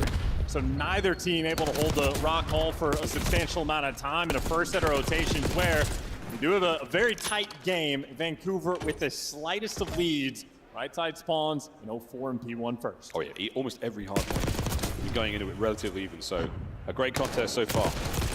Ooh, the timing just didn't work out. His spree is over. The hold's now full of breach players. The hard point full of surge players now. Time has been stopped. Now rolling over in favor of Boston. You've got a lot of pressure here. And great, again, awareness. And the firing squad of the Boston Breach boys not letting anything get through just yet. Great trades. And again, the teamwork right now, it is tense. I feel like Boston are playing with like the pace of the game as well. Guys like Neptune expecting the pressure to be flooding through the top hallway, but Boston, they're in no hurry. They want to wait for their moment to push through the spawn. Snoopy was looking for it. 04, officially the only man on this side of the map, knows how important his life is. And right now for Boston, you root him out, you'll be good for the P2. He's playing the Paul X corner. And that vintage motor has yet to explode, so yeah, if he would have been good for one, maybe, but no, Snoopy just absolutely eviscerates him. To time. Neptune worried about the attack through driveway, worried about the attack through the lobby now, and he deals a little bit of damage. Whoa, my word. Finds a kill, but he's down and out, and that's Boston's hard point. Yeah, maybe a moment for 04. Maybe he needed to tuck himself into the back spawns and try to play his life a little harder. You lose the back spawns, you lose the time. Name of the game on P2. That's what Snoopy's in the back doing. Great damage rolling through. No kill just yet, but the longer he's alive in the back, the better. It takes 3 players to get him down. Vancouver, the final swarm. Oh yeah, final swarm. Purge. Can only get one. Awakening. Only gets one. Final 20 seconds again for Surge. The late breaks and another incredibly close hard point going in the third. Well, Cammy, he's picked up the outer lane. A player going to be running above him, but Awakening maybe the man responsible for top office. So 04 the player right now that can make the initial impact for his team. See though, in the feed, Snoopy takes him down. Boston, they'll get the initial. Yeah, tie game once again. Initial two-piece from Snoopy's wonderful. Keep the hard point now ticking. Boston Breach, they're sitting pretty. Office now, nasty. Fights his way through. Awakening still fighting from time. Purge, perfect coverage. Everyone is there. Everyone's getting the job done. 2 members of Surge now have been pinned back, and that's the attack through Tin. And you have to fight your way into this time every step of the way. approach. Boston and Awakening are locked in. Read the back spawns, have the plays for it. Purge does get overwhelmed, and so does Awakening. So you get the first 2 kills, but now you're out of attacks, now you're out of nades, and you got to deal with a Snoopy behind you. Nasty guns them down. Vancouver Surge get the break. And they get the break, and oh my goodness, they're going to get another 20 seconds here. No, they're not. The contest is there. Purge can't win it. Neptune's going to be there for a second. The remaining members now, Boston Breach, possibly able to flood time, and this is actually a nice moment here. Boston are able to maintain a lot of this lead. Can they win the fight on the rotation to Nu? For now, no. Now let's Purge, maybe next man in line. Gonna have to back down and wait for your teammates. You do not have numbers because you got a player on hold, and they're sending everybody through the middle of the map, and Neptune, he wants to take it for himself. Boston try to set up for a play. It gets red. Vancouver Surge handle him. If you're spawning in lobby, you know it's all guns forward. You got everything under control. 1, 2. 2 remaining members of Boston now. Again, they'll be there a little bit later, hoping to get those trays before the health can regen. The answer this time is not yet. So we're going to see one clean attack here from Boston. And in that time, the lead will possibly change hands. Once again, Cammy finding the opening kill now. Here comes the slide. The pinch is on. You divert some attention. Boston managed to breach the lines, but they do not break the time. I mean, that was only for a moment. You got Neptune going on a 3 spree. They had the perfect setup as well, and Nasty is shooting rockets out of his AR. That is a near perfect full 60 for Vancouver. It is enough to take the lead and run it up just a little bit. And Nasty, I mean, he's going to be close to the Hellstorm as well. He just super soaked this time. And once again, another moment where we are so close in this game. Decent time here for Boston Breach on P1 would be ideal. But 04, is this the turning point? Have Vancouver Surge found themselves here on Hacienda? Great coverage, as Nasty does have that Hellstorm. The spree will be done. But that Hellstorm, we've seen it be incredibly useful on this map in hard points of old. Awakening though from Pod, picking up the big 2. They're trying to soak up this P1 time if they can manage it. All about the hallway control as well. Snoopy backing these players down. 04, honestly, showing off a cool angle there to be able to look through. But in the meantime, Killer Cam picks up 3. And 04, once again, in a situation where he's the only guy that can really play for the right side spawns. And the longer he's alive, the better. He's actually been allowed to go through. Whoa, nearly. He's still alive. Holy fade away. 5 HP. He's still alive. 04 is at large. At large! Still going! It took the whole team! And now reinforcements, the cavalry's here. And the reinforcements can go and get these spawns. No one right now for Boston Breach actually going to be in the back, so you spawn right back with your boys. And you get the back spawns, you should eventually get this time. Trying to find the break again. We are at 209 and climbing right now. Boston Breach, Snoop Spree. Can he keep going? No, Neptune's there. Picks 1 on the turn. What a win! Purge down. Hard point still Boston. They got the spawns initially, but they lost them. Boston just clutch up and might end up sending us to a game 5. Here comes a Hellstorm, a desperation. Force those players inside. Try to give the back spawns through lobby. It doesn't happen. It's on the Neptune to try to get the break alone. Through the water route as well. It's done. The break is there, and Vancouver survive. I mean, shout out. Now show off the Ani movement. Go for the slides. Go for the tags. Purge last man standing, traded and gunned down. And they're going to fight for this. 2 players for Boston instead of rotating. They're trying to full send it in to go for this scrap, and Nasty dishes out the goods. And from Boston, look at where they're spawning. They're tucked in the right side. If there's any way to bottle it, that was the moment. That might have been it. You don't have to break this hard point absolutely perfectly. 3 members now of Vancouver setting up for the attack. Boston, 1 final go here to stay alive. Here we go, folks. Through the front line, Neptune finds 1 on the trade, and they've survived for now. That's the final battle for a second. Nasty trying to identify the players who are tagged up and weak, and nobody is there just yet. Have you survived, Boston? Have you done it? Here comes Surge, 10 for the win. I mean, you got to get in the hill right now for Vancouver. You can't give away this time. It's getting milked up. Someone's got to contest. Neptune's the guy. And Neptune for 2. Cammy, last one on the front line. Wants to wait for his teammates. The final hit. Breathe deep. Abuza now playing for the spawners. Cammy trying to find any opening he can. Purge, he might be the man to break this one wide open. Looking at time, contest, tie game. Cammy's in. Finally finds his window, an open field. Surge fighting forward. Abuza still with a covering fire. Nasty on time. 5 seconds to go. I mean, Boston got to contest for another 2 seconds and then they can rotate, but someone's got to get in. The contest is not going to be enough, and Vancouver have done it. They walk away with the win. They play keep away, and they send them off the stage. Oh, that P2 is going to haunt Boston for a moment. That was a good damn clutch from Vancouver. Surge. Cool, calm gameplay. Holy good shit. decision making. And when you needed it, a bailout gunfight or two. That was some good damn. That was a good damn Fantastic clutch. series, and we were denied the game 5. But Boston, we'll see them play a little bit later on. In the lower bracket for Vancouver Surge, top 3 here at the Major. And I think Nasty is a player that has been a shining light. I remember last year when he wasn't picked up in the league, players like Ashby Turpin be like, I'm glad I don't have to shoot against him because the guy's a problem, but he needs to be here. And he has had some generational performances as well. I mean, he just threw up 2 minutes and 40 seconds of hill time. Add that to the bingo card. Had the Hellstorm to help break down the P2 towards the end. And then he continued that with the Gunny. I mean, Nasty just had a lights out performance, and I think that moment for Boston might haunt them. Trying to hit old for 20 seconds instead of getting the rotation. They got hit with the dagger spawns, but while Neptune is constantly a force, I mean, Nasty again.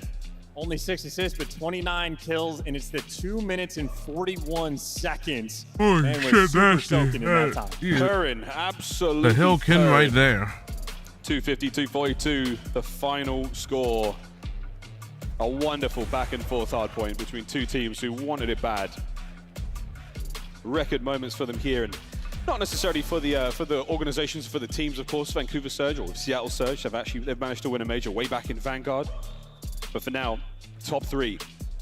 Fantastic team still awaiting. We're going to see the other side of the winners bracket match up a bit later on. But for now, you've got to be feeling great if you're Surge. Again, for Boston, that one is going to sting ever so slightly. Good news, though. We've got Blaze on stage with 04.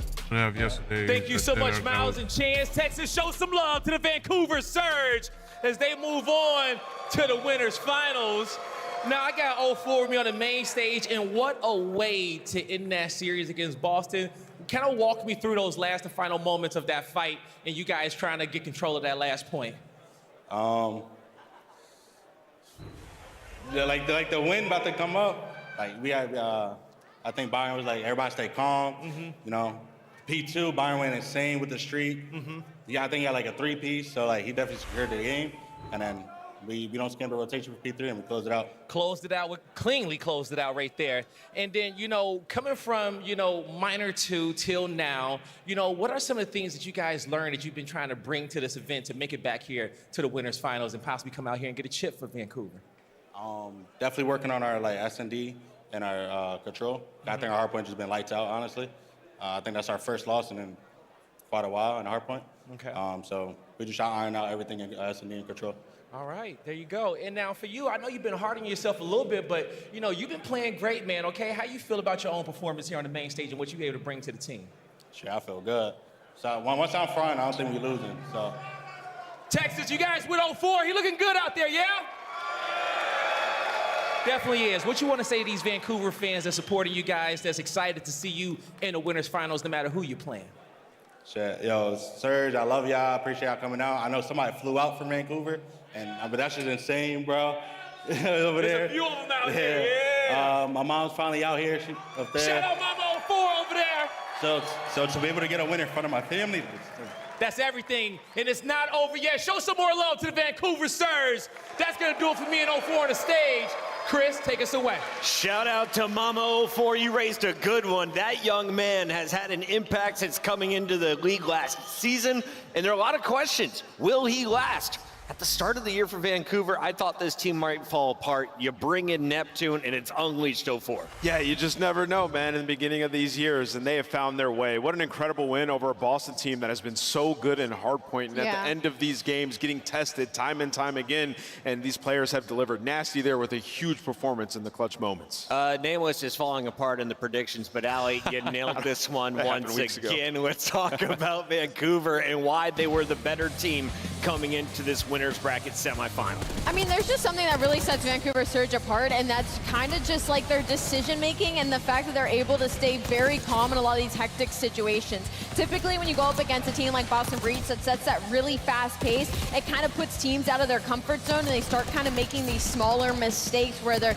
over-challenging something or they're getting too hot after getting a kill and kind of throwing their life away. That's not something Vancouver Surge will ever do. They do not throw their lives away. 99% of the time when you're on down in Vancouver Surge POV. They get one. They're trying to stay up. They're trying to play for their team. And that is something that has gotten them through this entire hardpoint in Hacienda, because Boston Breach, they were starting to light it up, man. Snoopy had an unreal series. This is a Boston Breach I wasn't expecting to see. Yeah, I mean, honestly, if you're a fan of SMG gameplay, this was a series from Valhalla. Yeah. And legitimately just absolute dominance from both the sub-duos. And let's not get it twisted. This series very well could have gone the other way. Like, legitimately, this is the best Boston we have seen without question. On the other front, though, I just got to make the hot take. If Neptune continues to play like this Vancouver team continues to be a top 3 squad, he's got to be one of the front runners for MVP conversation. To turn a team around like this that quickly and to find this much consistency, unreal stuff from him. Is Abuza gonna be talking this smack all weekend long? Oh, yeah. The man is spicy. Some people don't know, man. Abuza talks a lot of smack, man. He is full of confidence. He feels like he should have been Rookie of the Year last year. And you can see right here, everybody frying in the kill department, but not only that, the time department. Chris, what's that for? Allie, you love the Hill Kitten. Who was it this time around? 2 minutes and 41 seconds. Byron. Byron, I mean, I can only expect it to be nasty, dude. He loves this matchup versus Boston. I touched on it when we were getting into the pre-match. He was rocking a 1.2 in their last series. I can only imagine what it was now in this one. And this layout the way he did and get that time, bro was meowing in Hill for sure. Will we get a Game 5 round 11? I think we should remove the round 11 requirement if we get a Game 5. That's all we're asking for, Texas. Look at this bracket. Nothing past a Game 4, and the elimination bracket has been basically all 3 O's. Up next, we find out who will fall to LA Thieves. It's FaZe or Cloud9, our second winner semi, when we return.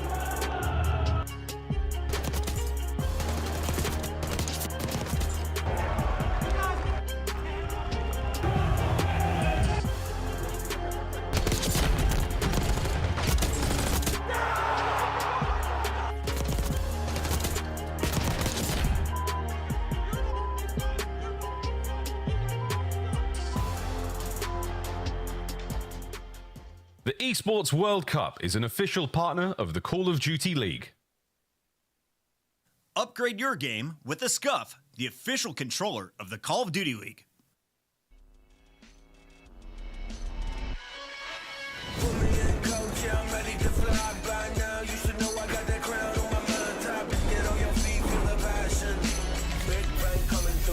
Like a cannon. Blast like a cannon. Big bang coming through like a cannon.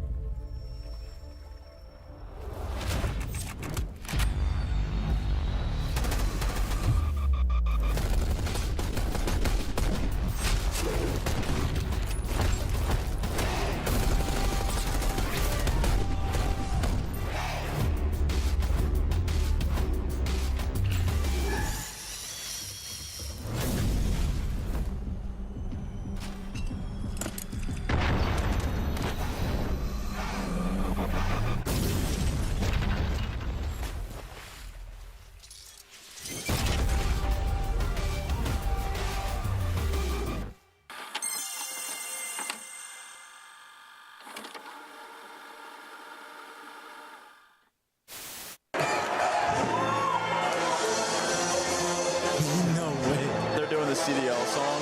No way. Are we about to get started? Yeah. Are we about to get started?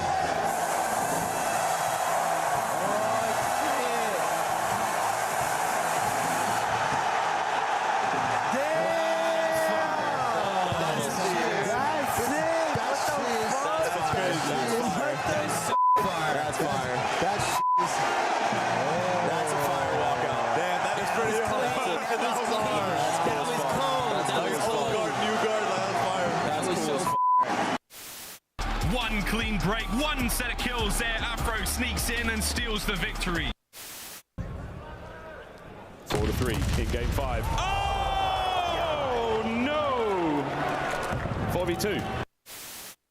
My barber insisted that I try out the look, and ever since, I've been feeling pretty good. We've been playing pretty good, so I feel like I kind of got to keep it. It might be a full goatee. You never really know. Keep your barber, my guy. LA looks good on you. Scrap follows up with another one. It's all going to be on to Brezzy now to make the play, and he can't do it. This is dominant from Ultra. Scrap just stood up, celebrated, took off his headset. You got another round, bud. He's locked. Yeah. He said, my bad. Well, on that versus face, I don't think I'll they went here or 3-1. There's two. You can refill your secret in a second. She's one more back door. I know your secret. Secret. Back door. Holy Eric. Last one. Nice, Eric. Good shit, man. You can't kill me. What the frick? What the I have a secret. The 2025 Cloud9 New York Team Pack is available right now. Each pack includes home and away operators, as well as this kitty weapon charm to keep you company while the competition gets smoked.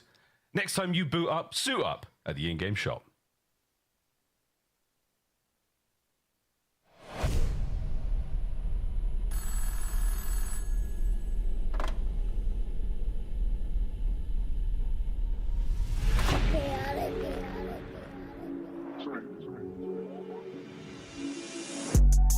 Nah, for real. They be talking tough, but they won't get up in that field. ARPs and 223s get hit up in your grill. Iron on me like I'm Tony, like an orange eye pill.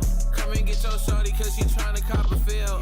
She know look chaotic, keep it hot before the deal. And you steady talking out your neck, it's never real. So I say nah for real.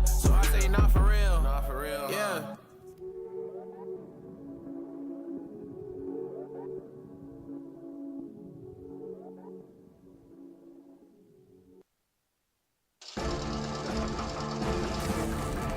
I just don't see how.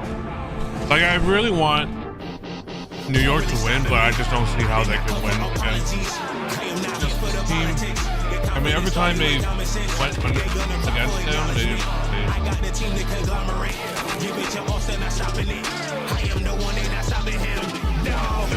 It's a different situation. Black taste when I pull up in the latest 101, so they never can replace them. This is not the attic, now we live in spaces. Tell me that I can't, I'm bound to go too crazy. Tell me that I can't, I'm bound to go too crazy. Release the focus in the comments, all canary. I try to tell them, but they didn't get the message. Welcome back, everybody. We are here live in Texas for Major 2, still in the winner's bracket as we find out who will meet Vancouver in that winner's bracket final. Atlanta FaZe is the heavy favorite, and we got to start with our #1 seed in the league overall on the season. They won Minor 1, they won Major 1. They started to slip, though, in Minor 2. Miles, what have they looked like recently?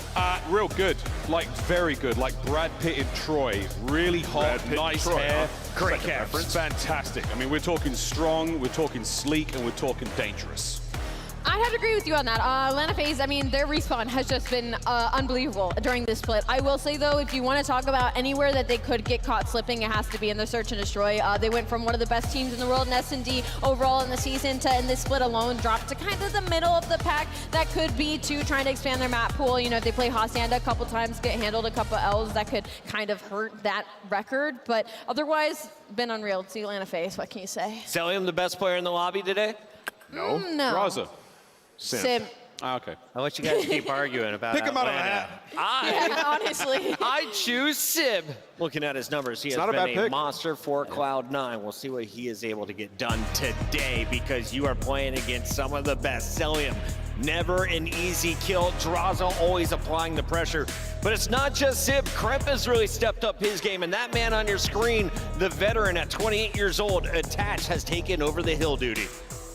Yeah, you know, when I look at this Cloud9 roster, they've just improved everywhere. And Kremp, you know, in control and search and destroy has been insane. S&D's got like a 1.3, very solid numbers when you look at the control, and they've been expanding their map pool. Like, they will take you to any map in Hardpoint and nearly every map in search and destroy. So C9 have been a tough matchup. And when these guys played each other, it was a super narrow game 4. If they would have ran away with that game 5, who knows what would have happened. We should remind everybody how we got here. Cloud9 pulled off a 3-0 to start their weekend. It was an insane comeback in a game 1 over Toronto. Meanwhile, Atlanta FaZe was fully in control against Minnesota Rocker. So as we look at our maps and modes here, Allie, Atlanta's got to have the stats edge, right?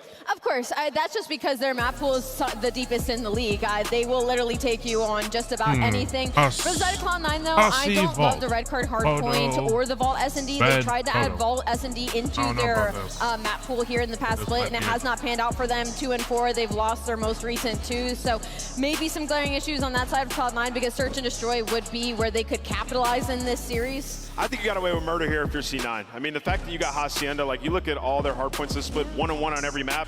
Hacienda are like 4-1 or 4-2, something like that. By far their most reps, they love it. And then the protocol control, another map you've been confident on. The last time you played, it was Hacienda. You lost that one in 1-3 fashion. You feel so good about the protocol. And then the game 5's protocol search, you handed them a straight dominant game last time versus Atlanta FaZe, 6-3 with Kremp having 12 kills. So I think maps 1, 3, 5, if you're C9, you're sitting here like, we can do this. I mean, the most important thing for this series, though, is going to be that map 1. You're talking about the 2 best map 1 teams. You got Atlanta FaZe 9-0 undefeated on that side, on the side of Cloud9. They're sitting at 7-3. The only reason I'm kind of on edge about it is because they played this map already last time. If Atlanta FaZe goes up early in that map number 1 and steals that away, then you're loading into one of your worst search and destroys as Cloud9. I'm just confused why Atlanta are choosing to play Hasi map 1. That is such a risk. It's a trap. It could be a trap, but it is their worst hard point, and you're going up against an insane Hasi team. So they're 5-4 on it. Oh my goodness. Worst. Well, it is their worst, but C9 are very good at Hasi. And they've won their last 2. Let's take a look at what went It's a down weird last decision. time, though. Very weird And decision. did they play any of these same maps? They did. They played because us. it was Atlanta getting the job done. Here's a look back in our rewind. Simp and Abizi, who is more dangerous, Miles? I mean, look, with one comes the other. It depends on where you are in the map and what time of a round of search and destroy, or maybe where you're on a rotation. They're both just as dangerous, Chris, and one cannot exist without the other. If you cut the head off one, the other dissolves into ash. Or they would just both be insane on different teams. Insane. But there's no way there's no way those guys are going to separate. But realistically, though, yeah, we've seen the Hacienda there, a 10-point game. It was a win for FaZe, but really, I mean, that could have gone either way. A 10-point game on Hacienda is incredible. We saw already a 2-point match. Yeah. Today, we're likely to see another. Interesting, like for FaZe, this split in search, like they're 3-1 on red card, 2-5 on the rest of the maps. Like a team that we kind of say is so dominant at S&D has had a little bit of a dip there. That's why in all the interviews they keep saying we have to work on our search. We know that's how we win a championship. Okay, so Vancouver has been one of the few teams to take down Atlanta FaZe in stage 2. Yeah. Can Cloud9 copy into that homework? Because all of this footage is still out there available to our teams. Absolutely, man. Yeah. Absolutely. I mean, the best thing about this Team C9 for me is the fact that they started the season off really bad. Really bad, like real bad. They put the work in, and now they're a top contender without a shadow of a doubt. I mean, they're a dark horse in this tournament, outside, of course, Thieves and FaZe. Absolutely, they can do it, Chris. They're a hard-working team with a good head on their shoulders. It's a small sample size, but throughout Major 1 and now throughout Major 2, Celium is posting a 1.14. On the other side, Civ is right behind him. I think that's a great shot, actually, because last time these two teams went to battle, it was Celium versus Civ. Celium overall in that series had a 1.32. On the flip side, Civ rocking 1.2, so it might be the battle of ARs. Yeah, it's just crazy when you look at like the numbers on the side of Cloud9. Everybody's averaging around 2,900 damage. Sib is over 3.4K. Like he is actually laying down insane amounts of damage and staying alive in doing so. So he has stepped it up entirely. They play around him to be that Slayer, and he's got to do it once again against Atlanta. I don't want to sway your guys' predictions here, but Cloud9 is struggling to plug in controllers. So while we're waiting for them to get all set on the main stage, let's remind you with where we're at in the bracket. This is day 3 of a 4-day event. We have Vancouver Surge, waiting in our winners bracket final. Winner of this best of 5 will be playing them. They will be guaranteed top 3, and of course, will be in the running for a $500,000 prize pool. Let's take a look here at our pick'ems. Allie, will you do us the honors and kick things off? What are we feeling? I will do the honors. You know, Cloud9 hasn't won a control versus FaZe yet, and then they have one of their worst S&Ds is map 2, and then they're battling on the Hacienda map 1. I don't love the first half of this layout, so I'm going to go with Atlanta FaZe. Miles? My head says FaZe. Yes. But my heart says C9. Let's do it. Let's do it. My heart says C9, but my head says FaZe, so I'm going with FaZe. I, too, will choose the best team in the league. Atlanta FaZe has won back-to-back Major 2s. Before the event, I picked them to make it a three-peat. I think they get it done, starting with the semifinal right here. Ladies and gentlemen in Texas, make some noise. It's time to kick this match off. There's nothing really to work on. I feel like we're vibing, like on stage at all times. Kremp is unstoppable. You're my son. You're my son. You guys suck. V2 over the top. He finds the first. He won. From Sim is gone. Oh my goodness. Tag it too. Big wins from Mac. Big wins for Mac. This is a disgusting attack. Easy, 14-2. This is unbelievable. Some of the finest gameplay you may ever see. All right, Texas, you guys ready to send our next team to the winners finals? It's a banger of a matchup and a first squad coming to the stage. Get ready to make some noise. It's the bad boys of Atlanta FaZe. We got Celium, Sip, Abizi, and Draza. The Major 1 champions coming to the stage, looking to lock it down for Major 2. Atlanta FaZe, they ready for whatever. Their biggest opposition is in war and elimination bracket right now, but this is the biggest opportunity for Atlanta FaZe to be tested to their limits. It hasn't been grueling thus far, but as the days get longer, so does this tournament. Atlanta FaZe, the favorite now, looking to make it this Sunday, but they can't get caught slipping here. Let's bring out the other side. Atlanta FaZe is ready to flex on them, but it's time to bring out their opponents. Texas, get loud and let your voices be heard, because here comes Cloud9 New York. Kremp, Mac, Sim, and Detach. Cloud9 putting all the pieces together, coming to the stage and ready to hit that flow state. Give it up one more time for the boys from New York. It has just been hard work to get to this moment. They got to go through FaZe for top 3. This team is so dangerous on all levels. They're comfortable in all the game modes. And which one will pop up? I'm thinking Sim. He's been a monster throughout stage 2. He's got to show up here, guy. All right, let's do a vibe check, Texas. Where my FaZe fans at? Where my Cloud9 fans at? We kind of torn. Merc, Maven, what you think? I don't know, man. This one is going to be a banger, or so I hope. Last time they played, okay, I'll be honest. I'm speaking that into existence because we haven't had a map 4 yet as a duo, so I'm just hoping we get a goddamn map 4. Or a 5. Or a 5, yeah. Something past the 3-0s that we've been having. But part of the reason we have some 3-0s, well, we casted FaZe first match. They dominated against Rocker. Cloud9, though, a different team. Like, listen, they played kind of recently. FaZe won at 3-1 rather convincingly, but I think the most interesting thing for you here is the maps, right? Yeah, maps are, I mean, you know, it's tough to question FaZe, right? They always worked on their map pool, but it's not like their right guard hardpoint has looked fantastic. I mean, we even saw it versus Rocker. If it wasn't for a couple of Draza plays, who knows what happens there. The Hacienda hardpoint, yes, they just beat C9, but it was a close one.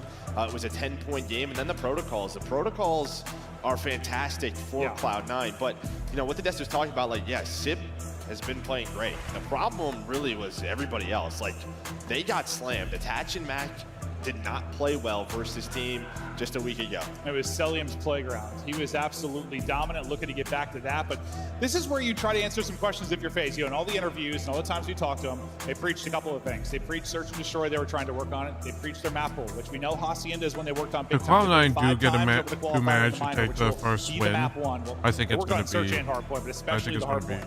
a blast. And then but, draws in an interview, kind of said, but I like, listen, don't we want to be able to think- play yeah, the game look the at right the way, KD to the point rank. where our guns aren't hot, we're not that's playing like superstars, we can like still a get huge wins. difference between This sip is and when you see draws. it all, like, into Like fruition, it's the just P3 not of gonna this help. tournament. Yeah, and like as it's soon just as, not Sip gonna. has been, like, draws I just is don't just think this it's gonna X factor. It feels like help as them time on goes and on, long. the game is out I just longer don't think and it's longer. gonna We know he's a grinder, and it just feels matter like he if gets better and Cloud9 better do and more take confident.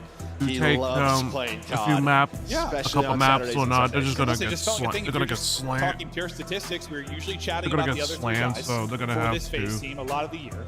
Past few series, past few weeks, it's been a lot of draws. They're gonna for have him. He to has been just the hero maker, hope that the they can playmaker. square up He has against been the line doing of faith. everything for this team from a stat standpoint. Excited to see what he's going to do. He's going to be dealing with some chance, I think, this crowd, but you know he can do it with the gunny and the plays. FaZe looking to continue deep into another tournament, looking to win 3 tournaments in a row, 3 major 2s in a row. A lot on the line for them. For this Cloud9 team, listen, I bordered on being a hater of this team early on. Like, I just did not like what I saw for a long time, but Lamar and these players have gotten to a much better place. It's been awesome to see how they've been performing. No, they just don't have a weakness, right? Like maybe Hardpoint is their weakest game mode. Is at 8 and 7. But you can see what last 5 Hardpoint maps. And there's some close ones. There's some close ones, and you have that protocol versus New York. But we aren't going to see that today. It's going to be Hacienda here in that map 1. They played a lot of tight ones. We'll see if we've got another tight one here, but it has been a big discussion and pain point for Atlanta FaZe to find a hard point like Hacienda and to improve on it. Hasn't been the prettiest. They're 3 and 2 over the qualifier, but they want it to be pretty here. But it's a wonderful opening there out of Cloud9 New York. They find all the kills outside of Simp. He's not going to find anything either. So good start from Sib to the Cloud9 crew. I mean, yeah, Sib just gets right back to work. Wins the opening gunfight on the draws. Is probably going to have another one. Doesn't hear the door behind him. It's early time. You're trying to flip. It's on Celia maybe to play his life. And well, they're going to have to hunt him down. Everybody going to be spawning up on the left side of the map. So Cell just staying alive, trying to do what he can. They are able to get them off the hill, but 26 seconds. You can't ask for much better on rotation, though. And this is a bit of a surprise, right? The #1 rotating team in the league is Atlanta FaZe right now. Normally, it's all about their brace, but this year a little bit different. No, it certainly has been. They do it through the early rotations and early setups, but P2 on Hacienda has been not the prettiest for them. How is Cell still alive? I've got no idea. Hello? How is Cell still here? The fact that he's able to get believe 3, a chance for his team now to fight back in. He was dancing between 2 Cloud9 players. I mean, they were looking for him. I have no idea what just Did happened. he pop camo? Like, what the hell was that? Yeah, he's able to stay alive. They did some split spawns. Now you're in a great position. So, Celdium, again, he loves this matchup, it seems like. Popped off just a week ago versus Cloud9. Starts off 5-2. Well, despite the fact that Simp gets a couple of headshots, you string together a few for Cloud9. The problem, the early multi-kill setup, Celium, he's back into position to make the play. Macdo trying to follow it up, but you still got the numbers here for a moment if you are Atlanta FaZe. Despite the fact that you fight for early control, with 10 seconds remaining, you only really turn this into 22 seconds, despite the fact you got that insane Celium play. Yeah, so I mean, you take this if you're FaZe, you probably want that to be a little bit cleaner, but with a great start from Tremp and Sib, you're right back into the game. You're gonna see #3 Sib spawn all the way out. The rest of the players from FaZe starting to push up towards Office, trying to get balcony control, and this is what they do so well. Their tactical's on point, but Max still able to win that first gunfight through it. So first 10 seconds clean to Cloud9 as Celium starting to work through that window. Through window and through the front. Here comes the big pinch. Nice timing there from Mac. They get all 4. Spawning out towards well will be Atlanta FaZe. Holding the backside through lower Office. I believe that was #4 and attached. So they got everybody spawning out towards where they want them. This will be the next big push, but you've already got 30 seconds off of this hard point. This has been terrific for Cloud9 as they're starting to build an early lead. Yeah, BZ trying to take a long route here, but Simpsony had taken down. So you imagine you turn and you do. You're just winning the numbers. So when those flanks come in, I mean, they just don't matter. And now it is a foot race, but a perfect P3 there by C9. No contest at all from the FaZe side. But it feels like no matter what at this hill, it's normally Simp who makes the play at P4. Yeah, this is where FaZe, despite the struggles maybe to P2, P4, at times, lights out for them. They can group up, comms can be on point, and they'll slice you and dice you. Draza trying to hit the shots with the gunny, though. He does get one. The battles start to go down around the point. Sell the hot hand early at 9 and 5, trying to get eye towards mid catwalks. Now you group up. Trying to time this push perfectly if you're Cloud9, but just peeking the edges. Selly's able to get one. You put the dominoes in your favor, and now you start to cut them apart. Only one player remaining. They shut that down. So good job with the early hold. This is the problem with the P4. It's going to be close spawn after close spawn after close spawn, unless you get the perfect push out. So the reinforcement's going to get here quickly. Once again, though, FaZe dealing with it beautifully. Cell's on 4 straight. Abeezy's on 4 straight. One of the best rock hold teams in the game. Yeah, I mean, listen, the first 30 seconds of that was both teams just waiting for a pinch. You had Simp inside a hallway just kind of waiting. Then all of C9 were just kind of baiting. They were hoping that somebody went on through, but Simp's so disciplined, doesn't. So they tried to flood the front, and well, FaZe right back into the game. A nice double out of attach, maybe to get him going. He's on 4 in a row. You're going to see Sim spawn up behind Cloud9, and I think you just wait for him. Yeah, that's why attached doubles like not that big of a deal, really. I mean, you get the final couple seconds of hardpoint. Now spawns all over the place for FaZe. You have a chance to really break things apart here. Remember, it was a very good start for Cloud9 in that P1. But what, 33 seconds to get started, and a part of why you're enjoying this lead. So far, kind of doing the same, but with 2 players dropping, the pressure going to mount towards the hard point, and Sib's going to have his work cut out for him. Not going to come away with anything. Nice stretch there from FaZe. Yeah, had to get him off that hill. Still a 25-point lead, a very close game. Just looking at the scoreboard, you know, Draj struggling a little bit here. Celium continues to put up big numbers. Just a little bit of a contest, maybe to set up Krem to find the double on the pinch pistol out. I think he needs one more bullet, but allows his teammate there to find the final 15. You can see now, it's really only number 8 in Draza to try to hold down Lambo. He's got to wait for Sim to get there, buy enough time. Looks to be doing that. Great nades out of FaZe. Fantastic nades. Remember, if it wasn't for the play from Cell early in the P2, I mean, this could be a much more lopsided game in the favor of Cloud9.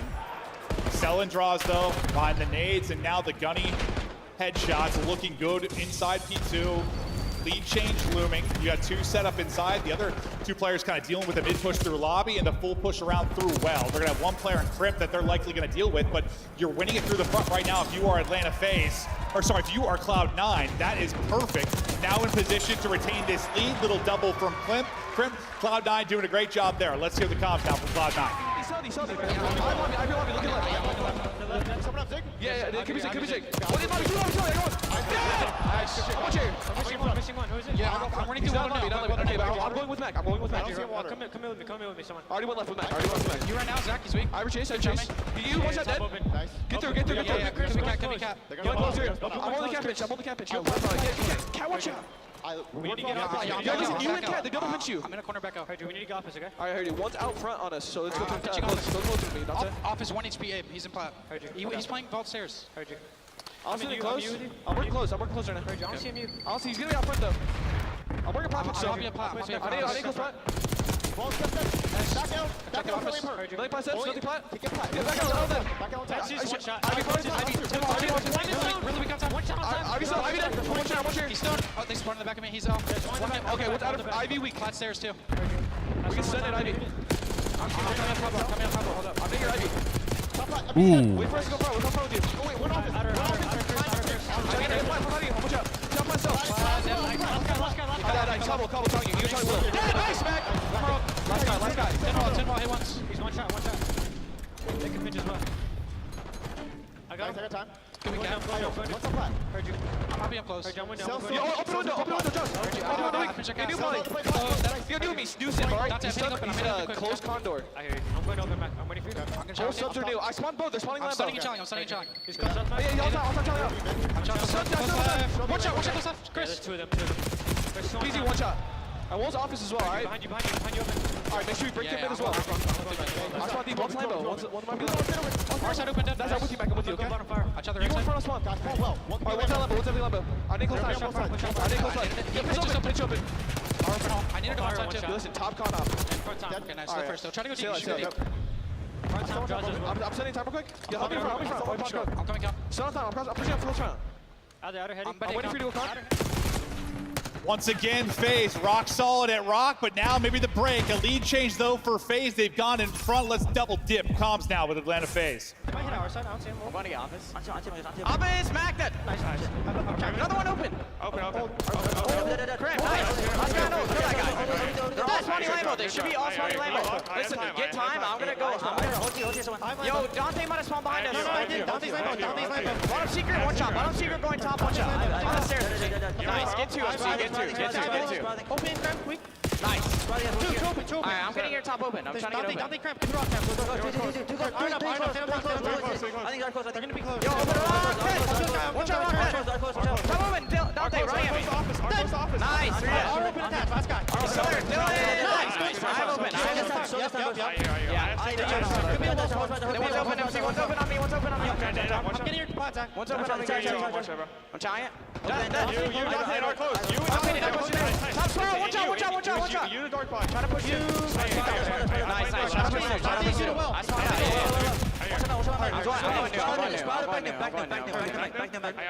I'm going fast. Back. Dante, one shot Zig. You should low-key chomp. He's laying down Zig. That's how you go around. I'll go around. I'm shooting. They stun well. I'm shooting out. Front left point.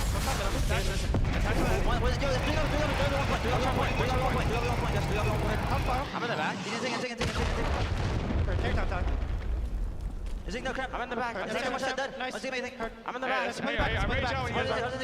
back. I'll see anything. They're all playing tight. One's in the D-back. Mac in the D-back. Out of the plate. Stay down. I'm on water. One's hitting Zig on me.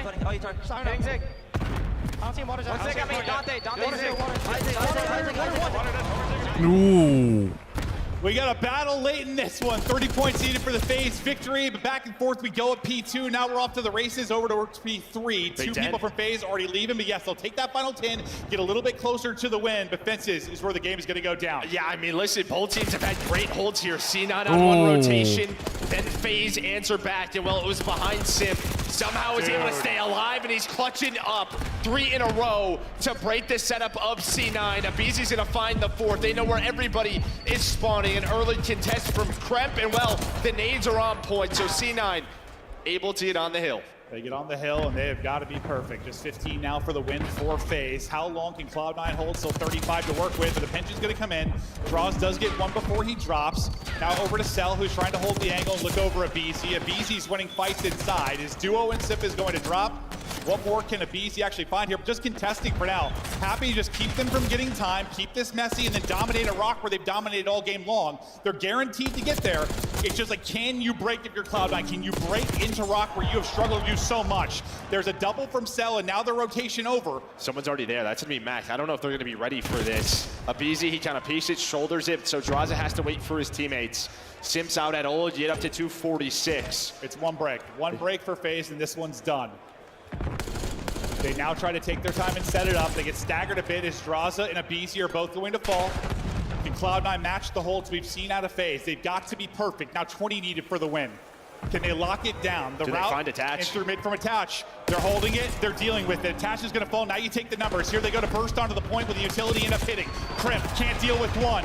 Busting through is Atlanta FaZe. It is far too clean, and that should seal the map. FaZe with the break to shut down map 1.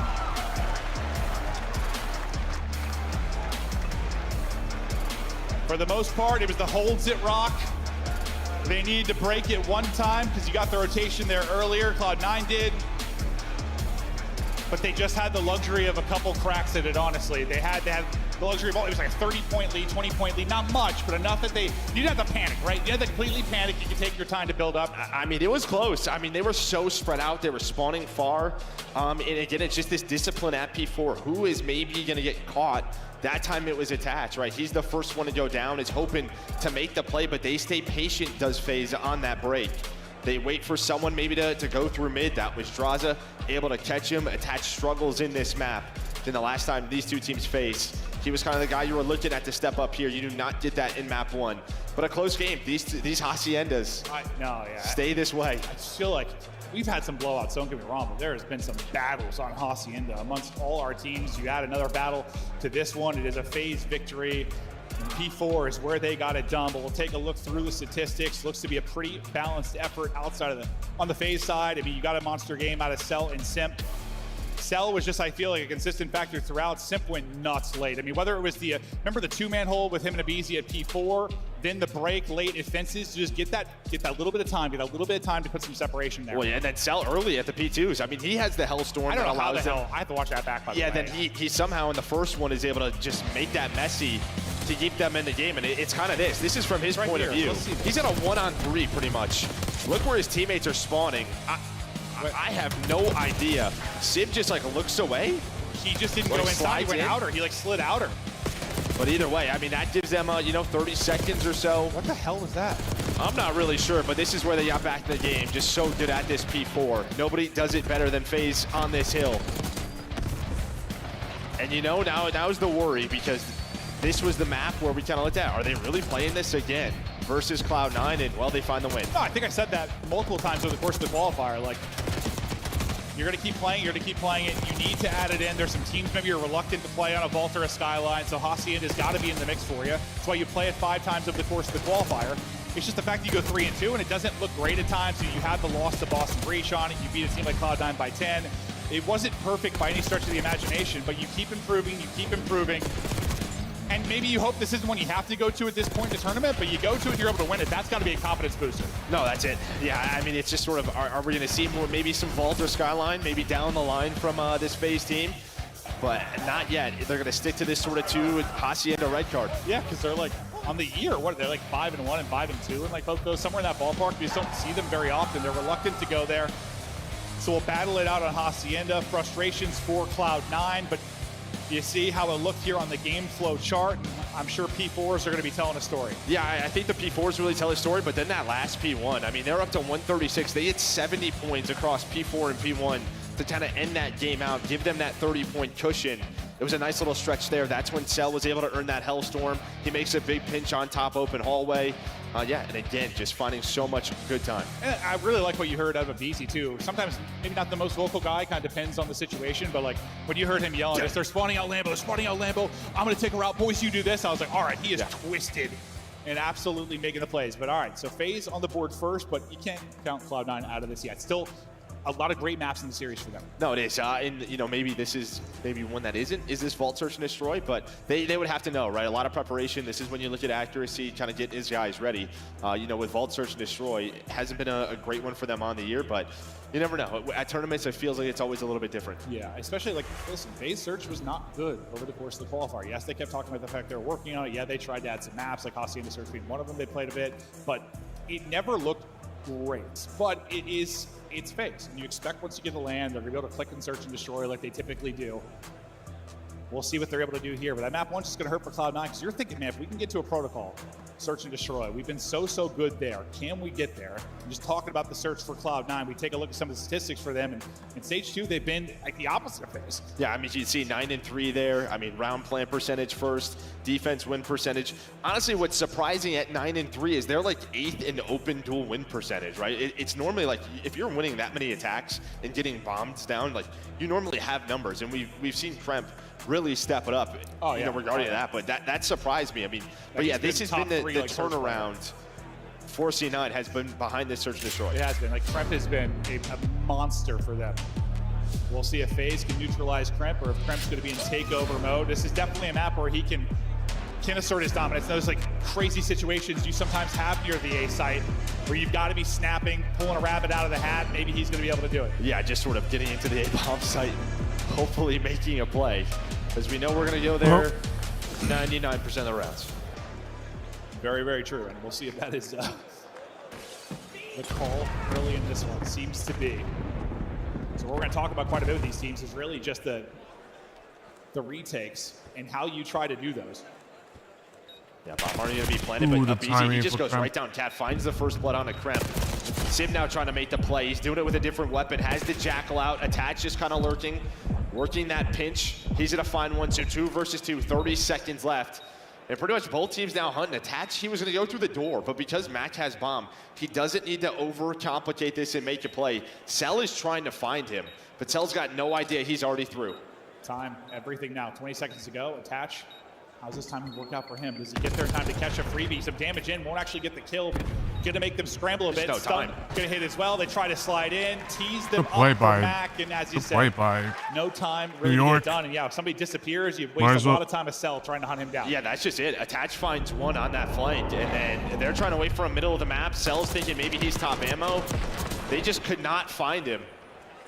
Well, he's able to just waste their time, still has the tack, sets it up there for Mac.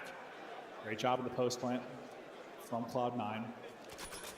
We talk a lot about the post plant over the course of this. So we take a lovely palm trees. Okay. Now what phase can they do on attack? Looks to be pretty standard, at least out of the open. Aggression now, out of Cloud9. They're sending it on the flank very early. She's trying to cut through. There's gonna be pressure here. The multiple players from phase. How can you trade it out? The team kill is what's going to cost you. The nade That's unfortunate. down TK in right numbers, there. 3-on-2 now for phase. And that's one of those things like Yeah, you might this not is get all- away with that look this is very pretty much often. You over. really want to capitalize on the aggression. I think number 5 you actually would love to. caught that And now you attach. kind of have the same situation where attach is looking for Cell, but positions flip. Cell just lurking, you're down a man. Nade in the hand of a BZ. That's gonna slow you down if you're both attach and Sib, or at least you would think so. Team kill, but a BZ, he's gonna find it. He knows he's weak. You're going for the trade if you're Sib, but just trading plans. Trading plants, trading first blood. Hope you all Guys having a acting good early, if you expect Saturday so Frank far, Buffon chat. on one side and Hope you all BZ having a with good one on the other side. Might stream again later tonight. First blood stories, we get deeper and deeper Not into sure this. yet, but if not, then I'll let y'all know. But kind of as you expect so far. People able to get the bomb plant. People able to hold it, the post plant. Nothing, too creative, I guess, outside of the early aggression out of Cloud9, which maybe pays off. The teammate doesn't hit. I'm not entirely sure how it would have worked out. It's Cell there. He might just snap and end up getting both anyway. But we don't really get to see if he can deal with it because of the team kill. Looks like you're grouping up to maybe hit this quickly if you're Atlanta FaZe as well. No, they're slowing down Spidey for a second. Yeah, I thought maybe they were going to try to hunt down Kremp, but they're just going to go. They're going to leave him. Again, another push through CAD. This is where BZ found the first blood in round 1. Attach going to try to get away, but I don't know if you're getting away from this. You're just hoping to waste time. Wastes about 15 seconds off the clock. Watch number 3 in Sib. She's going to try to re-pinch this. The problem is, though, he gets cut down. So, again, you're just trying to take these routes while this bomb is planted, but you have numbers if you're FaZe. You've got numbers, and now you've got all the kills. I thought time might become a factor, but you get picked apart. FaZe has done their homework. Beautiful job there while isolating attach, dealing with the rat back from Sib. It's another first blood for Abizi, and this time you're able to turn it into a round victory. Yeah, and I think if you're C9, you just have to throw one of those rounds where nobody really takes a route, right? You just sort of stay in the bomb site with 3 or 4 players, just waste FaZe's time, force them to come to you. Of course, you're going to need a trophy or 2 to deal with the nades on that retake. But yeah, they're just able to catch a couple of players. Maybe just trying to make plays. Or it's just like you hope Attach is maybe able to get one, or Sib is maybe able to get one in those kind of 2-on-1s where they're hunting him down. I mean, it's hard to rely on that, but if you do, it could turn the tides of the round. Or at least not make it as clean and cut as it was. Beezy on 3 straight, and a pair of first blood. They are right into the site this time. They're grouping up similar to what you said you wanted to see out of Cloud9. Exactly what you're going to see out of FaZe here, Joe. Yeah, just watch. Like, look at Mac, right? Number 2 in attach. Like, they're just like worried someone is going to try to take a route. Is someone on the flank? Or are they not? Now they have a ton of information, but not an easy retake whatsoever. The trophies are there. Attach has some pressure on one side, but FaZe had to deal with it from Pool, and well, they're dealing with it. It's all down to Abizi. I want Abizi to make the play. Mac going to hop it. See if he can catch the timing to play. win it. Not going to happen. Nice play slide from back New from York. Shao from Trimp. They group up, but you've got the numbers through the front. They 3-man hit it. Really just that first pick to catch Sal. The first domino, it's Sid, I think it slides in and rips his head off. And after that, it just becomes so much harder. And then on the other side of the map, right, it's attach in a 1 versus 2. In that time, what you were talking about, can someone find that pick before the trade comes in? He does it, right? They double push out of Vault Door. They try to take down attach with the AR, but he's able to find one. That gives them numbers. 2-2 now. Draw is still looking for his first in this. He has been, at times, the hard carry online for them in the qualifier. Not having to be the best first couple of maps, but he can turn it on at any moment. We'll see if that time will come.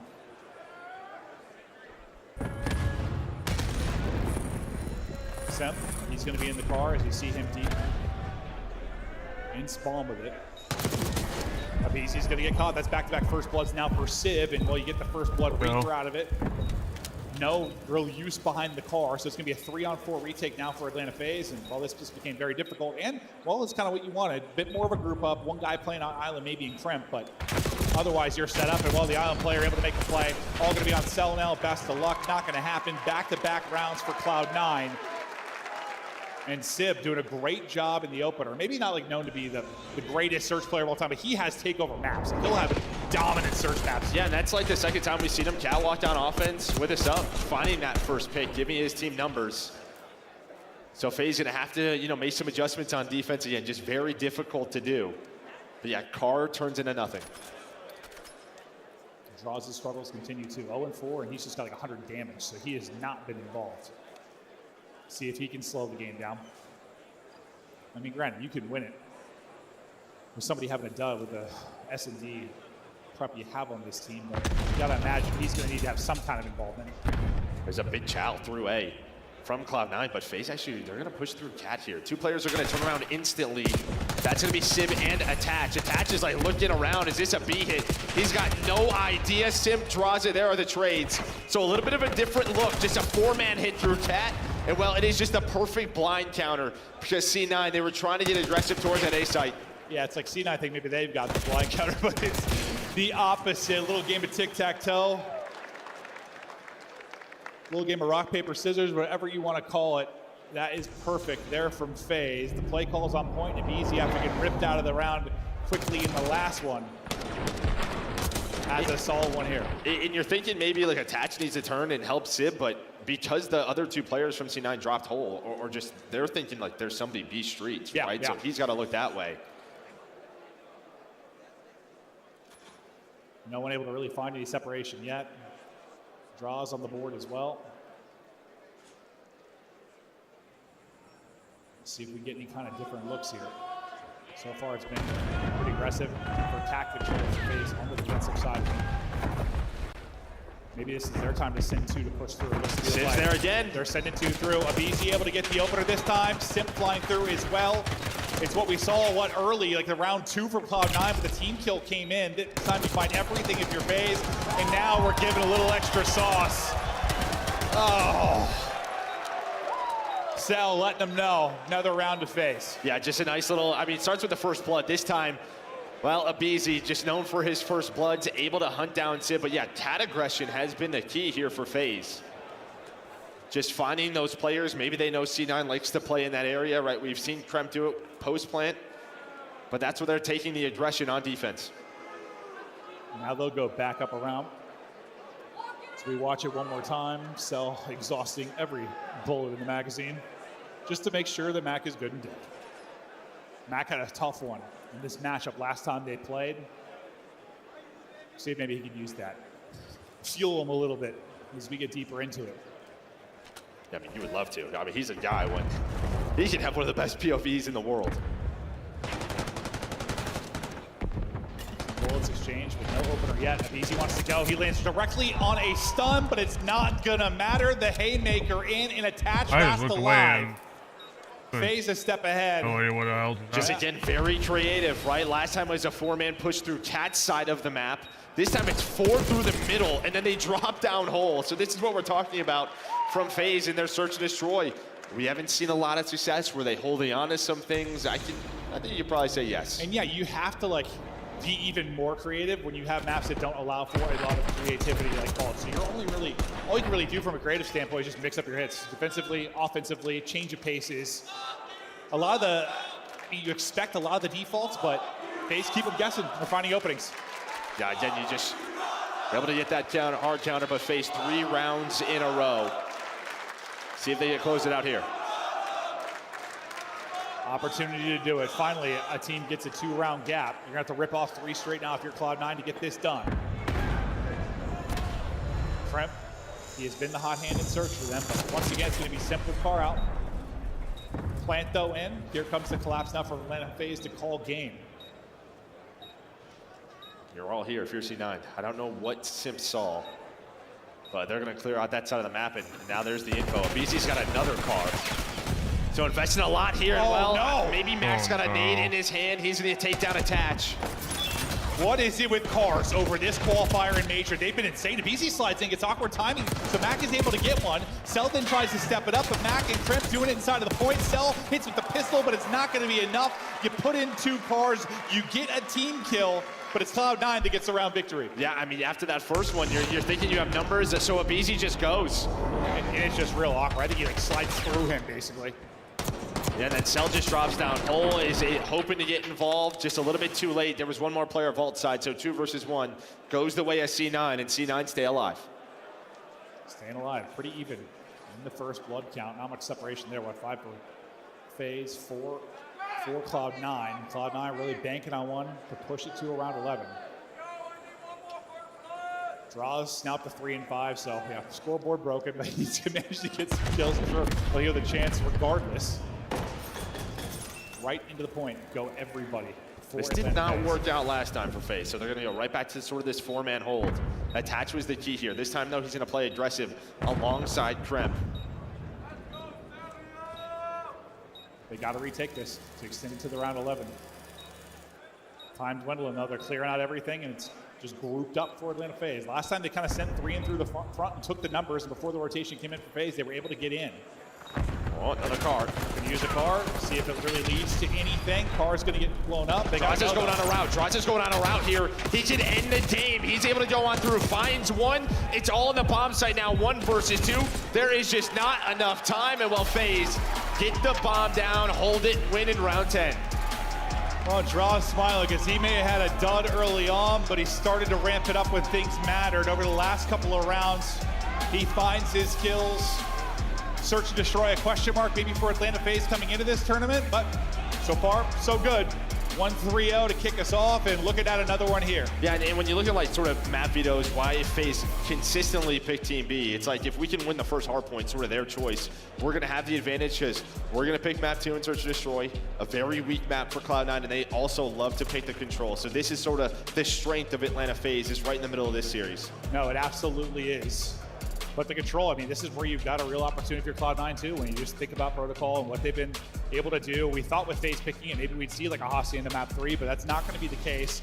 Statistically, this is how it broke down. A great map for Abizi. I mean, you go 12 and 4, you have 4 first bloods. That is just a legacy. I mean, not legacy, that's just vintage Abizi. Yeah, I mean, normally he'd be like 8 and 8 with like 4 first bloods, but yeah, a fantastic map from him. You know, he's a player that like once he gets going with confidence, I mean, impossible to stop and Search. And it feels like Civ, you know, he found those openers, he had back-to-back first bloods, and then just got shut down. I mean, he ended up like 4 and 9. I think he might have been like 3 and 2 or something in that realm early on when he found those first bloods. Finds nothing in the opening. The first bloods start to tilt the way. FaZe a little bit, big part due to Abizi. But I mean, both teams having some, I don't know, both teams mixing up, having different looks. Did it come down to any single factor really if FaZe were able to get the win? No, I mean, it's all sort of just a sites, right? I think the big thing is the creativity on the FaZe side, right? Just what they did on offense a couple rounds in a row. I mean, that was a 3-2. Then they win 3 rounds in a row. 2 of those being the offenses where you had that 4 hit through Cat. Then you hit 4 hit through the middle of the map, drop down hole. So just some different looks for FaZe. Some different looks. It leads to a W. 2-0 up is FaZe. Before we get to the map 3, though, Desk, how we doing? FaZe in the driver's seat, up 2-0, and Miles, you felt Cloud9 had a chance today, and you weren't wrong. 13 points in the hard point, 2 rounds in the Search and Destroy. Let's start with the Search. Where do you need to see improvements from Cloud9? Well, maps. The map is the one that really killed you there. Vault is just a really good one for FaZe, and who knows, that might be something we worry about again in the future. But I mean, look, Chris, sometimes you follow your heart, sometimes your heart cuts the fart. That's just the way it goes, Chris. You know, they did what they could, but FaZe too good. I'm not going to ask what you actually just said because I didn't hear it and I don't think I want to hear it. I don't think I want to hear it. Sometimes you follow your heart, sometimes your heart cuts a fart. Yeah, that's a bar. It's not a bar. D. I mean, you know what is a bar is that I called this and with the map set because Hacienda opened up the series. It's another close one. Atlanta FaZe get that win, and then you head into this Vault Search and Destroy. nobody wants to play Symphony BZ on Vault Search and Destroy. I just don't. It's a bang out in A. We all know it's pretty one-dimensional. There's not a whole lot of things you can do to get creative, and it's what we watched, right? We saw the Abizi First Blood Demon throughout the entirety of this, and then the trades just constantly going their way. You couldn't kill him. You just couldn't kill him. So for Cloud9, I didn't love the veto process into this. Now we're heading into a protocol control. You haven't beat FaZe in a control. This is just an Atlanta FaZe masterclass from my side of things. Yeah, I mean, I picked FaZe just because I think they're better, but I did love the vetoes coming into it. I think that Hasi, if you're able to take that, you're in a good position here, but Atlanta FaZe put in so much work playing Hasi throughout, and you could see the Terrors absolutely going crazy in that search and destroy, and some nice offensive looks, not just banging A. They hit through hallway, went to B1 round, like keeping them on their toes, which ultimately was the difference of only 2 rounds. From Madrid to Allen, Texas, the FU Draza chant continues, and as soon as it started, he started playing better. So keep that up if you want to see him with another championship. Nameless, let's take it back to our first respawn, though. With Control coming up, what can we learn about Hardpoint? Yeah, I don't know why they say FU Draza, man. He's making plays like this. So we're going to talk about why Atlanta FaZe is so good on the Rock Hill. They just put teams in the blender. So you see the situation right now. Draza just spawned all the way out well. You got him, he's number 8, and then you got Celium right here. They're currently in control of the hill, but what you want to do is you want to get the ultimate set up and spawn them out deep well. You can see how far the routes are to get back towards Rock. So Draza's going to push all the way through and try to push out their spawn, and then Celium's going to reposition to Lambo. And what that allows is, like, when they end up spawning all the way back here at well, when they try to re-hit that hill, you're either going to run into MC right here, or you're going to go through mid. Once he plays that timing, gets a little bit of quiet, MC can re-flank through here and just shoot them in the back, right? So this is a pivotal moment. Obviously, it's like 156 to 130. Atlanta FaZe need this time. So just heads up play, and we don't see many teams put the opposition into an absolute blender like this. The Terrors get the first 2 kills, and now you see Draza got all the way through, and they're spawning all the way out well. So what happens here? It gets a little silent. Nobody's going to challenge me inside of Lambo. So look down at your minimap number 5. MC with the reflank finds 2 huge kills to alleviate that pressure on the hill, and now you're just in a situation where we got so much time. Cloud9, your lead, no longer. We got it. That was one example of the dominance on P4, but it wasn't the only one. Nameless FaZe has a strong point on that first hard point. Let's take a look at our scuff play of the game. Walk me through this. Yeah, you know, we get down to the end of the map here, and, you know, Atlanta FaZe, it's like, all right, what are we going to do? Well, all right, well, this is earlier in the map, but yes, they're very good at P4. Every time it gets to this hill, you just know they're going to get a huge chunk of time. When we do get to that final P4, I think though, if it's just Attached a kind of massive break. stayed You see behind. Cloud9 try to push on through. This Atlanta part, FaZe are this able to just moment, pick I up think that this is first where they kill screwed and up break on in. It's just royally, it's a because like I special think if snap, and why? I think Attached they put so just much work in on it. stood Now back for a there moment here, you and saw hoped Cloud9 that they with full could win, control of the and, hill until that where- first kill comes in on Attach. Like, Yeah, you know, then you that can just play point, collapse, when right? So now Attached you have the numbers. dies, You have 2 players that's from where Atlanta it FaZe falls coming apart. in through mid. I Abizi think if opens Attached it with didn't 1 take and that allows route, Draza that to you make like, that push and I clean up think the if rest of Attached these didn't kills. take that I mean, route, it's just too I easy think for it- Abizi, I man. think Another note there from they Jay could have Star had a words. chance. Jeremy, again, attaches the trophy player as well, so he doesn't get involved in the fight on time. If there was anything involved, there would have been great, but being down a man in a trade-heavy hardpoint just sucks for anyone trying to hold it. The players are making their way back to the stage. It is time for a Game 3. No, Game 5. We're going all the way to Game 5. I don't believe you. Yes. We head back over to Maven and Merc. Let's finish this. Yeah, I do some disturbing things that involve finishing to get to a map 4 or 5, Joe, but maybe we'll get there. Yeah, Otherwise, no, if phase let's 3 see map 4 first. Yes, true, but otherwise we're looking at you and I will cast 12 maps across 3 series. So maybe Cloud9, please, can we do something? Well, it's here only on Miles Proto? a chance you have a map 4 right now. That's true. All right, Stud, Shift going through the same thing, but I don't know. Sometimes when it's like that, you know, you have a slow start to a. By slow start, I mean I'm talking to us as commentators. We always want to go the distance, Game 5, round 11. Sometimes you don't get that, you know, day 1 and 2. It starts to get a little more interesting as we get deeper in the tournament. We'll see. That starts to happen. But Cloud9 up against it. Obviously, this is a winner's bracket match, so lost here, they're not done, but you're feeling the pressure in this map 3. And when you talk about control, you talk about attack, Abizi is terrific. A lot of times we talk about him specifically on Proto and how good he can be on the attack on the A side. He likes to work. Yeah, I mean, when you talk about sort of just like his position in Grandma's house and the way that they sort of get that set up, right? One player on A, Abizi, go do your thing, force them to push the flank right into our ARs. I feel like sort of the offensive standard FaZe have set on protocol control early. A lot of teams sort of copying that setup, and it's because it works. No, it certainly does, and they'll look to seal the deal here. So Cloud9, just can you get to that map by Proto? Proto Search might be the best team in the league right now. They are up there if they're not. They've been so good. They just have to get there. It starts right now with Proto Control. We'll see if they can slow down a BZ. And on the other side, can you really get Kremp and Mac to let loose? 6-4, 7-2. You look at controls just overall, like, solid going. for both teams. FaZe, again, auto FaZe veto is way, vault. They don't obviously, play vault, so. so it's down to this Hacienda or Proto.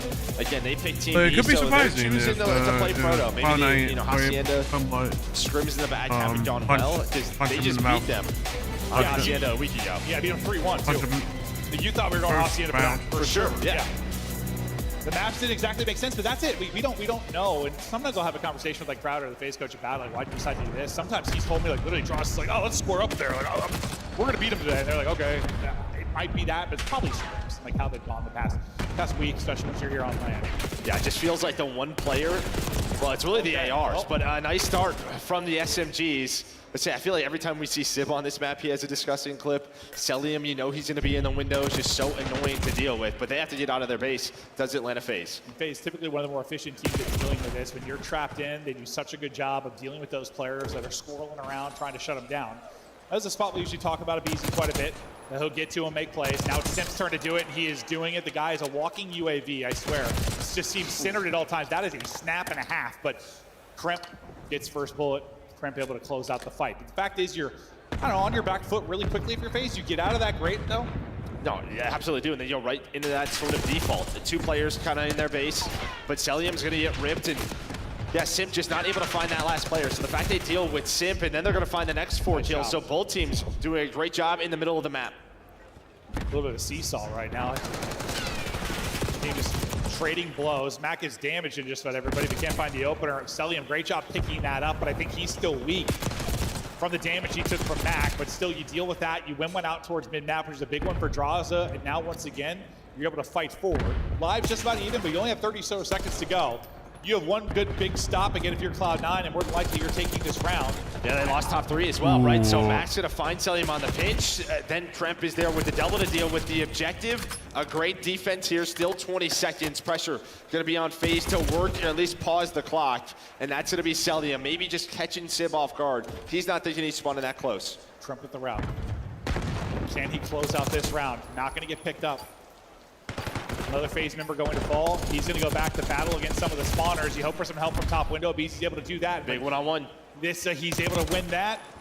Kremp, though, still here and hunting, just delaying the reinforcements, making sure you can't stack too many bodies onto it. They're going to leave one person onto it for now. BZ is trying to stay down and stay up. He only has 16 HP. Tries to reposition, not going to find the opening. Time starting to dwindle, only 7 lives remaining.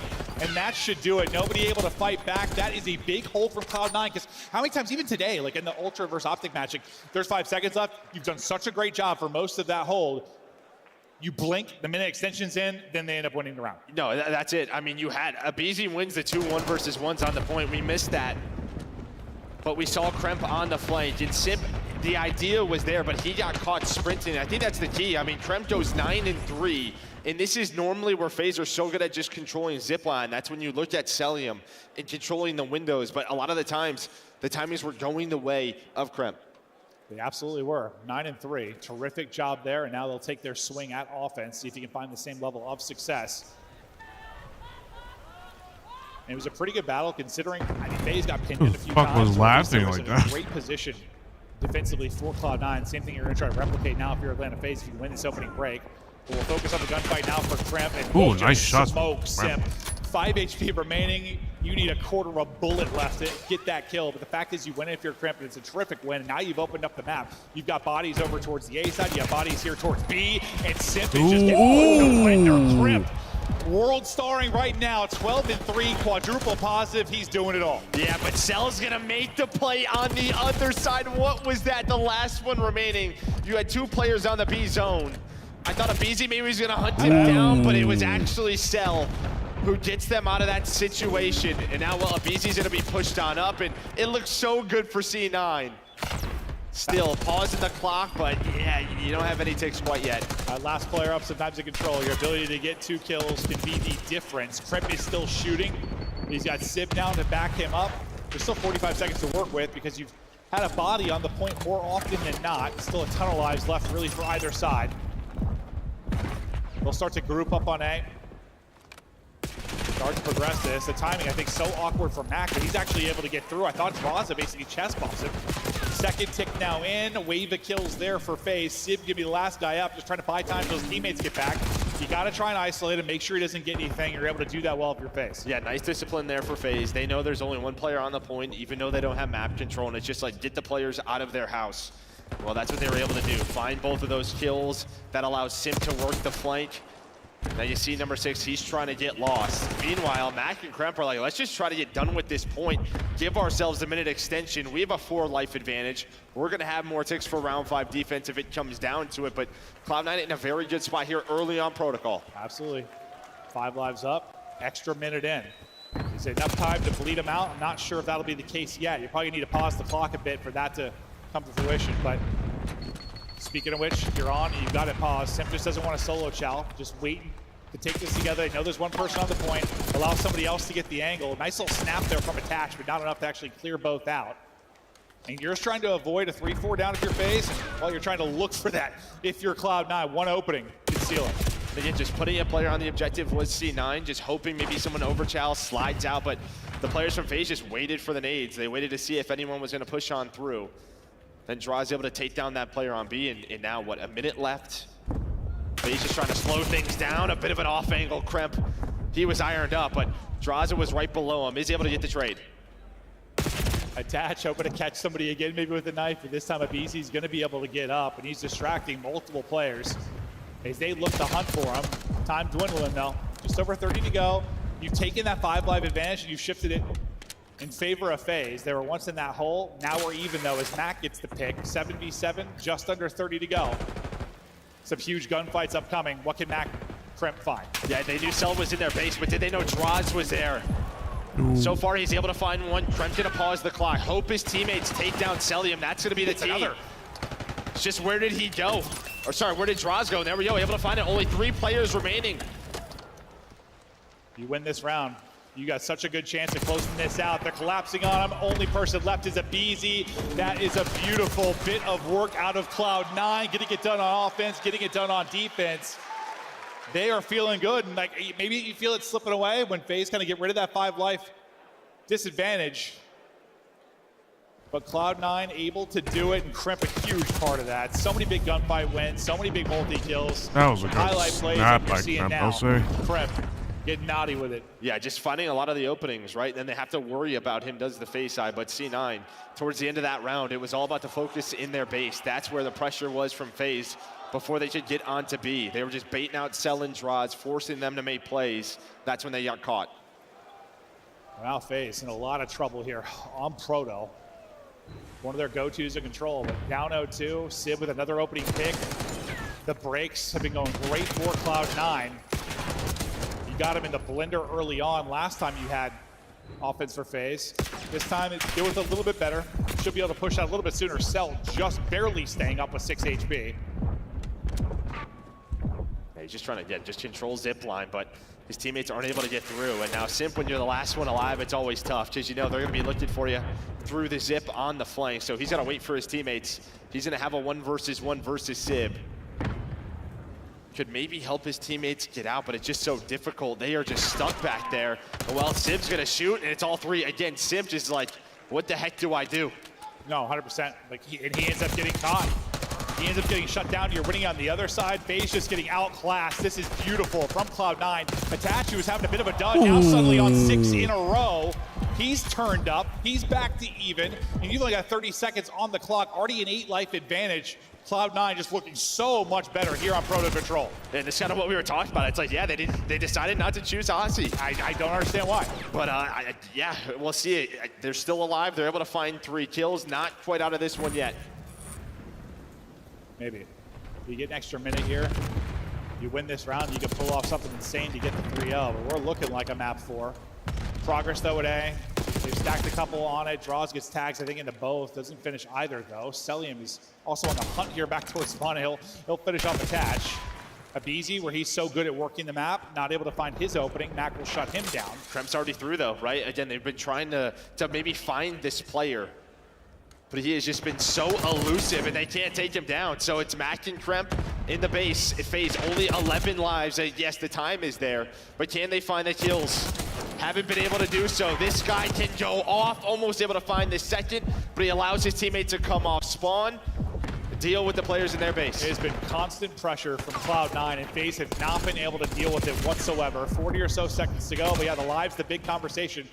BZ's double maybe allows you to get out, but Crimp will see his spot for a second. He's just kind of lurking, waiting, maybe for Simp to start to push up. He'll be able to catch one just tucked away, and that's going to be a frustrating death. He wins the next gunfight as well. Crimp has been brilliant, 24 and 13. No respawns left for FaZe. Just keep it going. He has been terrific. Last gap is selling. This one's done. We're getting to map 4. It's dominant there from Cloud9. You're right back in this series. There we go. I mean, just right from the get-go was this C9 team. They got hot on Proto control. But now they got to win a red card hard point. But yeah, I mean, you told me they were playing Proto. I literally said, like, didn't they just beat him on Hasi? Maybe some question marks. I'm not sure. It's got to be something with the results once you've been here on LAN and swimming back and forth, I would think. But you get destroyed. They're on Proto. And I think the key is really just the subs, right? I mean, we're going to look at the stats, but the two players who trying to pop off, Crimp and Mac. We're on the other side. It's the Tiny Terrors, both around neg 10. And there were multiple times, like, you would get like Simp or Abizi to a spot on offense where they could be the playmaker, but the rest of the team's dead coming off spawn. You've got two players they're trying to deal with on the other side of it. Like, whenever the openings were there, it was like a bigger opening for Cloud9. You don't allow the playmakers to get anything done. Yeah, it's not often you're going to see Simp and Abizi sitting around double negative. You only 1,500 damage for Abizi. He's not able to get involved at all. And we talked about how good he could be on a map like Protocol. He gets nothing. Yeah, that just comes down to preparation, right? How do we attack this? Kremp getting lost. Normally, Cell's so good at finding timings, especially on their offense, to not allow that to happen. But this time, it was Kremp and Mac just always in their base. They didn't allow that time extension in round 1, and I think that was the key, because there were a couple of moments where you saw that default setup from FaZe, but they dealt with it, and then they win this offense. Yeah, it was probably their best opportunity to get the offensive wins at round 1 for FaZe, but you do just enough to shut it down.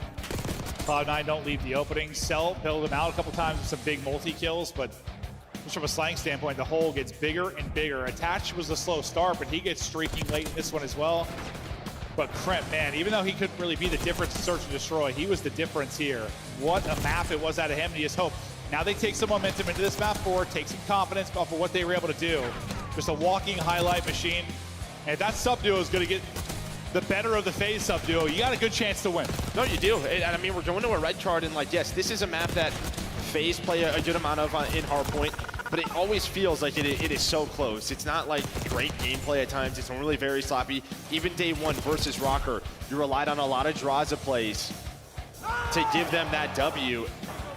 And we saw in Major 1, like, yes, it was against LA Thieves, but when these guys aren't shooting in Atlanta FaZe on this map, you can get smoked. No, you absolutely can. That's going to go back to what Draws was talking about. When they have those times they're not shooting too well, are they still going to be able to win maps? And maybe we'll see if they can do it on the red card. But now the series flips on its head a bit. Yes, you still have advantage if you're FaZe, but just thinking about how good the protocol search is for Cloud9, you're getting closer and closer to getting to that map. Joe, how do they get it done at red card? How do they get to a map 5? Well, I mean, yeah, I think you have to keep it very messy on the side of C9, right? And that's normally That's a messy red cards. Yeah, it happens often from the FaZe side, and then just sort of winning those clutch gunfights, right? There's a lot of one-on-ones around the P4, around the P5 to give your team a good amount of time.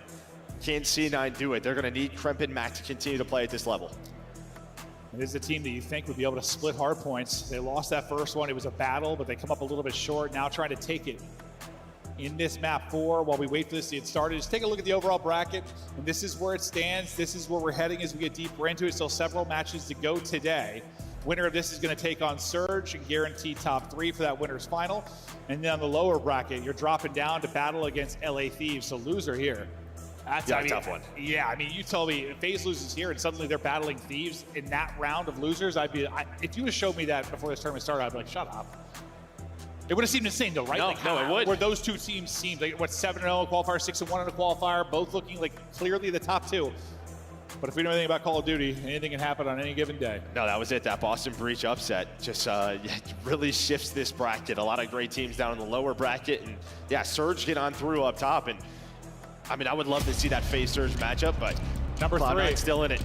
Yeah, we'll see if they can get to a third matchup, but they've had their number. So even if FaZe win this, things don't get easier, but the story's got to be Cloud9. They're starting to click, and it's not like a gritty map 3 victory. It's a dominant map 3 victory.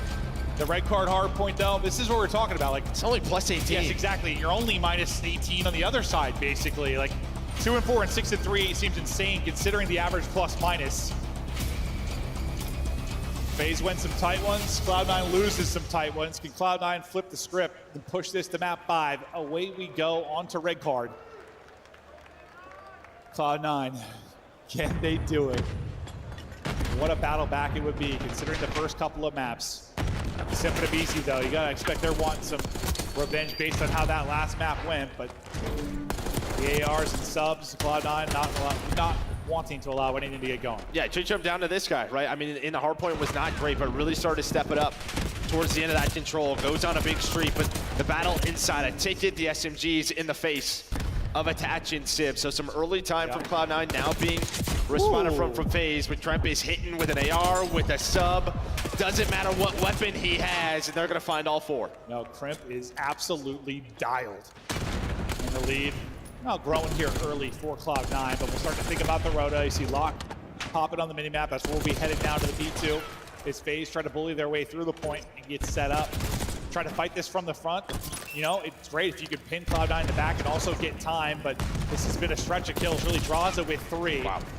BZ smoking one as well. Mac doing whatever he can to step up, but he's only got 13 HP, and he's going to end up dropping. Attach spawned out. Attach is going to have a pinch here. There we go. And that's going to catch them off guard. Nobody blocks, and well, sometimes you just get blessed. Yeah. That's going to be Attach taking down 2. So 35 seconds left. FaZe want to fight for this, and Draws, though, maybe he's finally starting to heat up, finally arriving in this series. That's got to be tough. So you get like 6 straight kills, and then that happens. It's a good response. It really is. It really is, considering the frustration you must have had there for a moment. But they battle in through the front. This is what you want. Get the time from the front, pin Cloud9 in deep, try to keep somebody safe in the back like Draws so that spawn flip doesn't happen like we saw, and then you can rotate over towards the P3. The last 10 seconds, though, probably going to be broken up as you still have Selly in position to at least fight and get a kill. Now we head over to the other side of the map, and yeah, you're having to really do some legwork from deep if you're Cloud9. This is going to be early, easy time for FaZe. Yeah, and they all spawn up before P2 pops, right? So maybe if you're safe, you're expecting a one-on-one early from Garage, but that's not going to happen. So the first 10 seconds clean for the side of FaZe. But C9, no, with P4 coming up, they want stage. Sim get a deal with the early pressure, at least able to find one. Just all of C9 flying through that staircase. Well, they're flying, and they're winning some big fights. Dross just trying to tuck his tail between his legs and get out, not able to do it because the multi-kill there from Mac. Nice shots from Cell to get 2 of his own, so that'll keep FaZe in the battle up front. Multi-kill after multi-kill, we really go back and forth. Seems like the tides have turned to Cloud9, at least for now. Now you got FaZe locked in. They're able to do that in the last hard point. Cloud9's turn here. Just 20 points separated these squads. But Simple still a slow start here in this one. It really has been the draw show like you were talking about. Yeah, this is where FaZe love to find a ton of time, is at this P4. They try to set up for time and time again. Some kills are going to go down, and it's only Sib. Maybe he's going to have some help from Kremp off spawn. But yeah, 2 players that spawn out at Old and Mac and Attach. What can Draws to do from the point? He gets bottom stage and turns into this troll demon sometimes. He's been so sick from that position. Obviously, you're relying on your teammates to have the comms on point, the damage in, because if they get to you, you're hoping they're weak. Not a lot of room for finesse once you're bottom stage and you get the pressure in. But for now, he's just soaking up the time, but it's Mac soaking up the gunfight. Give him another. Mac Daddy up to 5 straight. You clear out the point. It's a beautiful break from Cloud9. And Mac, a really guy for the first matchup that needed to step it up, and he's doing it here in this map 4. Yeah, this is exactly what you would want if you are C9. Right, you are just keeping this game messy. You have a 20-point lead. You're not allowing FaZe to get into the positions that they want. Like that P4 setup, they're fighting around the point. Then they deal with the player on the objective.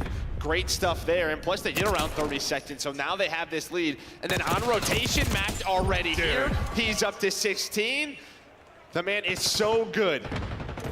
You gotta love this from Mac. He is one of the X factors of all X factors. He can be the best or the worst player on the map at times, but right now looking like the best.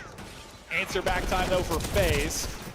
Is they'll get what they can here at camera, and so far, I mean, it'll take any second you get up this particular point. You know, it can test heavy, it can be how messy it can be, but this has been some clean early time for Atlanta FaZe. Now it just feels like all that work you did if you're Cloud9 to get the break, get that lead, it's just slowly, second by second, slipping away. Yeah, a big part of this is just sort of figuring out where are the spawns, which side are we controlling. Perfect.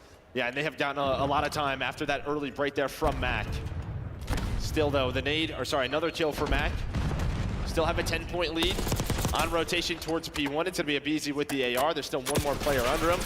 That's gonna be attached. Chalice the gunfight, almost wins it. Well, just about a tie game as we now get into our second set. Any big adjustments either team need to make? You kind of like what you saw. I think this is exactly what we talked about if you're C9. Okay. I think on the other side of FaZe, can your middle of the map setups around P2 and P3 be cleaner? I mean, I think the one thing is that sort of attached spawn out, which kind of hurt them. No, it certainly did. They did answer back pretty quickly.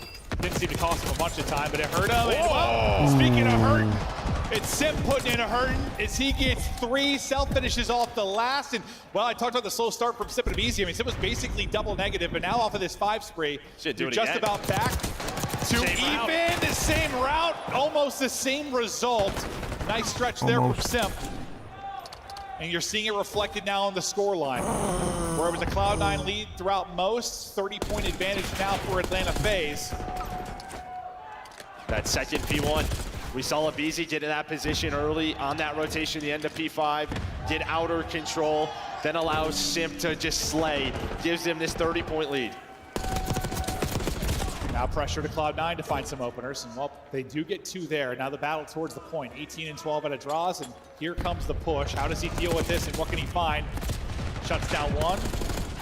Good use, I thought, of the environment there to stay up, at least till his teammates maybe got into help, but couldn't quite do it. Yeah, they just go backslide right into a teammate. There you go, outer does FaZe. Like, you had them spawning where you wanted if you were C9, but they just do not adjust their setup quickly enough.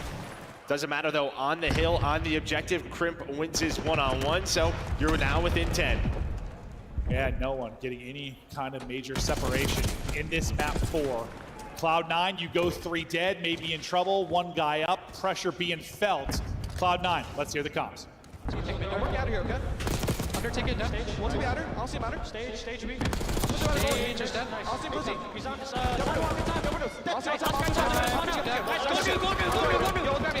I'm right there. You can play mid down. I'm gonna go get our direction. So nice. That guy spawns out. I spawn out. I'll get time. Okay. I'm seeing every time. Wait, what's the other play? P2. Draws. Every time back, okay? Mid door's dead. Watch your back. I'm on the back stairs. Someone back stairs. I don't see any back steps. Mid door, PC dead. Jaws is on me. You might guys see. Top row HP. Jaws is running, you guys. Step back and one's front door dead. Middle. One's back step. Two front. Back stairs. Back stairs. 8 times. One more front of yourself. I'm in. Nice. One door. There's 20 on mid. What's for? I'll play on top. The bike gets put here. H1 weak to L. H1. I'm on here. Third yellow. Front cell. Front door. Two front door. Let's go outer. Yeah, I got a short one. I'm gonna drop that. Yo, Undertaker draws. Watch Undertaker. One's on outer hedge, man. I'll see him top. One's outer hedge. Draws Undertaker stuff. Undertaker is dead. Blue car 1. Time weak. Time and blue car. Time and outer. Ball blue car still. One attack. I'm pitching deep there. I'm just trying to let's go. Yo, 13 BC. Take it in. Okay, 1 MP3, 1 MP2 B. Josh MP2. Yeah, I don't see MP2. Middle. BC first, 1 middle. He ran out under yellow ladder. Nice. I'm sending out of P2. I'm blocking P2. Look, Ambi. Someone near me. I'm looking for him, Ambi. He crossed. He crossed on. Time, watch out. Top stage. Watch out, low stage. H1, Zip. Okay, still top stage. H1. He jumped on glow. Okay, let's get H1. Watch out. I'm just starting on top. Watch out. I got one top. I got you. Tash is not in a good position right now. He has to turn the hell up. Nice. One shot of BC H1. I'm with you, Bar. I'm going to the front. Nice. I'll stay close. He's still in. Fruits in. He's weak. The comms are flowing. Cloud9 know how close they are to getting a top 3. guarantee with a victory here, down 30, but what do you know? Teams with such low point differentials and hard point, especially on a map like this, we are battling late. Here we go. Yeah, and I mean, FaZe, it looked like they had the rotation. I thought maybe, see, now we're gonna get on the hill. They had numbers advantage, but it's draws with the double to slow things down. You're just holding position alongside Simp. Hanging on to this slight lead, you've pretty much had all game. Krem now with the AR, the pressure from FaZe, but they haven't gotten any hill time, right? You're just battling over this area. Nobody wants to risk it, but it draws again with a double. That's why I was impressed when they got those 30 seconds last time. This is what this turns into. So it's like an old-fashioned square up, and no one's actually getting into the hard point. We'll see if they can battle in late, but it's been a turnaround from Simp. He was, what, 7 and 14 or something out the gate, now up to 32. And they're over 200. They get the final couple of seconds. We get back to another P1. What do you see in the mini-match? Yeah, Attach again spawns behind them. So are they going to be able to read this? Maybe with the next player spawning on up, they know something is up. Yeah, they're hot. But I think C9, if you're only down 30, yeah, able to find Attach was Simp. This P1 last time through, this is where the lead really grew for the side of FaZe. They're trying to close the game out, the match out here on Red Card. Simp now up to 6 straight. He's on 35. Takeover for the GOAT late. We'll see if they can take the map. 35 now for the dub. He's trying to find a timing through the window, maybe to make the play, but he's cutting back to help his teammates around the hard point. The streak will continue. Headshots perfect and on point. Now up to 36. His teammates find the rest of the kills, and he'll continue to hunt, just try to influence spawns, keep them spawning out in the corner and trying to battle back towards the point. This has been a terrific P1. Now you've got an AR in hand, and you've got the angle. Just calming everything to your teammates. You know exactly where you're spawning them. The Raptor's not going to work for Cloud9, and it's only 14 now needed for FaZe. That was a terrific sequence. They just have to worry about this guy. They don't know if he's gonna jump in the window, go on a route. He is just hesitating, taking his time, messing with C9. 9 in a row, 11 in a row, trying to close it out here on P2. This man is the reincarnation of God as he wins another 12 streak to close it out from double negative to 40 plus. The MVP let them know.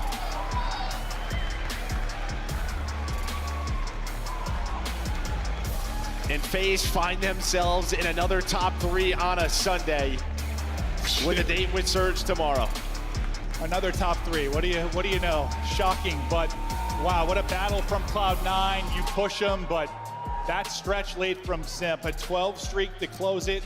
And we talked to me during the map 3, like you slow down the tiny tears. During this map 4, you're slowing down the tiny tears. It's like you can only slow them for so long. You get a monster map and a draws as well. He puts up 36. Yeah, the start of the map especially. Yeah, he like keeps them in it, right? Keeps them in it early.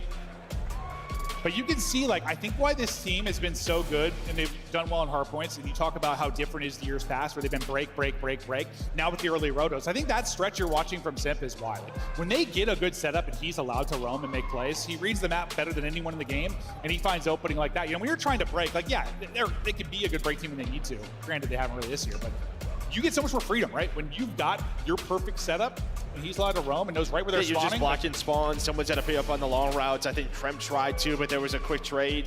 It just puts C9 in such a tough area. Like, how much time do we waste trying to take down Simp? And maybe they should have put a little bit more time into it, because this guy had 31 non-traded kills on Red Card. Brother, it was a 20 to 30 point game, but the difference is really the 2 P1s. I mean, that gives them, like, I don't even know the difference of score, but that's that 80-point lead. No, it absolutely is a battle until it wasn't. The late, look at the flat line, brother. Look at the 164 to 170 through 5 hard points.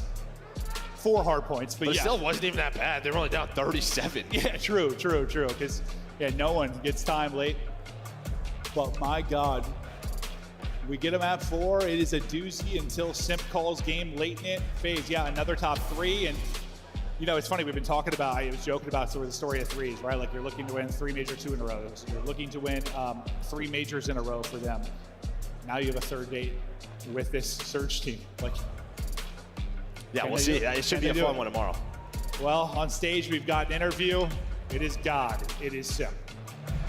Thank you so much, Burke and Maven. Texas, show some love to Atlanta FaZe as they take down their opponents, Cloud9. I got Simp with me looking like Jin Woo in the final moments up there. Bro, the 12 streak at the end. What's going on through your head right there as you're trying to close out that map to pop off 12 like that? Honestly, it was kind of mixy. I feel like I was making great pinches on map, and I mean, towards the end, I feel like they just couldn't trade me. I mean, I was just slamming absolutely everybody, and I was rotating, helping too, and GG's. Getting it all done. GG's go next, okay? And then going next, your next matchup is gonna be against Surge, okay? A little bit of a rematch there for you guys on that one, but how you feeling about playing them on LAN in the winners finals? Were you expecting it? Oh, I'm excited. I mean, I think we're gonna get back. You know, I think they are a solid team right now, but I think we're looking lights out right now. Yeah, you looking lights out. Texas, they looking good.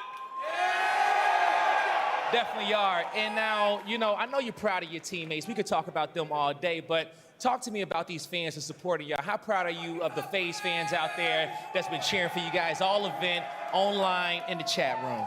You guys know we appreciate you guys so much. I mean, you guys are so loud, and especially, even the crowd, the fucking hype squad, you guys are amazing. Yeah, all the fans, thank you guys so much, all the support. Without you guys, it wouldn't be any of this, and, you know, we're gonna get a chip for you guys. One more time, make some noise for Simp Woo on the stage. That's gonna do it for us in Atlanta FaZe. Chris, take us away. Let's go. Welcome back to the domestic chat room. I have Miles the Ross Boss alongside the great Rosalie and Mr. Anthony Wheeler at the end. Let's start with you, Nameless. Yeah. What did we just witness? A banger. Greatness. I mean, one of our better series that we've had on the weekend. Simp calling game at the very end. Some electric moments, but C9 had opportunities in that series. So. I thought you were just going to say the GOAT taking over. Should we witness? Close enough. Should we witness? Maven said it was the rebirth of God. Yeah, that was something along those lines. I mean, when I heard him shout like, that's the GOAT, I heard one guy in the crowd, that's not the GOAT, really loudly and very clearly. But guys, he's amazing. Look at these plays. I mean, reads on reads, back and forth, Ali did it all. I can't believe that they let him hit that route twice and go on a 7 spree. Once we saw that back in the green room, we were all like, all right, guys, GG, let's start heading out. Because for Atlanta FaZe, like, this was a really close hard point to a point where I was like, this is going to come down to the wire. This is a banger. But then Simp just goes takeover mode. Those final 3 hills, like, he could not be killed. 23 and 20 at this point in the game, by the way. Yeah, I mean, he took flight, and you know, for C9, they did such a good job. Like, they had BS and Eastpawn GC right now in this clip. Yeah. Back on both the P5s in the last 2 rotations, and just got no time on it. Atlanta FaZe know that they're at a disadvantage here. It's like, we're just going to keep it white. We have a lead, and when we get to P1, we'll be able to win this game, and that's exactly what they do. And as you guys mentioned, multiple times throughout this map, it was Simp making the huge play. Mac on one side, but Simp on the other, and when he gets going, like you said, GOAT status, he can just call game.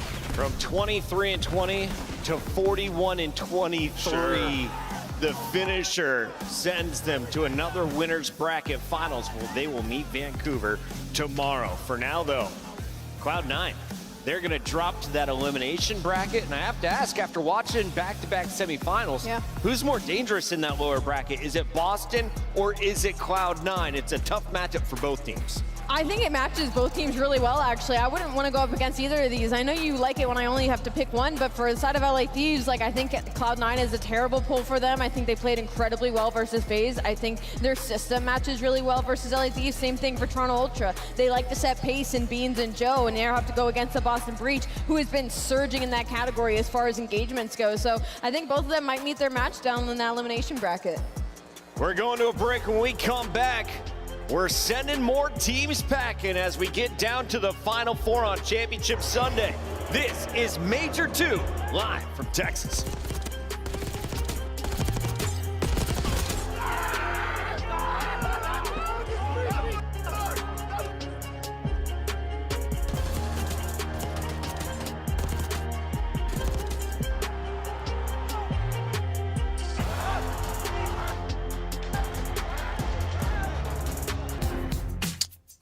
Well, no surprise. Esports World Cup is an official partner of the Call of Duty League. Upgrade your game with the Scuff, the official controller of the Call of Duty League. I managed to be a breach. And the Ultra. I think Ultra might still get it, but Boston, you know, they are something a bit of a snake, so they might have something up their sleeve.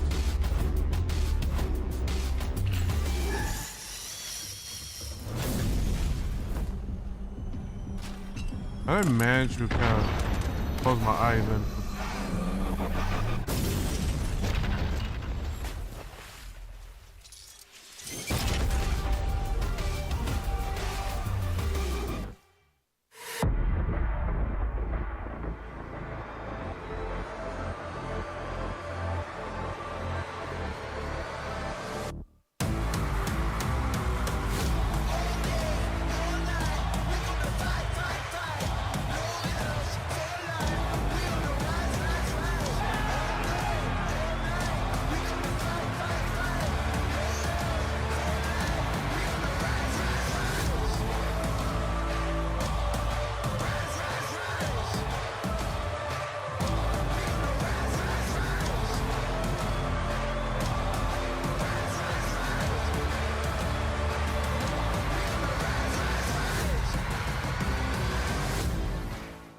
You gotta take a sip of syrup now. Right? Oh, do I need to? Okay, all right, I can. Okay, here we go. Can I open? Am I strong enough to open this? Yeah. You can open it for me. I'm not strong enough. Are you serious? I need you. Well, we gotta take this. You're off. my work husband. We gotta take this off. Oh, Okay, that hold on. helped. Now can I do it? Yeah, probably. Go. Come on. I can't do it, dude.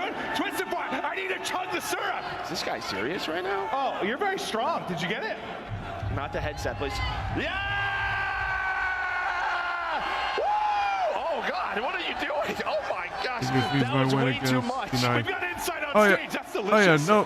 No kidding. I mean, they're definitely gonna win. Map number 1, I'm leaning towards He's Toronto. definitely gonna be winning. Joe, I think He's we have definitely a gonna be gift winning for against you. New York. No doubt in mind. It's early Christmas. The question is, will Fees be able to I got the receipt over here. have a if you need it. hot start? on this thing? I think Or 24 are they going to be hours. starting off to slow? open this? Because Yeah, right you now have to New York open are it. a little warmed up Okay. Hello. than This LA is- Fuse. this So is that's my weird. word. You look great. It's a brand new Maven.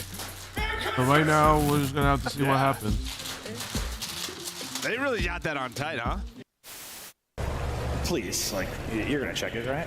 You're gonna check it. Oh, it looks one way. Envoy's on the other. The magic man continues. Envoy gets 2. Scrap gets another. It's all on Nasty 1v3.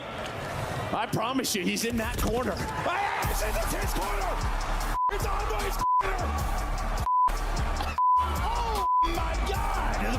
Pleasantries exchanged between squads. What do you think of my shirt today? It is a choice. It's a choice. Listen, guys, I put this shirt on. I felt pretty sexy, to be honest. Yeah, I looked in the mirror and thought, God damn. And then I got into the green room and everyone said, your shirt's too tight. You look like an idiot. I was It's just a little too small, but it works. I saw him. Come on the stairs, Nice. I'm looking you. Could be outer. Outer. That's nice. 3v1. Play Joe. Oh nice, baby. Oh my God. I mean, I'm trying to scam it. They won't even kill me. The 2025 Boston Breach Team Pack is available right now. Each pack includes home and away operators, as well as this spray to help you blend the competition. Next time you boot up, suit up at the in-game shop.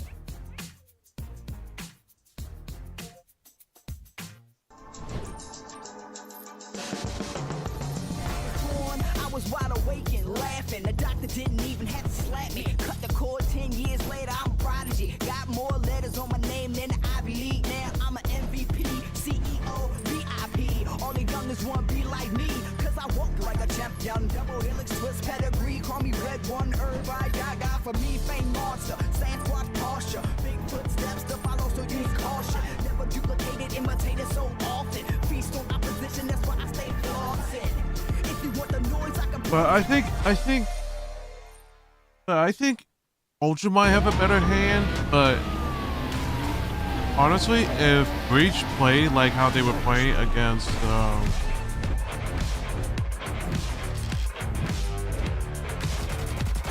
Vancouver, they might have a chance, but I think Ultra will have a slightly better chance in terms of slaying, but the SFGs pop off and on the Breach side, then it'll be just an easy win. So we'll see what happens.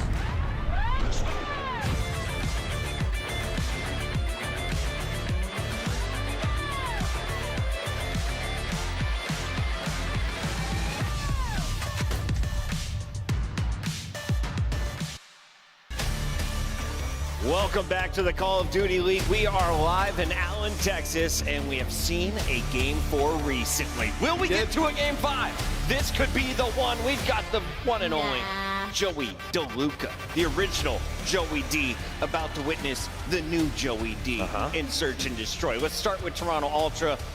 What makes this team special, or I guess potentially even dangerous to make a championship run here in Texas? Well, they're a great 2-3-5 team, which is not great for Boston Breach at all coming into this matchup. And then so far they've been able to win some hard points here on land. But you heard it there from Kleenex. He has to be more of a vocal guy right now.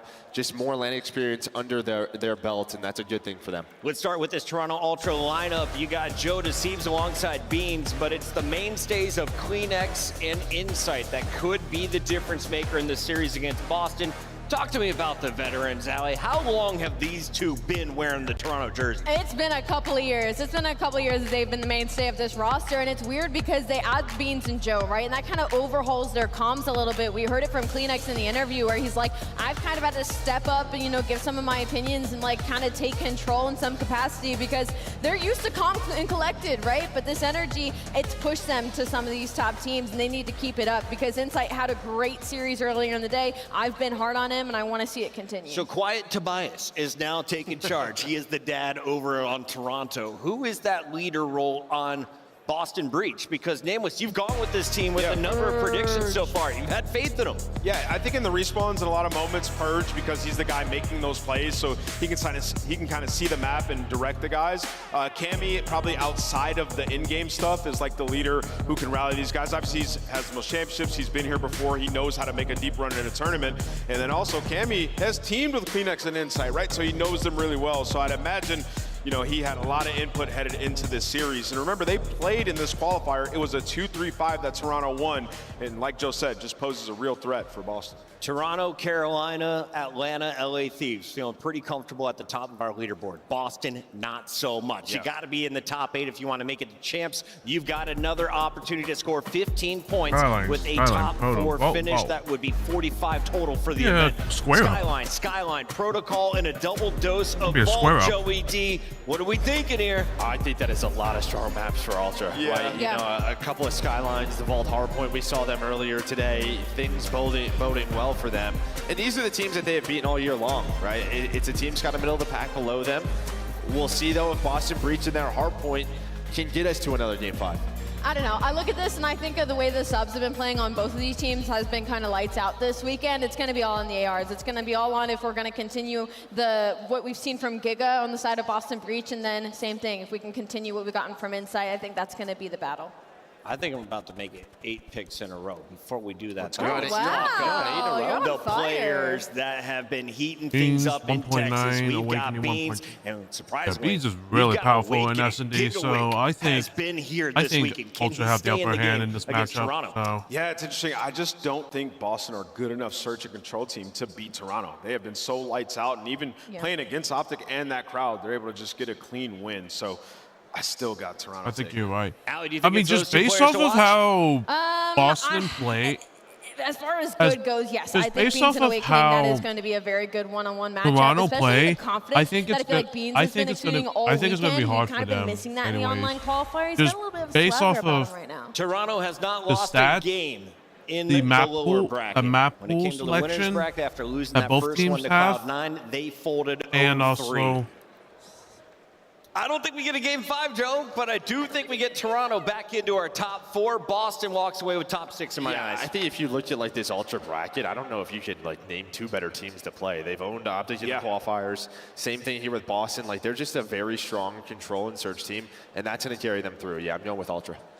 Listen, I know I've been a Boston hater, I feel like, for a hot minute now, and it's not that. It's just they've been a little bit inconsistent for me, and I think in the way that they match up versus some of these teams, like, I don't know what to expect from them. If they come out and win this, you proved me wrong 100%. Congratulations to you, but I think I'm going to stick with Toronto Ultra in this series. Turn it purple. Go ahead. Yeah, if Boston have a lifeline, it's going to be through Snoopy. He went off in the hard points last time, like 33+ in each of them. I just think Toronto are too strong right now. They're hitting their stride. I'm going with the Toronto Ultra to take this series. Across the board, we have faith in Toronto. Boston already beat LA Thieves. It's time to dig deep. Yeah, I mean, it's already clear. Blaze, it's your show. Thank you so much, Puckett. But now it's time to get this elimination matchup started. One team has to go home. It's time to find out who that's going to be. Coming to the stage first. It's just Toronto just has a little too much on there. Breach. We got a little too much power house on their side, so it'll be good. But Boston proved to us, all of us, wrong. On the stage. Here for the fans in Texas and at home. Boston looking to make it to Sunday. Let them hear your voice.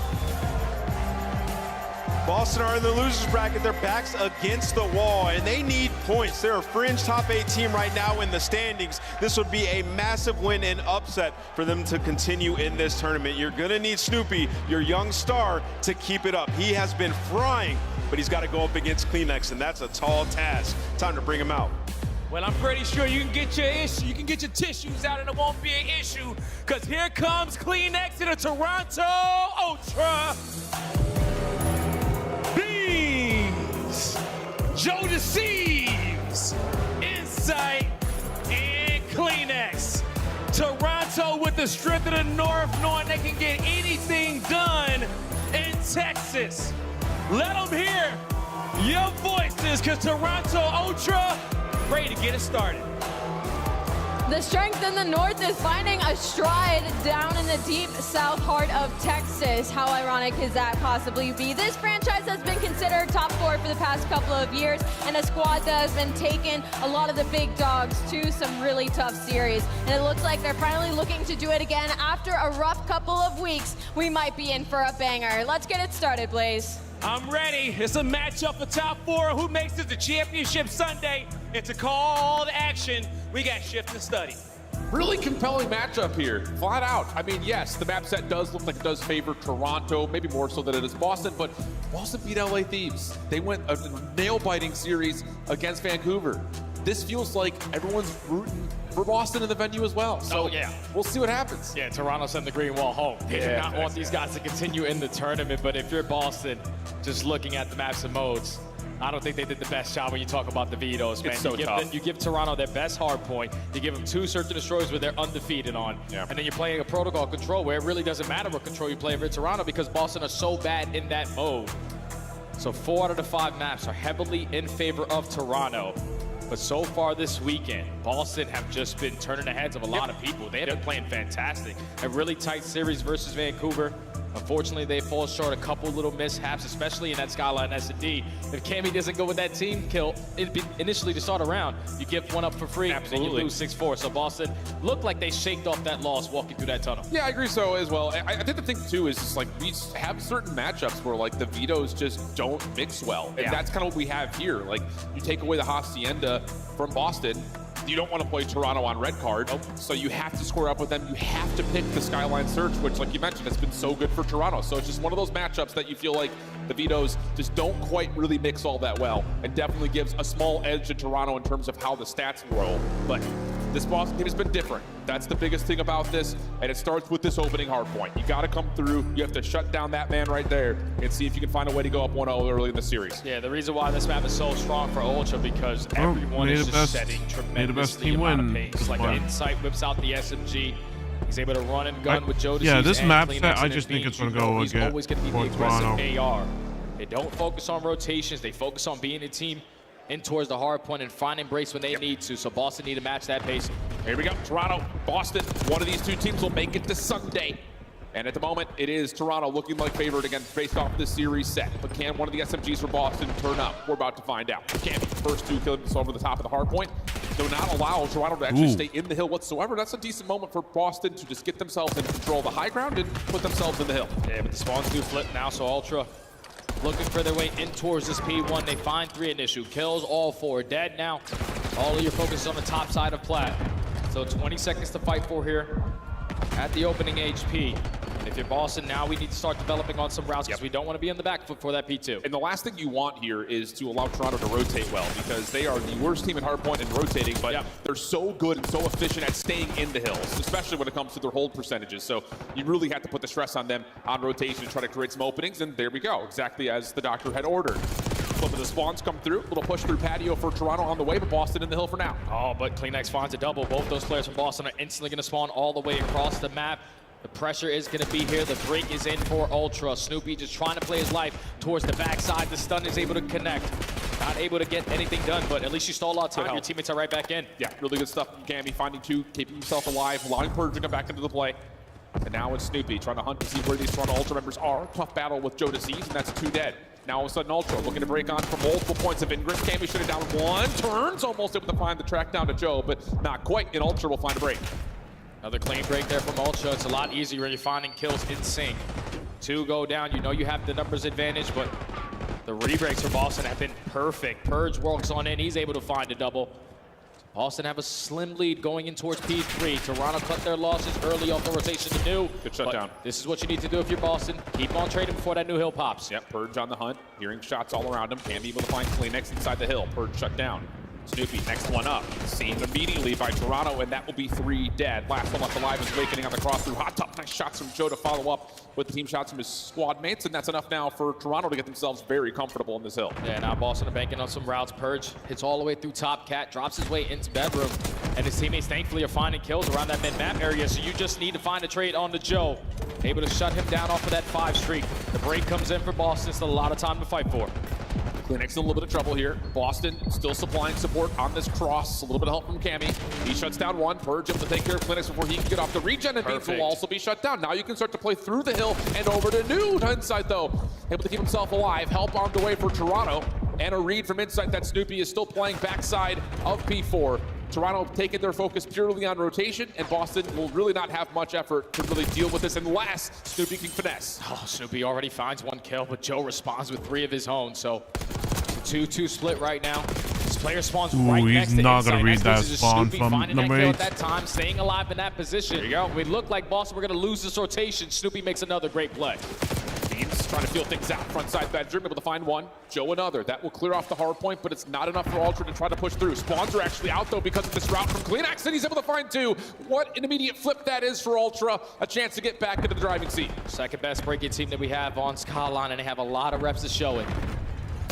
Just cannot allow these individuals to make these kind of plays. Purge sneaks his way through the back line. Now you have 2 players from Ultra spawning all the way across the map. Purge missed the Purge. He's having himself a moment. Really good Boston did win against LGBTQ on this map, so it might go against. It might go for Boston. Really well done here by Boston. Keep their lead. Last 12 seconds also looking good. Toronto's large trying to get themselves set up around P1. I mean, Toronto right now, they're in a hell of a trouble because you got Beans that are not popping off, Kleenex is not popping off. Oh, Purge is having a fantastic start to this game. If you're Ultra, you're the #1 holding team on Skyline, but multiple money hills are instantly getting broken into. The people that have been in the chat and also complain about the audio. I'm hearing that as well. A little bit scattered for Ultra, so they have a natural pinch and going. that's nothing we can do about it. It's the production side. I don't. And he's looking for more. Purge over the top of the hot tub. Help from Cammy. Now they've got gym control. Toronto trying to fork on that, but no, not going to work out whatsoever. Inside trying to jump into the pool, but nothing there either. And how about Boston? Looking really clean. Another 3 dead. They're going to get control of the hot tub and have a chance to move across the map. The pacing is beautiful right now for Boston. You're setting these players on individual routes. They're clutching up on multiple one-on-one gunfights. And now a 60-point difference. Purge almost finds another double, but the teammates are still soaking up a lot of time here. For Ultra, down by 70, you need this P2 to get back in this game. And Kleenex off of his weird spawn, able to allow that to eliminate the player inside the hard point. But for the moment, Boston looking pretty comfortable on the scoreboard. Trying to break across as P2's about to open. Nice moment here as we jump to a breach. Listen in. See him. Yo, back last flat, boys. Yo, 2 on the left, 2 on the left. Yo, watch out, you know. Take your time. Back left last. Top mid on me. Yeah, top mid, pushing Kleenex. Top mid, really. Low piano. Low piano dead. Nice. He's be back left. Nice, in the back, Joe. He's low. Go zip, or top piano. He's good, last flag, guys. Yeah, keep in the back still, boys. Top mid too. He's in the back, Joe. Yo, he's on the left, he's in the back, Joe. In the back. Back steps, show the seams. Back steps, show the seams. Take your time. Yeah, stay spawn there. 2 glass. Go to the back. He's gonna do it, I think. Or maybe couches. Yeah, I don't. Top right. You see me. Come on, Top hold. Inside, we can hold, guys. Okay. Where's the one though? You want glass black and on hold. Top mid. Good try, pinch. 2. You want Joe to Seeves. You want Joe that. Last one's we mid, boys. I'm home there. I'm just talking. He's top mid. He's above me. He's across me. Top mid.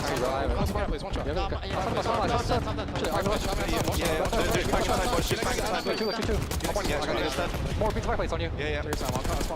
Their side, 3 their side, guys. I'm going with you guys. Watch out. I was on time. And fireplace week 2. Goes our side. Yeah, I'm challenging you left, guys. Nothing on the left. I'm not sure. I'm get top mid, guys. They can beat their side. Yo, they can beat their side, bro. Have mid. Nothing mid. Back in their side, boys. Bang in their side, bang in their side. Nice. Woodwall close. Joe Deceased.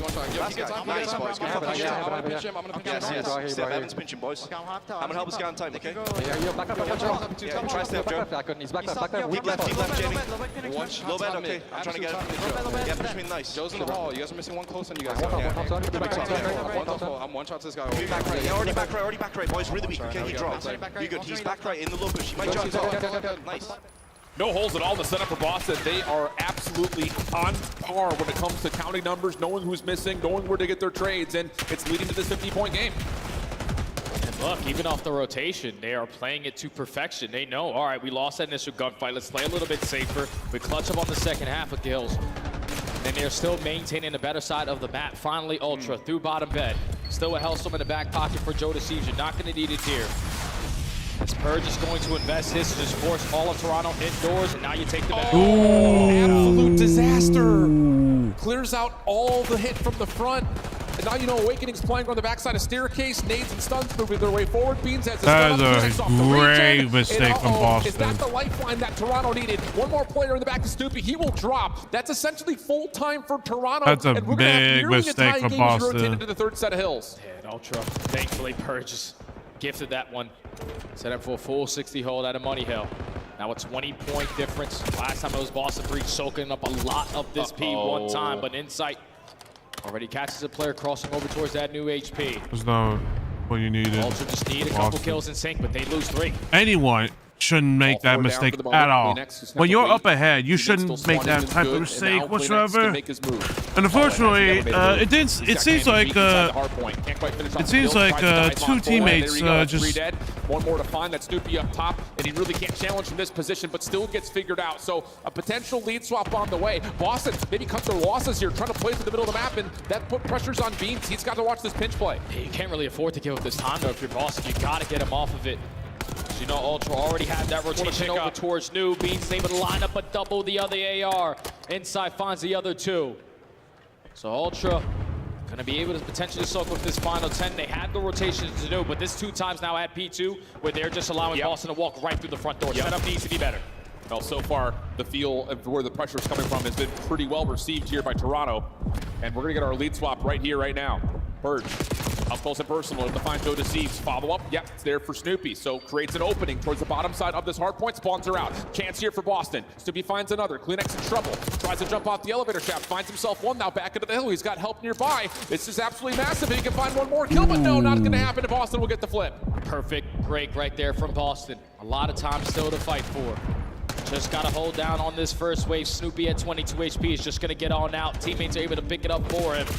They're winning the trade fights, but Joey D and Mr. Beans at least still make it mixy, but Boston still holding. Yeah, Toronto does not want to get rid of this time today. We're going to try to challenge this. Snoopy almost able to find 2. Instead, the break is in for the scrap. 15 seconds for Toronto. Focus down towards P3. Made difficult by this player over at Hot Tub. That's Beans with a sub in hand, of all things. Here comes the flood from the front. Cammy's still tucked into a corner, looking for another, and Cammy's going to take down 2. We've got a tie game, and we rotate to Kitchen. Boston is set up. Just don't allow Beans with the SMG to break you down. He's able to find a double through TVs. Puts the numbers in favor of Ultra. They take the numbers, they find a break. Boston got to work back in. It's a straight square up. Joe trying to create space through mid. Seeing if he can find a way to maybe even move the spawns around, but his teammates inside the hard point are doing all the work for him at the moment. Boston cannot find a way to break through. This trophy system has been so significant to stopping Boston's utility. This might be the comeback for Toronto. They keep this up. Find a way to contest. And Purge gets nothing through that top hallway position, so now you know. We already watched the OE. All we have to do is put our focus on the front. Finally, Inside is going to get taken care of. But Ultra still have an opportunity to win it here. Another 4 dead. And Spawns flip. Boston got to go. Oh, and Joe's got the perfect read on this. That's 41 for him in the map on 4 in a row. Here's the final moment. Can anyone possibly get there to touch? It doesn't look likely for Boston. Someone's going to have to be a hero. Trying to dive forward. Cammy, can you get there? Can you try to touch in time? Joe Deceives on 5 in a row. A couple of the trades come through. Hard point goes neutral. Do they flip the spawns? Oh my God. Yes, they do. This is still doable. 205, 249. Oh no. Oh no. Setup needs to be perfect. This is the last. This is the point that Boston won against my hometown. Ooh no! Actually, they broke through. They broke through. They broke through. You gotta win this if you're Purge. Here comes the hit from the front. Purge only finds one in Toronto. They fall flat. They break. They get the final second, and they get map 1. Great, gave themselves a great, shot. great, Right there at the ending of the great game. comeback You're from able to flip those spawns. Ultra. You're just not able to read They where the broke pressure is through. coming in. You were putting a lot of focus on Bedroom, a lot of focus through top plat. But 3 players from Ultra commit on the OE. They trade it out, flip you across the map, then isolate onto Purge to close that one out. But just to rewind a little bit, Purge's Hellstorm is the difference in that entire game. It really is, dude. It really is. That was a great, It's such a feels comeback. bad moment because you're just Indeed. trying to force everyone into that closet, seeing if you can just That trade them out, throw nades, throw misplay stones, on the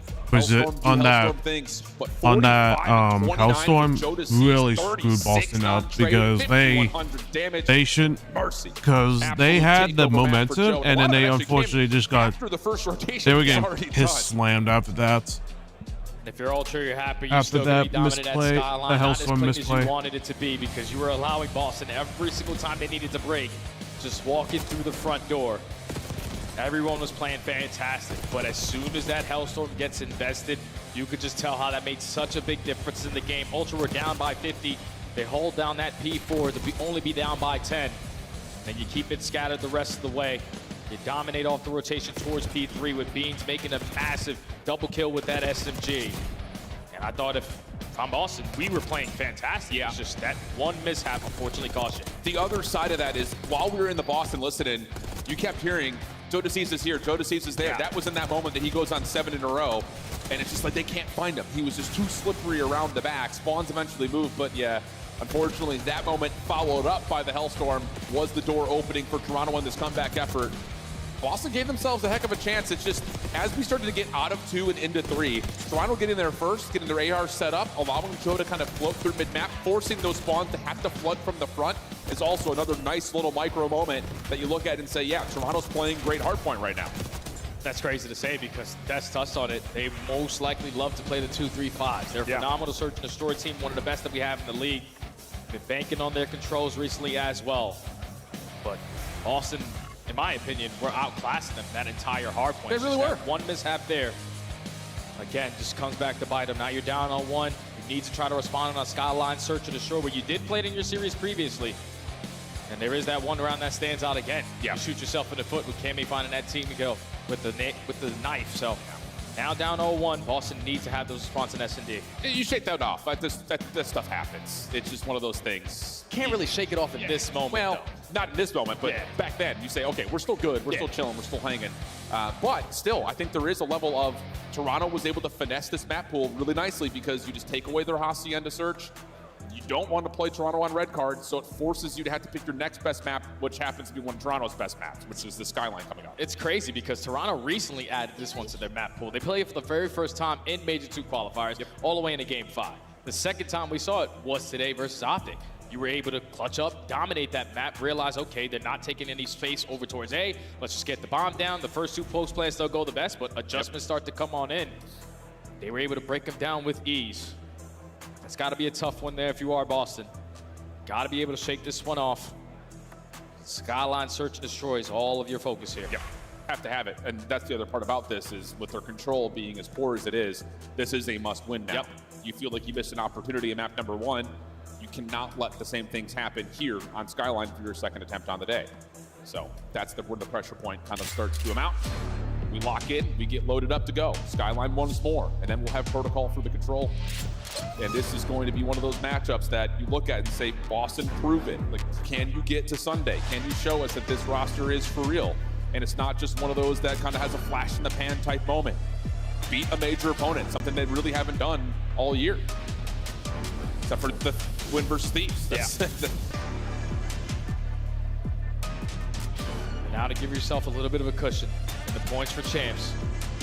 Extra 15 if you're able to walk away with this series. You're real tight in that top 8. This S&D couldn't be bigger for the Breach squad. Snoopy, we saw him earlier on, just finding a lot of success being the aggressor over towards A. They're going to start off on the attack, and there's no trophy system to work with. Let's instantly apply that pressure. Yep, just cutting through mid-pool, right back onto the bomb. Snoopy working on the plan. Seen this a lot. Toronto, when we watch them play this map, do prefer to play for retake. They let the bomb go down a lot, but they also retake successfully a lot of this map. So what do they try to develop here with Joe DeCease trying to feel things out at mid? He's been found and isolated. Really good opening first blood, but it is traded. His perch drops at around the bomb site. So now here comes the next play forward. CleanX gets the big win. Now CleanX looking for a possible defuse. Now Toronto, no, they have no site control. They have to be setting up on a proper angle to watch it. Cammy at least gives up his positioning by finding that one kill. You're going to have someone on a defuse, but Awakening with the repositioning. Too good, 1v1. Tactics force this if you're in sight. Cammy on the other side. These two guys know each other pretty darn well. Does he check in time? Oh my God. I don't think he does. No, he doesn't. He doesn't get there in time. That's demoralizing. Yep. That is absolutely demoralizing because 15 seconds, you're thinking, okay, I have a lot of time to work with. All I have to do is check at 7. But the instant hop there from Insight has so many big moments in Search and Destroy throughout his career. Massive cojones there to not chase for the kill, instantly hop to defuse. Secure that round there for Ultra. Two EU players who have a wide berth of experience with one another. And Insight just calls it perfectly.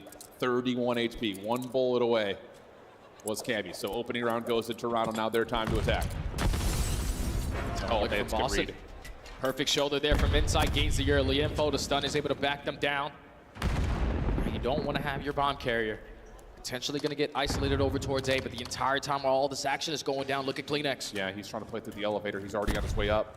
He's around the backside of the play. Oh, this could get nasty. Only finds the first. Is there a trade in the way? Yes, there is. That doesn't really do too much besides just open up some space at A for Toronto to work with.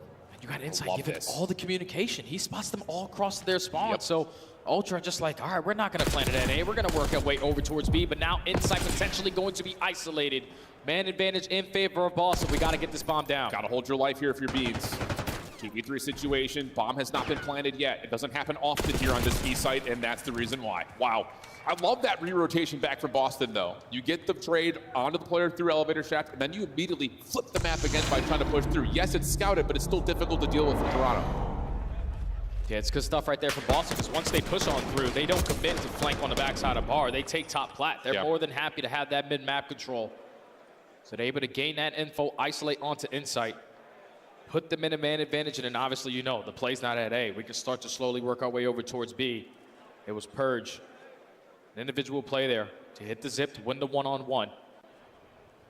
Doesn't allow Ultra to even attempt that bomb plant, but all tied up at 1. Boston looking to fix those mistakes that they made in round 1, but CleanX, the deciding factor, whips out the AR for the opening 2. Yeah, different look here from Toronto. Just the full flood over through Piano. Snoopy's caught, nowhere to go. That's one of those blind counter rounds, and that's, I think, just generally Toronto knowing that Boston are not going to try to full flood you through kitchen. They're going to go through pool first. And that's exactly what they did in their opening offense. So they said, okay, if you're going to do it again, this time we're going to be prepared for it. Pull out the proper guns for the battle. CleanX opens up with the first 2. Not a single player from Ultra drops on that round. All defenses so far on this skyline. Now, if you are Boston, I know the play initially to start it off was that top hallway control, but we really don't want Ultra to get this bomb planted. Well, Toronto's just going to feel things back out over through pool again. CleanX going to get really far forward as Boston will make the exchange by trying to get aggressive through vent this time. Bomb's already planted, though, and this post plant can rewrap this. Yeah, now you're just banking on Purge to catch the timing on the pinch. CleanX again with the flank, opens up the first kill. This time he has Beans for the assistance numbers in favor of Ultra. Beans again strikes on 3 in a row. 1v3 for Purge. Yeah, nowhere to go. You just don't expect that 2 players are playing through that pinch through Piano side. You initially get the first and you say, okay, we traded him, we're good. Nope, Beans is there too. So Boston get caught. A little bit trying to counter what Toronto had done their first round, saying, you got to play through elevator shaft. We'll send someone down there as well, but this doesn't work out. And that's the thing about Boston Search and Destroy that tends to give them a couple issues, is that round, you send out Purge instantly through underground. You're giving up the A site. You're trying to play for that mid-map control, but you don't even have players in that position. You were banking on what Purge can get done on a pinch, but then when you don't watch your own flanking, CleanX opens up the first blood. Purge is completely irrelevant on the round, so Ultra up by 2 now. Back on the defense. Boston trying to set the tone. Just plant the bomb immediately. Yeah, able to push the defender off of the angle deep through this back patio position. Cammy going to voluntarily give away a little bit of space, but he's got to watch 2 things at once here. He actually does find 1. First blood through pool still goes the way of Toronto. Bomb planted 4v3. Oh, Finding that first blood makes this retake a whole lot easier, but Cammy with the heads-up route. Can his teammates try to stall out time? He's at least able to find one, but man advantage still Ultra. Yeah, now they're trying to isolate. Cammy, nice double coming through, but he is traded away. Now it's down to Snoopy for the 1v2. One more to find on the corner. Yes! How about that for Snoop? Able to lock things down. A 3v4 post-plant hold for Boston. And that's such a heads-up play there from Cammy. He was able to spot Kleenex on the bottom side. Joe Deceives just gets a kill from top plat. So instead of getting isolated on the pinch, repositioning through top hall, drop down into gym allows you to find a double. You give enough time there for Snoopy to isolate on one gunfight and then snap for the second. Boston able to secure the round. Down by 1 now. Yep. Massive play though from Snoop. There we go. Toronto going to show their own first really aggressive push on towards A, and it's just a messy one. Battles all over the place. Snoopy traded out. Still more to come though, and that's a nice little back and forth pinstripe kill. 50 go. Joe in trouble. Ooh, Amazon able to block the last shot onto Purge. So now it's just down to Awakening. He's already caught. Wow. Okay. That was as quick as you'd like, and that A hit just unfolds in favor of Toronto. Yeah, that's one of those situations there. Like if you're Purge, you make it a 2v2. You found yourself an angle to potentially get on out, but one shot still committing on the gunfight. You know that Kleenex was weak. Once you drop, put Awakening in a really tough situation there. As Toronto matched the pacing over at A, even though the first blood go in favor of Snoopy.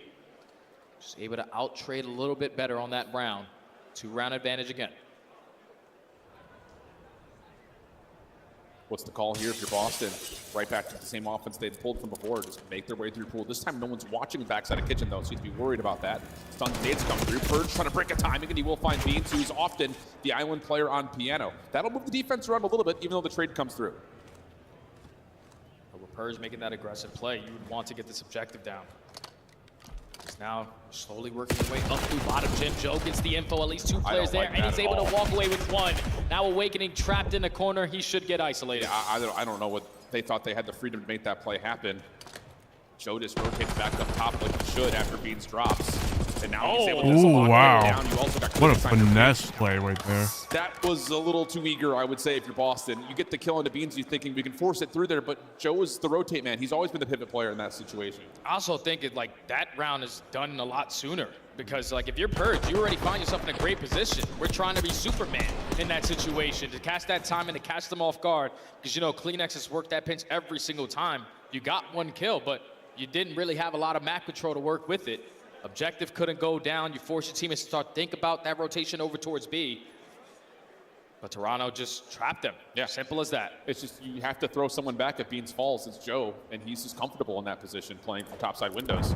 So now 5-2 the count. Toronto have a lot of rounds to play with if they want to try something risky, which this might lead to it. Kleenex up and over. Yeah, there's 1 for free. No one's checking for it. Long range shots for 2, and not able to slip away from the trade, but it's done. It's over. Ultra just getting away with murder. Just throw a curveball because you're up 5-2, so why not try something weird? Yeah, you can just do whatever the hell you want. Kleenex, every single time you hit that pinch route, either through bottom gym or through underground, he was always finding an opening kill. Also, we're just trying to stack their way through top mid, because usually when you watch Ultra in their last series, it was all a lot of pressure from bottom bed, work your way with your stuns, plant the bomb immediately at A. But this time it was a slow approach, and that caught Boston off guard. A lot of players just getting isolated in some of these gunfights. Didn't have situations where they could play the man advantage correctly. But basically what we saw in the round number 1 is how Boston felt throughout that entire map. The Ninja Diffuse comes in for insight, and Ultra could do no wrong after that. Yeah, it just didn't really feel like Boston was able to kind of adjust and adapt to what Toronto was throwing at them. A couple of rounds where you saw what Boston was attempting to do, sometimes blind countered, but mostly that play on offense where they're trying to push through pool. As soon as it gets countered the first time, didn't really feel like there was another plan. Yeah. So it just feels like, again, this Boston team is a little bit on the weaker side compared to some of our top squads that are out there in the 2, 3, and 5 in particular, and the 3 especially, which I'm sure is going to be talked about plenty on the desk. But after a barn burner map number 1, very convincing result for Toronto on map 2 as we head back to the desk. After looking at this bracket, I think we should petition to remove halftime. There have been so many 3-0s. No one is coming back with more energy Can Boston do it here, Merc? What have you seen through the opening 2 maps? Well, not what you would want to see if you're a Boston fan. I mean, just losing map 1, that was sort of the key. They were in control early. They had, what, like a 50 to 60 point lead kind of below that. And yeah, you lose your hard point, and now, you know, what the Taster was just talking about. They have just not been a great control team, one of the worst in the league, and you're down 0-2. Let's take a look at Search and Destroy Alley, because some big rounds, some clutches coming through. Snoopy with the 1v2 for Boston, but outside of that, it was Toronto's game. Yeah, they went out with a whimper in this one to the side of Boston Breach. Toronto Ultra, I think the most impressive thing to me is I love the way they played this Search and Destroy. They kind of didn't really allow Boston Breach to get the bomb down very often, as they are the worst retake team in the league. So what do? They found an open lane, and I've never seen a team play more confident when they get that lane, when they find the lane that's open. Like, Toronto Ultra would find that open lane, and they just started sprinting. They just started sprinting to Boston Breach's spawn, which created this awkward situation where all these players kept getting isolated, and even when they tried to wrap back, they kept running into 2 Toronto Ultra players that were kind of wolfpacking around the map, and Boston Breach, there was just no adjustments that could be made throughout the entirety of this Search and Destroy. Joe Deceives goes on another terror and Surge. Kleenex has a great game. Ant, what did you earn throughout this series? I mean, yeah, just in that Search and Destroy, just so prepared. I mean, now they're 4-0 on Skyline S&D. They've added it to their map pool, and you got to go into these series thinking, like, that's just a map we can't play against them. They have so many different looks. You saw immediately, like, Insight with the Snake Diffuse. After that, we're just going to all bang piano. There's no way you're getting it down at A without us finding that first kill. And now you start thinking in your head, where do I even go? I'm just going to play a little bit slower. They just kept Boston guessing the entire time. Toronto on point. I just ran into Envoy backstage from LA Thieves, and I was like, how is Envoy waiting here on a Saturday? Oh, yes, Boston beat them day 1, Joe. Boston get back to that form moving forward, but first, let's take a look at how you lost game 1. You were up by 40. Man. Score streaks. Nade Shot would have been raging if he owned Boston Breach. I mean, Purge was the 5th man on the map for the side of Toronto Ultra. He accidentally takes out 2 of his teammates, and that allows an extra 20 seconds for Toronto Ultra to kind of put themselves back into this hard point, and from then on, it was just a really good rotation off of that P2. They ended up getting broke there, but then it's just a picture-perfect P4 to close out this series. Unfortunate for the side of Boston. The reason they're so dominant at this map is because Toronto is the best, like, P1 into P2 team in the league. They get so much time on that P1, and they just put you in a blender. Teams have to start realizing that and just trying to flip the map. Texas, I saw a few yawns out there. Get some caffeine and let's get fired up, because there's not many matches left. You can see at the bottom of your screen, we are currently finding out who powers into the top 4. Ultra 1 map away, and we still have a banger to go tonight, Joe. No, we do. I mean, listen, no one just really thought the bracket was going to play out this way, and this is just what happens when you have some early upsets. I mean, you know, Ultra, you know, they get some key wins here, but a lot of people thought maybe we'd see FaZe, LA Thieves earlier in the winners bracket final. We don't. Or so you're going to have FaZe versus Surge tomorrow. The next one should be a banger. Like, if we're going to have a game 5, it should be between Cloud9 and LA Thieves. Yeah. Shift, I just walked by a fan who hasn't changed his Boston jersey in 3 days. Give him hope. How's he get it done? Well, I don't know. Can't really build out too much hope, unfortunately, because the control hasn't been great. Jay, you did say, though, when we were kind of looking at the statistics, it's odd because as we go to this next map, Boston's offense has been good on the control. Their defense hasn't been so good. I don't know how that makes sense. Me neither. Because usually on all these control maps, you prefer the defensive side.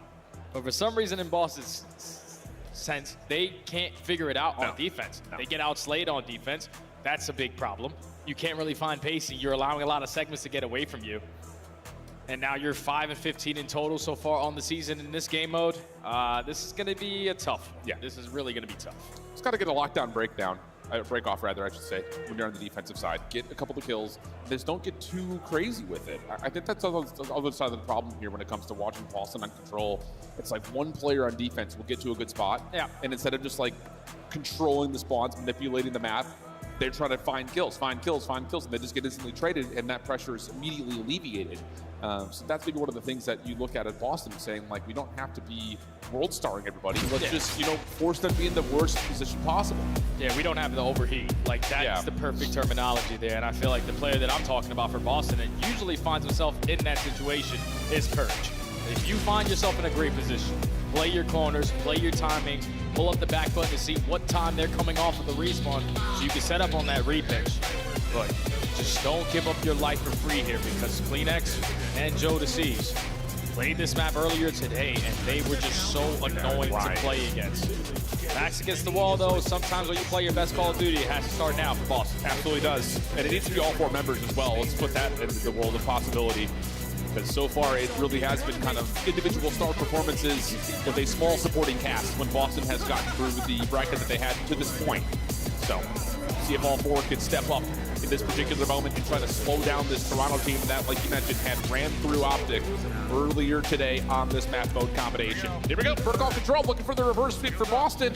Otherwise, Toronto find themselves in a very convincing spot, moving their way into Sunday. See how things go. Boston on the opening attack. The break off already. Boston is approaching over towards this B Street side, but 2 gunfights don't initially go their way. Beans knows it's been a little bit too quiet. Let me just watch my zip flank, and that's already 4 dead. And that's just one of those offensive rounds where Boston's just trying to create something weird. Yeah. And it just doesn't happen because Toronto, they clear out mid, and then you have to watch for your pinch. Now they're in your spawn. Beans holding over towards helicopter side while Boston will create an exit from their spawn for the time being. Y'all heard something for the else. same round, My apologies. That was. And he will find it. That was my. He's gonna find. Some kills on this pinch. Hopefully your teammates able to eliminate those players over towards Ellie. You go 3 for 1, make it 4 for 1. So game clock now going to be paused. You have made up for it in the lives remaining as well, and look at how aggressive Snoopy is. And this is that moment where Snoopy just needs to hold this position, continue to force Ultra to spawn all the way at the top so your teammates only have to watch mid ledge or the long route around the back. First tick is in. They did not stack it. It's only just the 1 tick for now. Toronto's now working their way around the back. Awakening trying to clean up over towards Gun. Not quite able to finish off the last bullet. Maybe Snoopy there for the follow-up on the damage, and the second tick of progress will be locked. Yeah, but just leaving only 1 player on that A point is still giving opportunities for Toronto Ultra to find these breaks the entire time. Beans is just being a nuisance behind enemy lines. He was able to find 1 kill, pull the focus from Boston Breach coming off the respawn. Everybody else from Ultra retake through the middle of the map. So second segment does get locked, but 25 seconds to go. Oh, Joe gets caught. Trying to play a little bit further forward. Beans Kleenex following up behind that. 22 seconds on the clock now. And Boston will have maybe 1 more chance to try to touch this. And it's Cammy for now, but he's immediately taken off the hard point. So you've got Purge on one side of that, just trying to move the Toronto defense around, but it's just not working at all. And Boston may have lost their window of opportunity as they only have 10 seconds to get back to a point. Oh, it's a big kill, though, from Awakening. Take down Beans. You find 3 in sync now. Just got to take care of Kleenex on the pinch. They should find themselves in a position to extend the game clock, but instead of stacking, we're trying to fight these difficult gunfights. Now Cammy left to try to be Superman. Unfortunately, he gets isolated. 8 seconds left to go. Final push here for Boston. Yeah, Beans is still on point. Beans is still on point. He's got himself 2. The pistol just to be bold, stunned to try to slow things down and get himself a reload. Up and over. Kleenex there for the help, and Boston can't get back to the zone. It's another one of those moments. This is what I was just talking about, where it's like Snoopy puts himself in a good spot beyond the A zone. No one's stacking, and we're letting them get the overextension? That can't happen, man. Can't. You get all 4 dead. You know that they have to work their way around tower, or at least put someone in a position to watch that overextension if that's the way you're going to play. Yeah, if we're not going to stack it, you have to watch the pinch through that plays. But now you only have 2 segments. If you are Boston, before the map started, I said they prefer the attacking side rather than the defensive side. But Ultra, up 1-0, couple trophy systems to work with. Boston Breach, the break-off needs to be better. Yeah. Just such a missed opportunity, man. Cammy good first and second blood over through sidewalk. Joe DeCease gets at least some sort of a trade with the Semtex, but largely speaking, Toronto's Ultra offense has been completely stalled out, and you've got Snoopy trying to play around the backside of your spawn. Yeah, the good thing is, though, you still have insight in towards 10. Just keeping that power position. Not going to allow the SMGs to get lost, but it's already been 30 seconds wiped off the game clock. Big read right there to inside to pick up the player on the pinch. Game clock now paused with some progression slowly working its way up towards A. Just got to eliminate Cammy because he's going on a route. Yeah. Contest is in, at least for a small moment. First tick of progress about to be locked in. Secondary focus now for Boston, trying to get Joe out of the point. He's got so much help, though, through the middle of the map. That's Kleenex right there behind him, trying to make his way over toward the Boston side of the map as Insight finds under the elimination, and now you can finish off this first tick, if not more, at the A zone. And every single time Ultra are hopping on this 8 point, both players who are usually playing around 10, they are putting themselves in angles to instantly watch that pinch. Second segment should be locked unless Snoopy has anything to say about it. No, he's going to get taken down by Insight. But Ultra down by 1 life. A lot of the map pressure here from Boston. You gotta find kills. Yeah, and this is what we're talking about. Just look at the exact difference that when Boston were here versus when Ultra were here. Boston trying to hit the same long route, but Toronto aware of it, setting themselves up to deal with that pinch, and then as soon as you find that player on the extension, then you can take all your focus forward. They get the extra 60 seconds, pardon me, and we have now a 17 plays 17. Already 2 kills go in favor of the squad in purple. Insight trying to line up a couple more, at least has the info. Both players are weak, trying to send in Kleenex to finish it out, but he was peppering both of those guys. Now Boston have a little bit of pressure through their spawn. They just need to stall out time. Burge only finds He's even one. going on with the And middle of the map, side. Insight now can start to make the play over towards staircase. You've cleaned out all the way through gun. Trophy system down. Insight going to zone a little bit further forward. Clock stops at a minute 17. 2 life advantage for Ultra. Here comes the rebreak attempt, but it's really only a couple of members. Awakening finds 1, but that is not enough. Now you can stack it up, find at least a second, if not more. And Boston will have to try to flood this largely through tower side. Kami's got to find an opener. Not going to happen. The stack is good. Toronto up 2-0. Just too clean right there from Ultra on their approach. You have 1 player on that A point, but realistically, every single player from Ultra are in that play. Yeah. You're dominating your top 3 presence. You're making sure your flanks are being watched. And when Boston are finding themselves in good positions, only taking 1 kill and then dying is realistically doing absolutely nothing for you. So now backs completely against the wall. Down 0-2 in the series. Down 0-2 in the control. Boston looking for a spark. Yeah. And on the other side, I know we're coming across like disappointed dads watching this Boston team right now in control, but Toronto's playing pretty damn well. Terrifying stuff. Nice opener from Kami, shuts down Beans up top, but once again, here's the push through for Toronto, trying to work their way in towards Tin. Insight held at least somewhat at bay at mid-gun. Kami still stacking on for the first tick of progress, and they do shut down Kleenex. Here's a good moment here for Breach. Fantastic moment here for Breach, but Purge, unfortunately, with the team kill, not going to make a difference. Clean 4 dead. Second segment should be guaranteed. They actually realistically should be able to extend this game clock. Yes, they all should. of Ultra spawn over towards tower. The nades don't connect. They have no chance at breaking. Now after Ultra, win a couple gunfights on the OE. Let's just get into this ball. Cause mayhem. Yeah, and I think that's one of those moments for Ultra. You're trying to get the same thing developed that you had from the first defense. You're trying to work around, but you meet resistance this time. So you chalk it up. You just look for exit kills. That works out well, but they don't account for Awakening, who's made his way through field and now on to B point. Trades back and forth over towards Lockers, and a huge win from Kami. Now 3 in a row, and that first tick at B starts to come through looking nice. And now all of Ultra are coming off a respawn. So Kami, your job is to just watch this mid-map OE. Unfortunately, gets a bad timing there. Have both of those players 1 shot, and now it's the last man standing in Awakening. Just trying to dance with death, unfortunately. He is going to get taken down. Now all of Boston coming off the respawn. They have a lot of time to work with. You just need to take your time. Yeah, 2 life advantage, though, for the defense of Toronto. And you're starting to develop a couple of routes that Ultra can use to get around behind you. Whoa, hi, how are you? Snoopy shakes hands with Beans for a moment, and now you've got a chance to play around the backside of the Ultra spawns, but Good Team shuts that down. Still now a 3 life advantage, and it's just a mess. It's just 1v1s all over the map. And this is how Ultra prefer to play. Find a lot of one-on-one gunfights, put ourselves in a powerful position to win them. 2-2 split again. You know that Kami's the only player on this B point. You're spawning so far if you're Boston that you're able to come back and help yourself in the play. But 13v9, Boston don't really have a lot of opportunities left. Yeah, Ultra just collapses on it. They have so much control of the map that as soon as they start to see a vulnerability, they can just snap onto it really quickly. 11v7, make that worse. 11v6 as Kami now trying to find a trade through middle of this PC position at P4. It's Kleenex trying to battle with him, and he'll get the better of him. So now it's just down to last chance saloon here for Boston. Only 1 respawn remaining, and that is now just down to the last 3 lives as Toronto just are not letting them get out of spawn. Yeah, you still got Beans roaming. He's not going to be able to get a kill, but 10v2. Toronto are going to be able to lock this one up unless an absolute miracle happens. Yeah. Boston Breach, unfortunately, are going home. Yep. The Cinderella story ends at the hands of Toronto Ultra. Still, though, for Boston, that's a heck of a tournament for you. You come out hot, you take down Thieves in a absolute stunner. You're battling tooth and nail with a really tough Vancouver team. It almost puts you in the winners' finals. But then you have to come immediately bounce back. You find yourself against a red-hot Toronto team that's just looking really, really polished. And again, you know, we look back at the bracket at some point, you're going to see that Toronto lost 0-3 to Cloud9, but that could have been a 3-0 the other way. I mean, that was one of the tightest series you've had this weekend at this point, so Toronto's feeling nice. Oh, man, after the first day mishap, Toronto are undefeated on maps, 9-0 through the losers bracket, making everything look really, really easy, especially their search and destroys and their controls. Yeah. But you gotta feel for Boston, man, because that map number 1 was truly the deciding factor to how the series was gonna go. The mishap with the Hellstorm was the reason why you let that one go.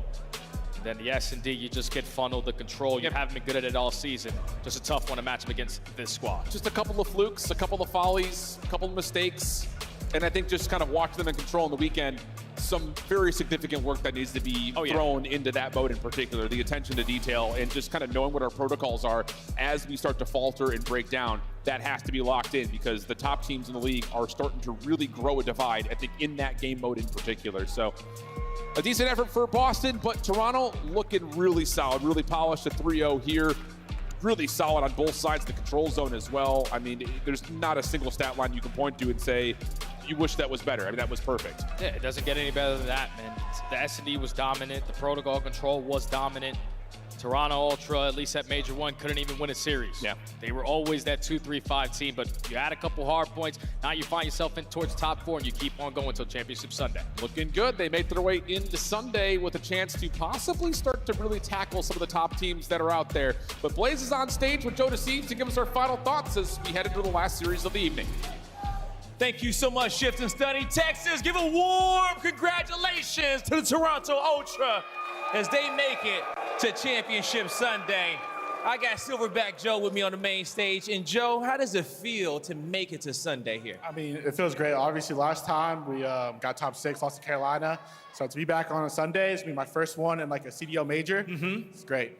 Man, are you guys excited to see Joe on a Sunday? I know I am, okay, as a fan.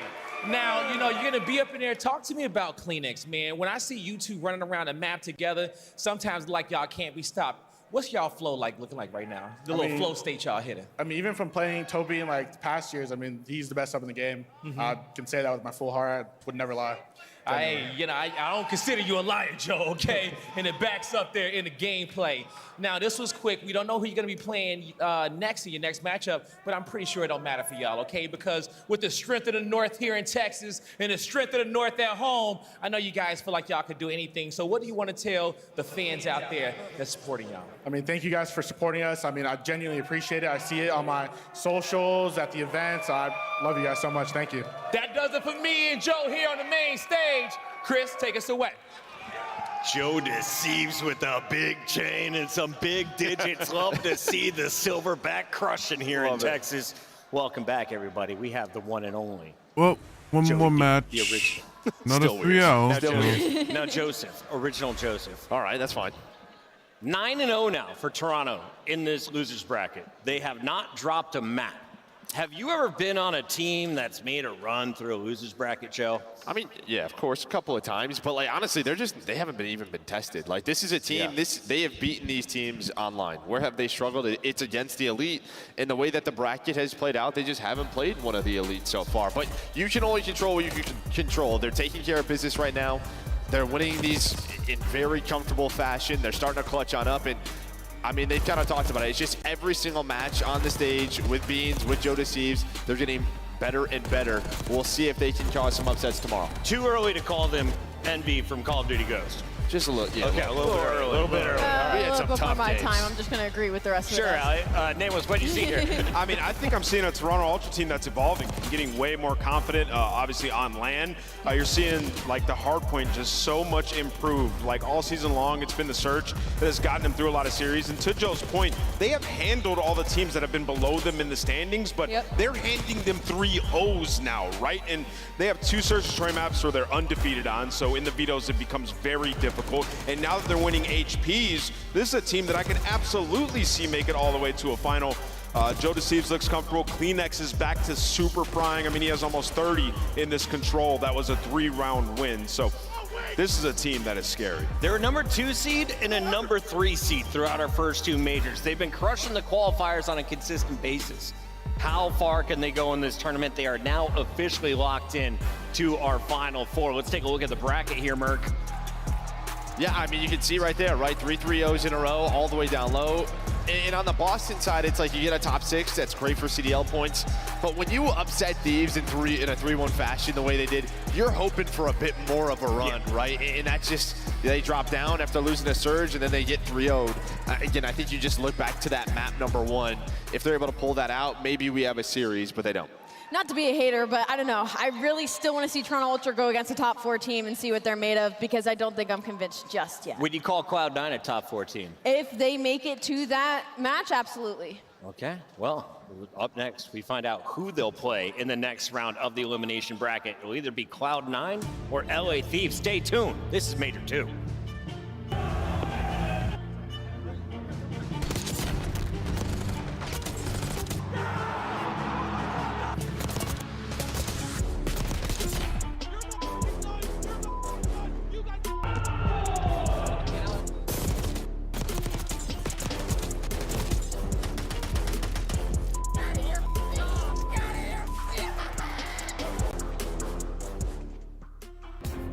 The Esports World Cup is an official partner of the Call of Duty League.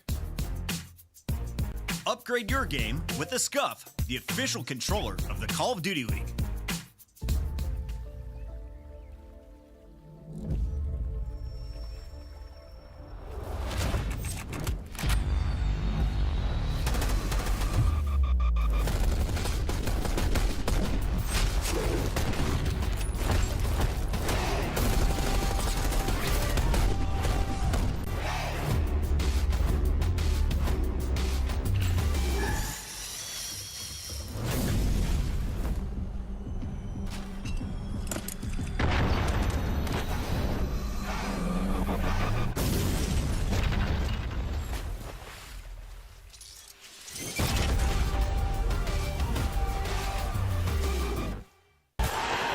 I think this one's definitely not going to be a battle. I think this one's not going to be a challenge. It's more Cloud9. These are just going to be too strong. It's ours. Too strong against Cloud. It's more than a I think these are just going to be too strong. So I think that these are just going to 3-0 them. It's the grind that got me here. It's more than a moment. It's our legacy. One city, one stage, one champion. The battle starts now.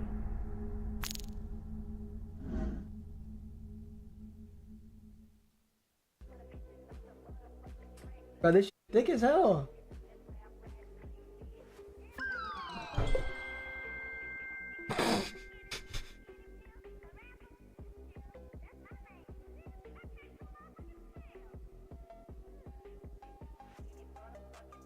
He wants my pets. Get back dead. White car, sell him. On the black car, one shot, sell them. Shit on you fucking idiot. Pillar, mid pillar. Mid pillar dead. Not playing, he's running dead. He just got fucking shit on in finals for 5K. No, core, no, that car right now. The fuck up, get a haircut. Midnight. Come on now. Come the fuck on. Who's fucking with me? That's every single year. That's Zuma's tournament every single fucking year. Give me that 3P. I'll fucking out of here. Yeah, Scrap, you want the Twitter me, big dog? I'm fucking tweeting it. Yeah, come on. Incoming, I'm John. Stay up, bro. Man. Nice, man. Stay down. Just lay it. Live. I can help. I can hold the front. I can hold the front. You're good. Stay down. Stay down now. Already front. Let's get in time. Bust up that. Absolute front. I'm done. Nice.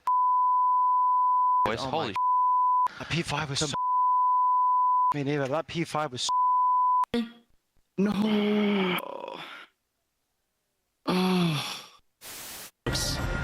What do they have to give yourself a fighting chance here in the series? Real, ruthless aggression. Another upstairs, can't get it. It's Kremp with 2. It's now down to Lucky. And will he be that in this 1v2 situation? Here they come. Finds the first. Oh my God! Lucky! Dios mío, how has he done that? Different spot. Try for a different spot. Oh no! Laugh it up, Chuckleberry Finn! I bet you're having a great time!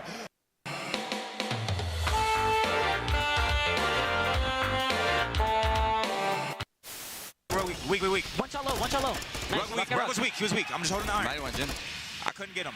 He's one off a streak, Teach. He's working bomb quick. He's playing confident. You saw him. You can't get on until 8. Oh, frag. Wait, what? All right, we got to regain. Bro. He's one off a streak. Come on, Teach. Let's go. All good. He's one off a streak. Ain't no other frag on, bro. All good. Did you? The 2025 Cloud9 New York Team Pack is available right now. Each pack includes home and away operators, as well as this kitty weapon charm to keep you company while the competition gets smoked. Next time you boot up, suit up at the in-game shop.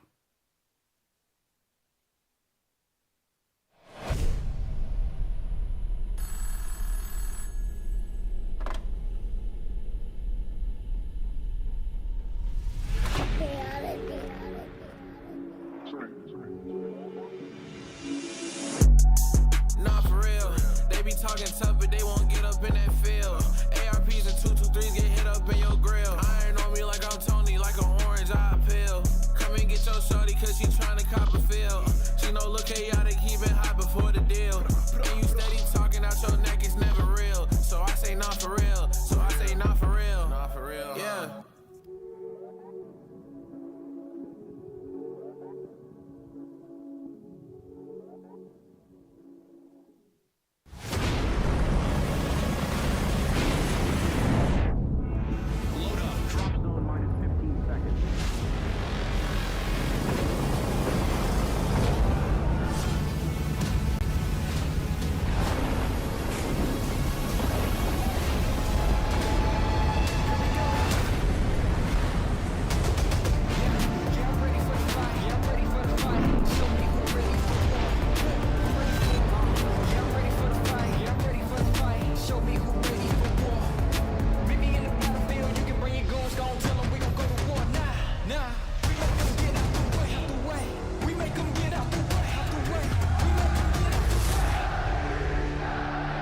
Common spawns, make sure we're counting names, listening to each other. Listen. This time, We take everything.